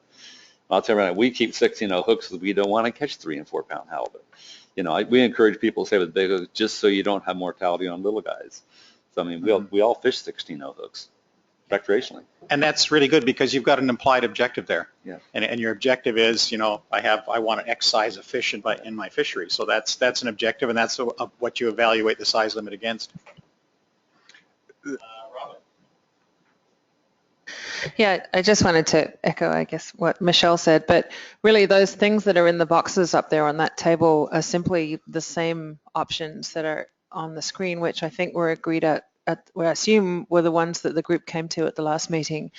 And then Jeff, I'd suggest that this probably is the time to decide what the range of size limits to look at is, because I think, we don't have to limit ourselves to those boxes up there. I think this is the meeting where we give Steve the list of requests for him to look at so that he doesn't kind of have to run his interpretation of 25 different scenarios. The subject's really about, we talk about size limits, the subject's really about selectivity, fishery selectivity, and that's the conservation concern. One of the options that hasn't been discussed around the table here is and I know this occurs in many other fisheries, is that you can actually put regulations on gear. So that's another alternative, is to regulate the use of circle hooks in tuna fisheries, for example, as a regulation. So and circle hooks are favored here in the halibut fishery. Why not regulate a 60-knot circle hook or do something like that? So those are certainly options as well. In that case, you can remove the size limit, just fish with the gear, and then make sure enforcement regulates the hook. Bob. So I don't know if Madam Chair or Steve, if you're going to talk about a particular size limit coming from the group here, but I remember at the annual meeting that there was also a concern expressed about, was it the areas that this might be applied to? So does the committee need to consider, an example would be a size limit change in just areas west of 3A, as an example? Do we need to discuss something like that? Because I thought when you gave your report in Vancouver last year, I heard something to that effect. Yeah, I heard something that effect too from you.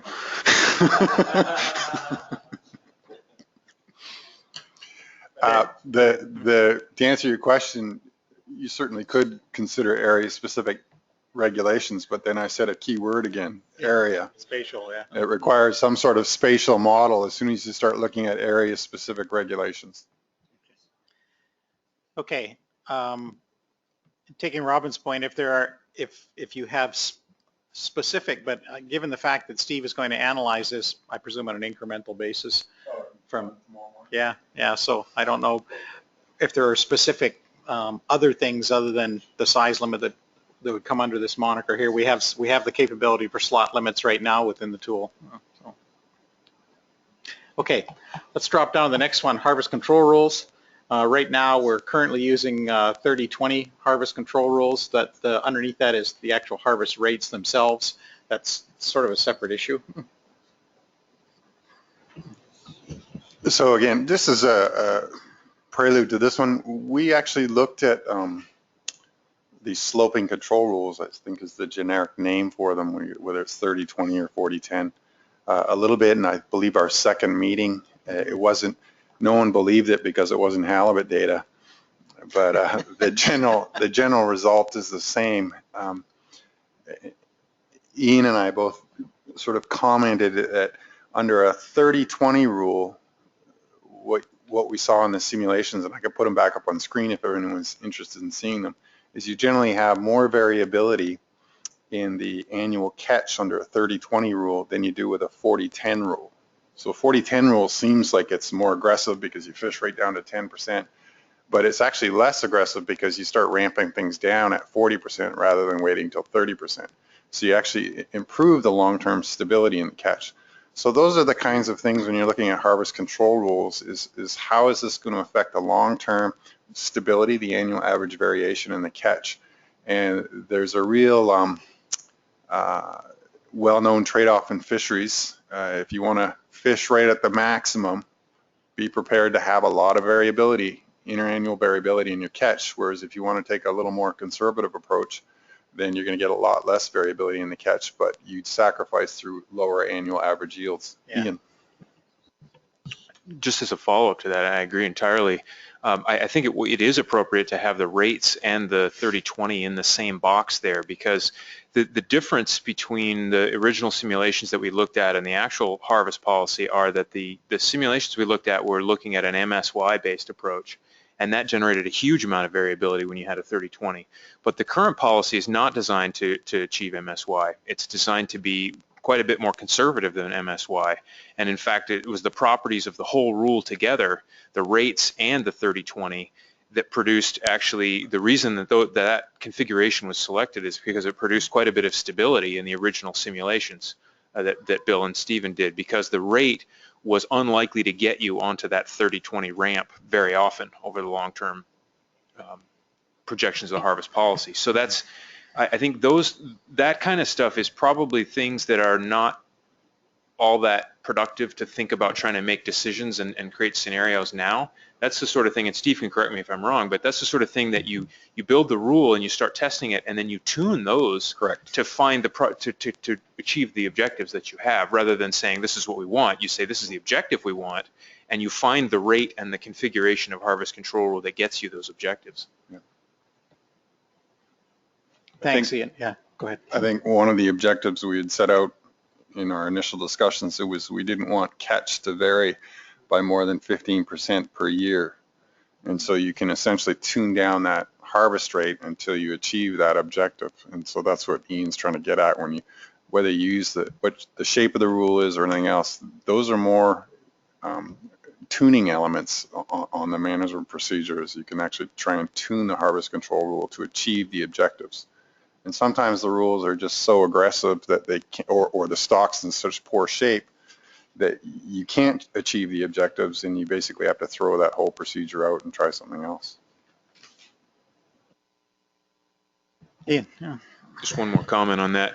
There are potentially rules that don't include an explicit ramp like a 30-20, and the reason why would be that the 30 and the 20 are estimates. They're not things that you know without error. You estimate those from the stock assessment, and those change over time. So in any particular year, you might apply the right rate to the wrong biomass, or you might be on the ramp and not know you were on the ramp. And these are the sorts of things you can only get to in a closed loop simulation approach.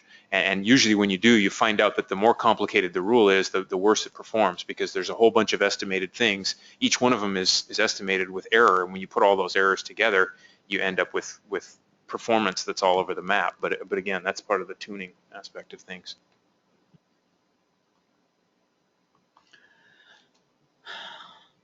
Okay. The area, sorry, Michelle, go ahead.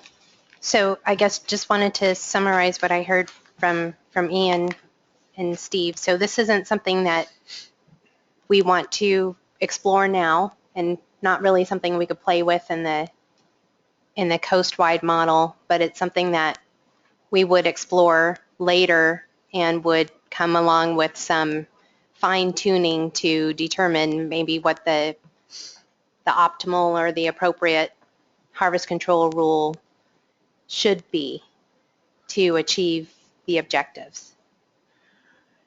Ian and Steve, would you put the harvest rates in that same box? In terms of what Michelle was just talking about, though, in terms of the things that we evaluate in terms of management procedures right now as opposed to tuning procedures?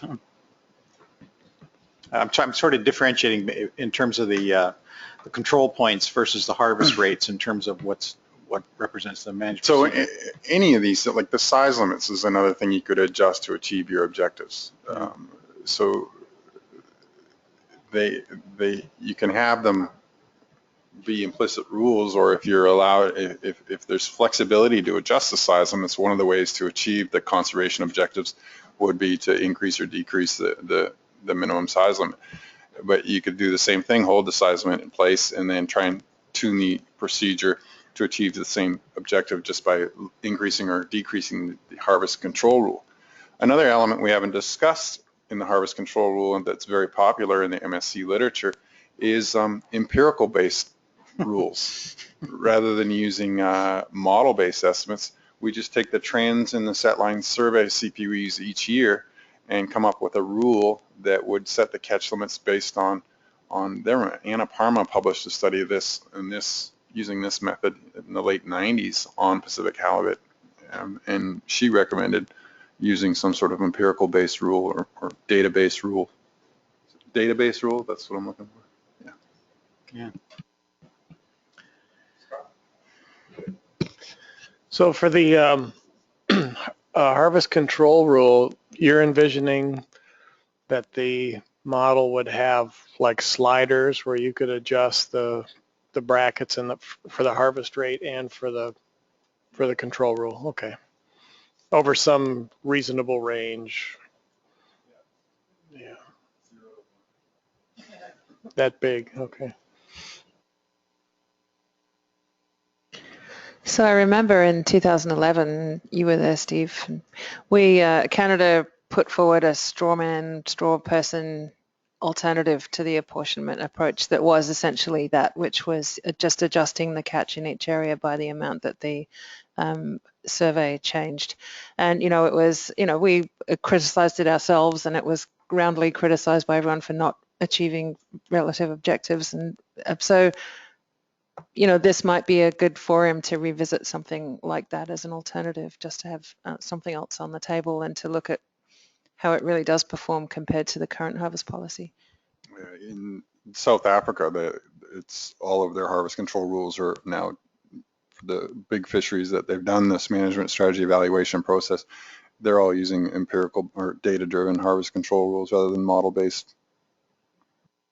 So I think the main criticism we had of that was that it wasn't guaranteed to achieve the harvest objectives or the policy objectives, because if you're already in a place where you are above or below the target harvest rate, then that would serve to keep you there, in that bad place. So, this might be a good way to evaluate whether something like that actually outperforms what we're currently doing if the harvest rates aren't appropriate.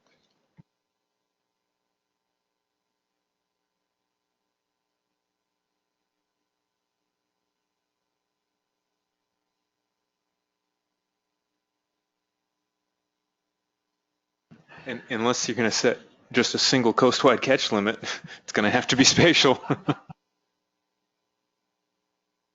Okay. Let's move down to area allocation. The current process is using apportionment based on survey data. Also looking at alternative apportionment schema like national shares or subnational shares, according to this. Regional Cascadia type shares. Anything else that you want to look at in terms of area allocation scenarios? Area allocation procedures, sorry. I've got some questions. Peggy. So it's getting late, I guess. It's not that late, but I'm getting tired. Time for chocolate.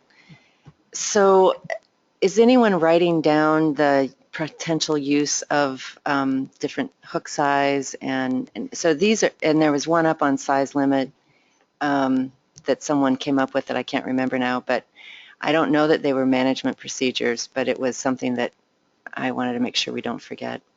And along those lines, again, I'm not sure if this is a management procedure, but thinking about what Robin said and knowing that Canada has put forth every year their disagreement with the current apportionment scheme for many reasons, one of which has to do with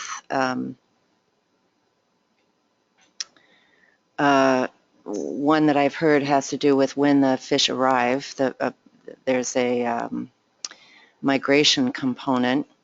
So I was wondering on area allocation if timing of the season, so forgive me, this might not be the right place for it or even the right concept, but if what we're trying to accomplish were to be maximizing the health of the resource instead of yields, then would we consider protecting, allowing for, I'm sorry, I'm thinking out loud here. I was thinking of protecting any of those fish that haven't yet spawned from being caught by maybe delaying the season or something like that. So how do these potential changes to this come up? How do we figure I have a feeling I'm not channeled enough in my thinking. If is part of the question about the timing of seasonal movements and how we accommodate that in the current apportionment scheme? No, that's a thin connection. It's really, there is no variable here on the season timing. We open it within a few days, we open it at a certain time. So, and then we close it. And I guess I'm wondering if there were any biologic benefits to the resource for thinking about a different season length or timing on a different season. So there's a couple of issues there. One is, to get back to the previous one on seasonal movements, we do correct the apportionment process for timing of the survey relative to a midpoint of the summer. But the other question is the issue of whether or not the timing of the season is important to the stock. So yes, it is. Yes, it is if we're talking about area-specific yields. In terms of coast-wide yields, no, it's not. But in area-specific yields, because there is movement of fish among regulatory areas on a seasonal basis for spawning purposes, then yes, there is an impact of when the season is open or not. So what about an impact of juvenile takes early on? As far as the directed fishery is concerned, there isn't much juvenile fish caught in the directed fishery, so it's not much of an issue. In terms of the timing of the bycatch fisheries for juveniles, that's pretty much removed from the current seasonal issues because they're caught essentially throughout the year. There isn't a season, if you will, on bycatch. At least a regulated season. I don't.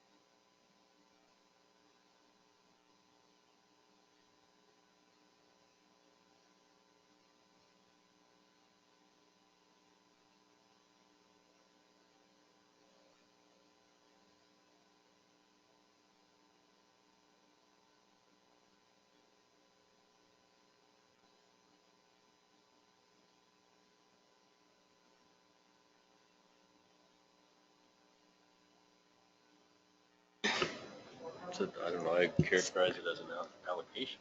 It's our decision. Yeah, so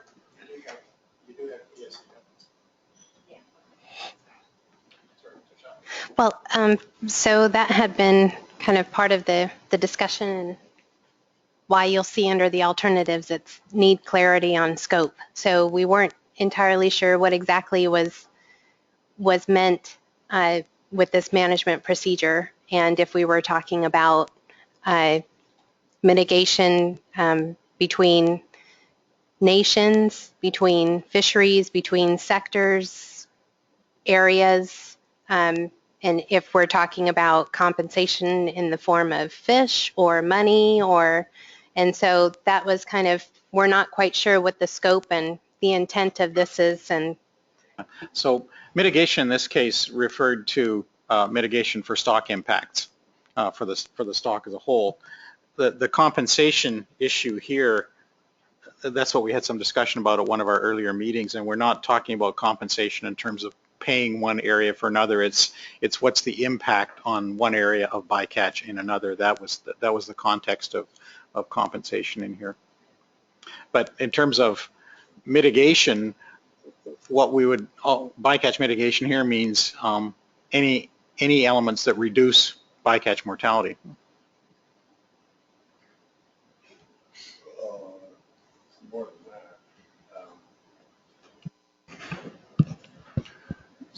So as we see it right now, bycatch mitigation, when you have a cap in place and the bycatch fisheries are operating at those caps, and the stock is now at a place where the catch levels are actually below the harvest policy recommendation, just because of its priority, access priority. The halibut first go to the bycatch user groups, then goes to the directed fishery. So the mitigation is actually adjusting the harvest rate in the directed fishery to mitigate the operations of the other fisheries that utilize halibut as bycatch. So our harvest policy, for example, would have to change every year as the change in exploitation rate associated with bycatch fisheries changes. So if the bycatch caps are constant and the stock's going down, then the IPHC would have to lower its harvest rate every year in the directed fishery. So it's a little more complicated. I've been thinking about this a lot because I'm trying to program the damn thing. So, hang on a second, Ian and then Peggy. We wouldn't necessarily have to change the rates because the bycatch is included in the TCEY. The 026 bycatch is already there, so it comes out of the calculation. Until the bycatch exceeds the TCEY. Well, yeah. But not, yeah. Peggy. so we should change none to, we have the caps and we have the flexibility of lowering the directed TAC. I guess we need to be clear on this, and maybe that's where need clarity on the scope is involved here. I appreciate what what Steve is saying, where you're talking about how you mitigate the impact of bycatch as opposed to mitigating the bycatch itself, which is a reduction process, and they're two different things here. And I'm sorry, Steve, I was not thinking about the part that you were thinking about. This sort of cosmic. Maybe we should change the wording of that one then, because both mitigation and compensation are very ambiguous words in this context. So perhaps we should call it bycatch impact reduction or whatever it is we're actually talking about. Yeah, so we got two issues here. One is bycatch reduction, and then the other one is whatever the right word is, dealing with the impacts of bycatch mortality. Bycatch impacts. You know. So in terms of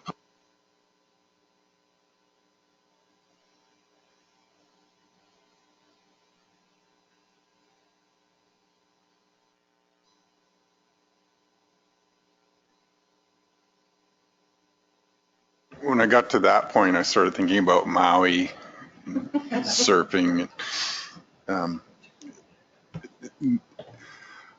Yeah, it was, I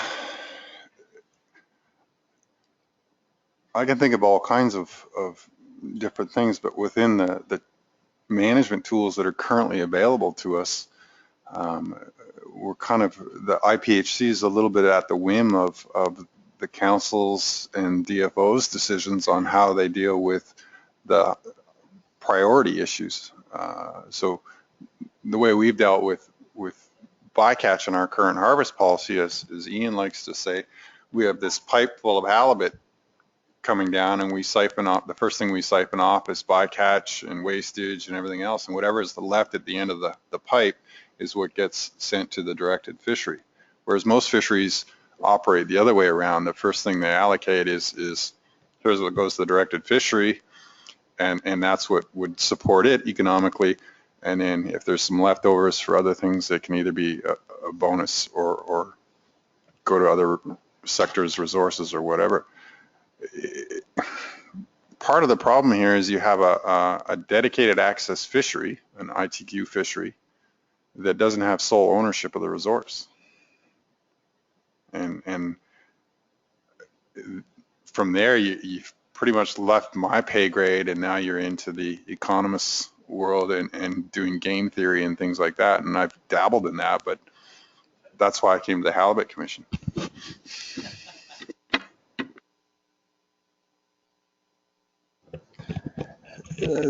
So based on the conversation we're having, it's titled under the MP there, bycatch mitigation, but the first word beyond that is compensation. And the way we're using it now is more about conservation, I think, is at least the conversation that we're having now.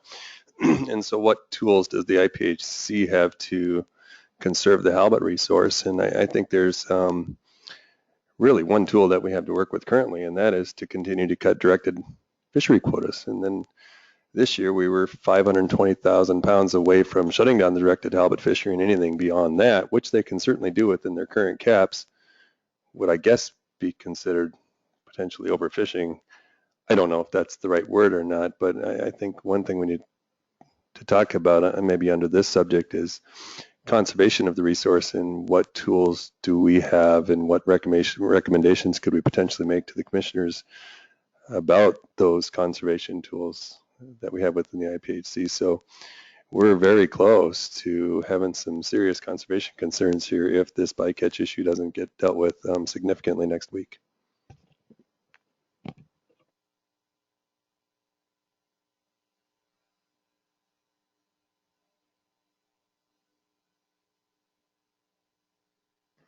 Anything else on management procedures, Michelle? So I renamed it bycatch impacts and reduction. Just you can come up with something catchier, then great.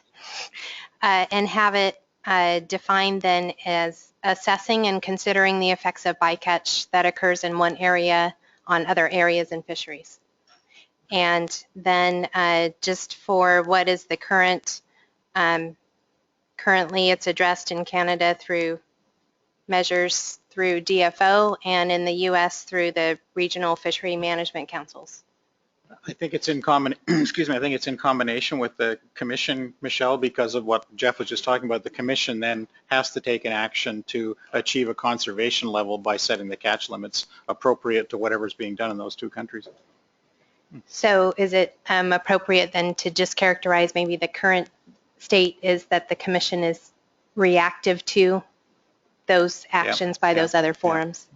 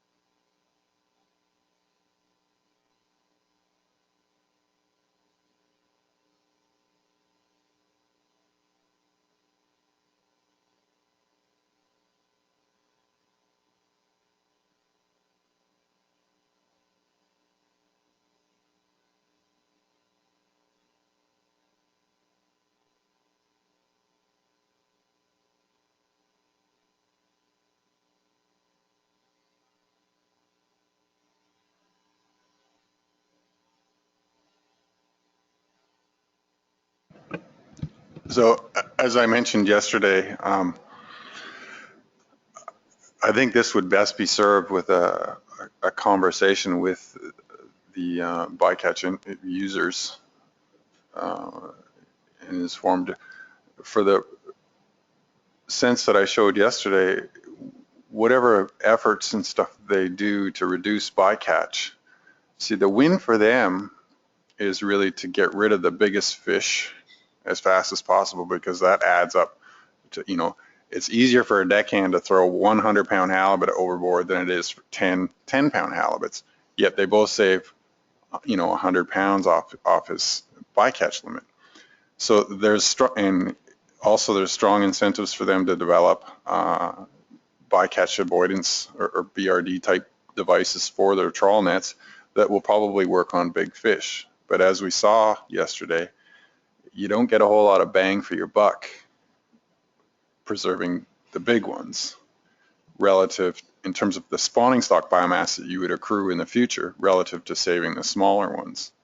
And I think the industry understands that, but if we're going to start modeling ways to and look at the effects of what bycatch impacts are, we really have to consult with industry on that.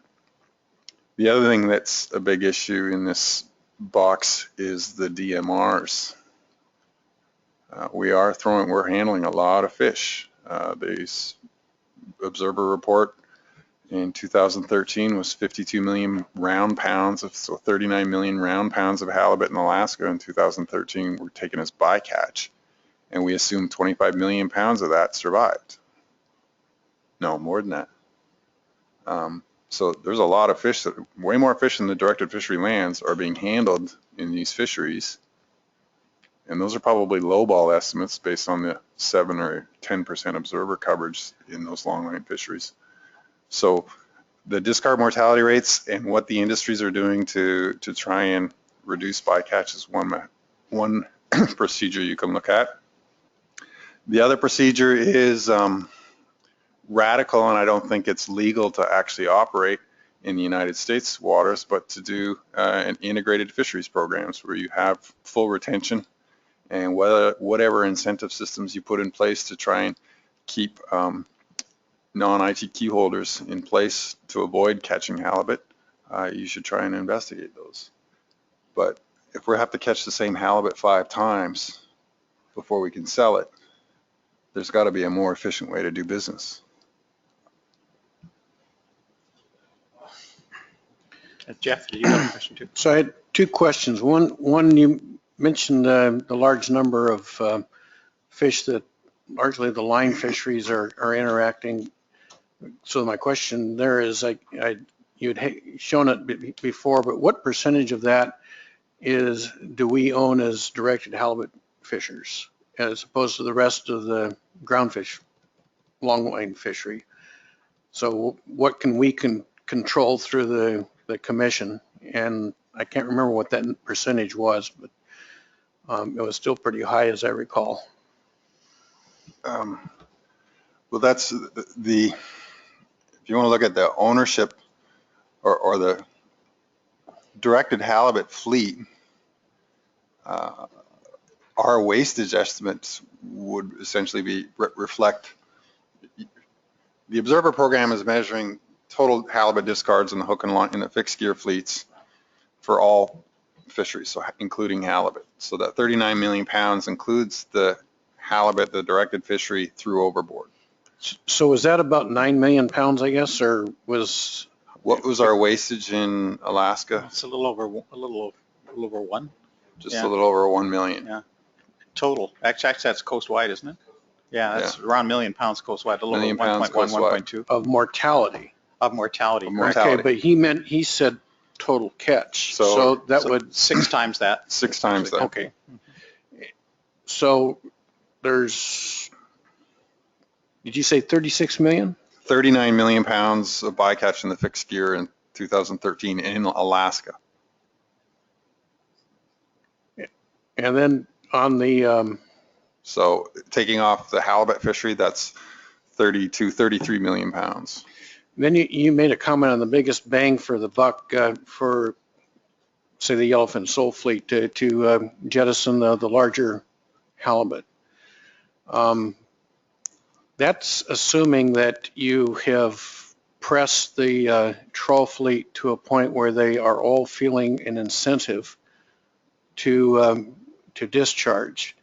If you haven't, you have a situation as you have now that some are doing that and then leasing their surplus back to their dirty brothers, so, where they make money doing that.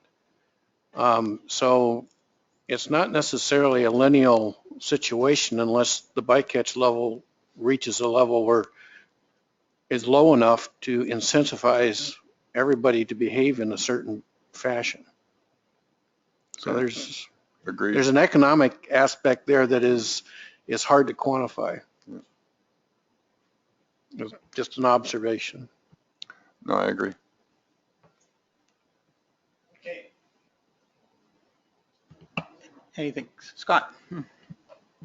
We had talked about this in previous meetings, and I just wanted to have this included as a management procedure that I'd like to have a look at, and that is putting a floor on the catch in areas. And I think this is more along the spatial version rather than a coastwide, because I think different areas, depending on the size of their fleets, for economic importance, needs to have a larger catch in that area, or a larger minimum catch in that area to survive from year to year. And I see us doing that already in our annual meetings. Every year we go above the blue line in certain areas for economic concerns for different communities. And I'd like to have this put into a model so we can see what the long-term effect of this practice is going to be on the overall stock. Jeff, did you have anything else on the last item there on bycatch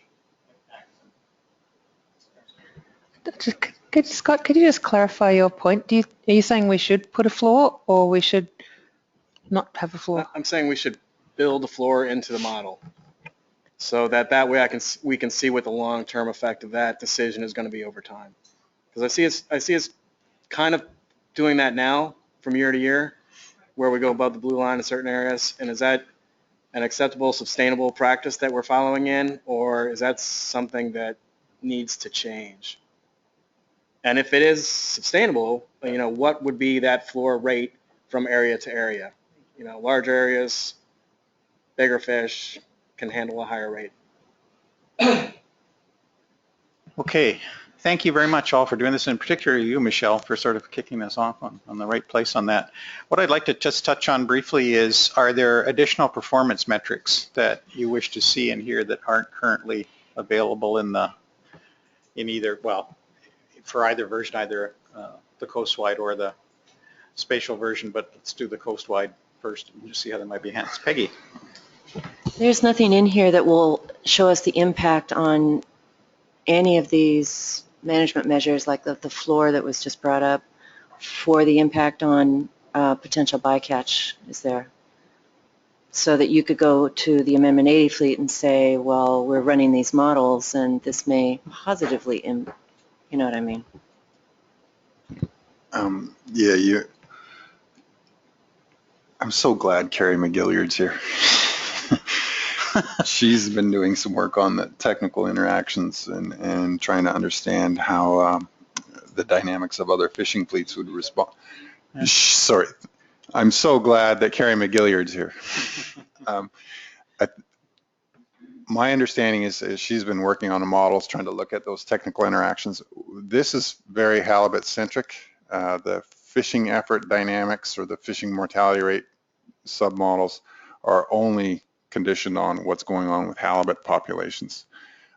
This is a big weakness in fishery science because, as you know, most people have not only quotas for halibut, but they have other things they can do, including fish for sablefish, salmon, black cod, or go golfing. So those kinds of things are difficult. Ideally, to get at the question you're bringing up, I think, Peggy, would be you would have to model how the fishing industry responds to potential changes in halibut, how the bycatch fishing industries would respond to potential changes in halibut abundance regulations and those sorts of things. I think when you have caps in place, I'm not saying they're a good thing or a bad thing, but when you have fixed caps in place, it makes my job a lot easier. My job's not even easy, so I don't even say that. But the assumption when you do a model like that in the future is you would just have to assume that the worst case scenario and that they hit the cap every year. So in the equilibrium model we showed here, that's one of the numbers is the PSC box. You just put it in there, but it's important what size composition of the bycatch is too, so you have that opportunity to mess with the selectivities. But how the trawl fleet may respond to changes in distribution of halibut because of the cold pool or any of those sorts of things, we're not modeling those. Carrie is, aren't you? Yes, we are working on a management strategy evaluation that incorporates multiple species and technical interactions. And so,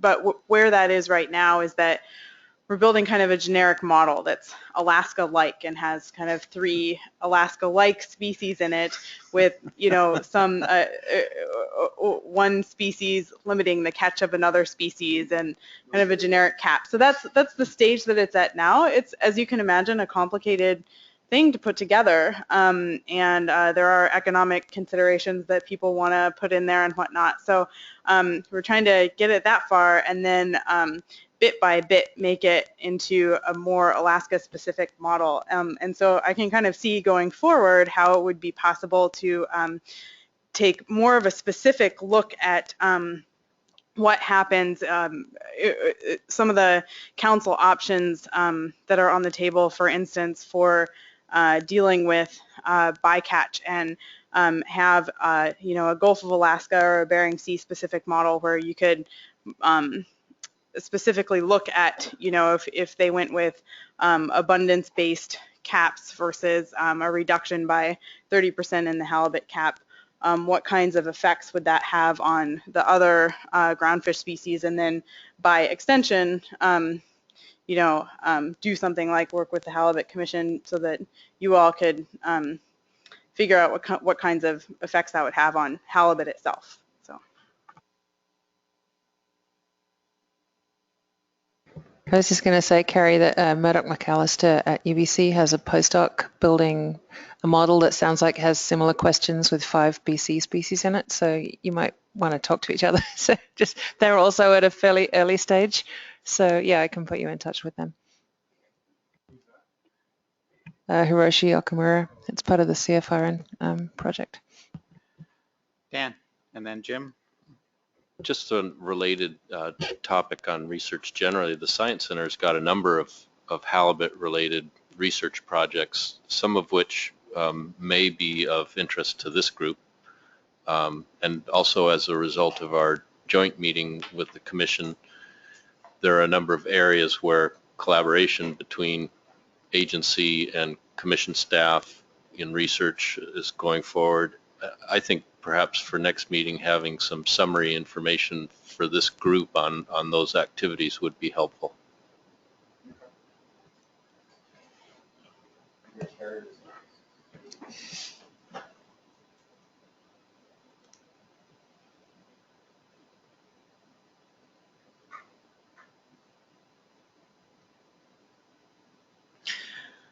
Okay, we don't. We have a limited amount of time left. What I want, I'm sorry, Jim.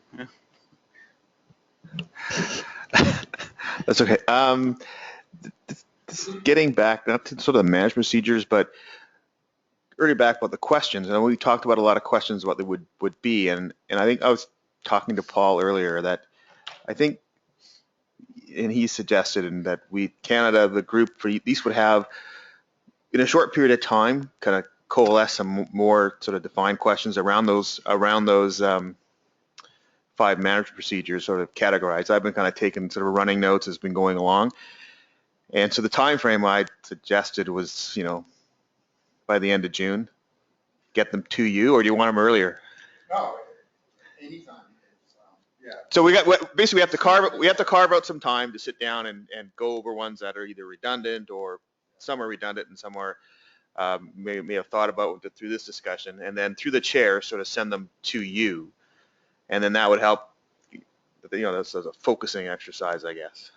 Yeah, I think as Steve said, the sooner the better, because we will have some opportunity with Katrina here to help Steve out in doing this, and when she goes away, then Steve gets really cranky. So yeah, Yeah. Okay. I did want to just come back and touch bases on where we are in some of these things. We have our co-chairs. We're going to be talking about a conciliator. Sorry, conciliator. Maybe that too. Yeah, exactly. Yeah. And then with a facilitator, we'll have an agenda committee that was identified. And the facilitator and the co-chairs will work with the agenda committee. We have talked over the MPs and performance metrics and harvest control variables scenarios. We are looking at Steve giving us an update sometime later in the summer. I would suggest if we can have some communication with you and talk about, just give so we can condition people's expectations of where we are in the coastwide development, versus the spatial development. Let people know where there so we can give you a heads up for there.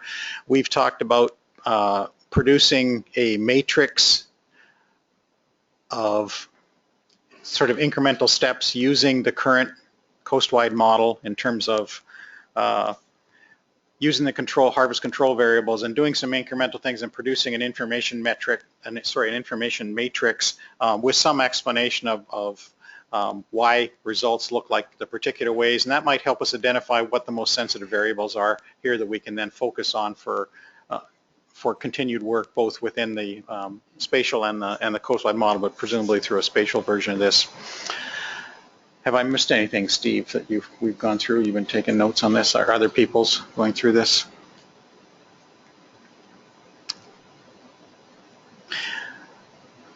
Okay. Anything else you can think of, Steve, Ian, others?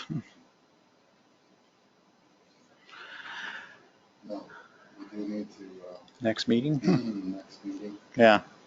So we can talk about a next meeting that Paul said that he would host for us. So, good afternoon. So let's talk about time for a next meeting.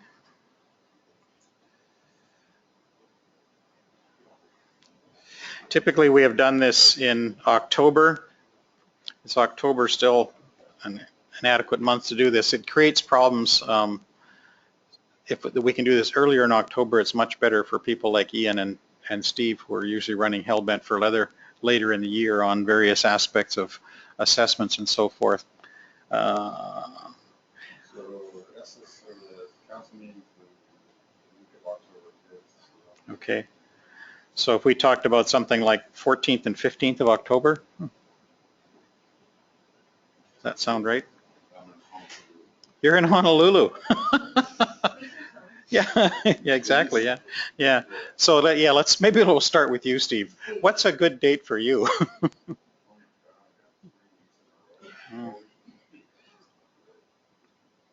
Last week of October is week of the 26th. That's when you're available?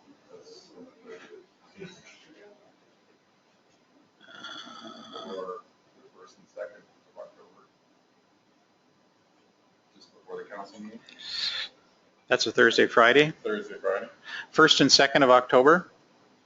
Okay, let's tentatively set it for the 1st and 2nd of October 2015.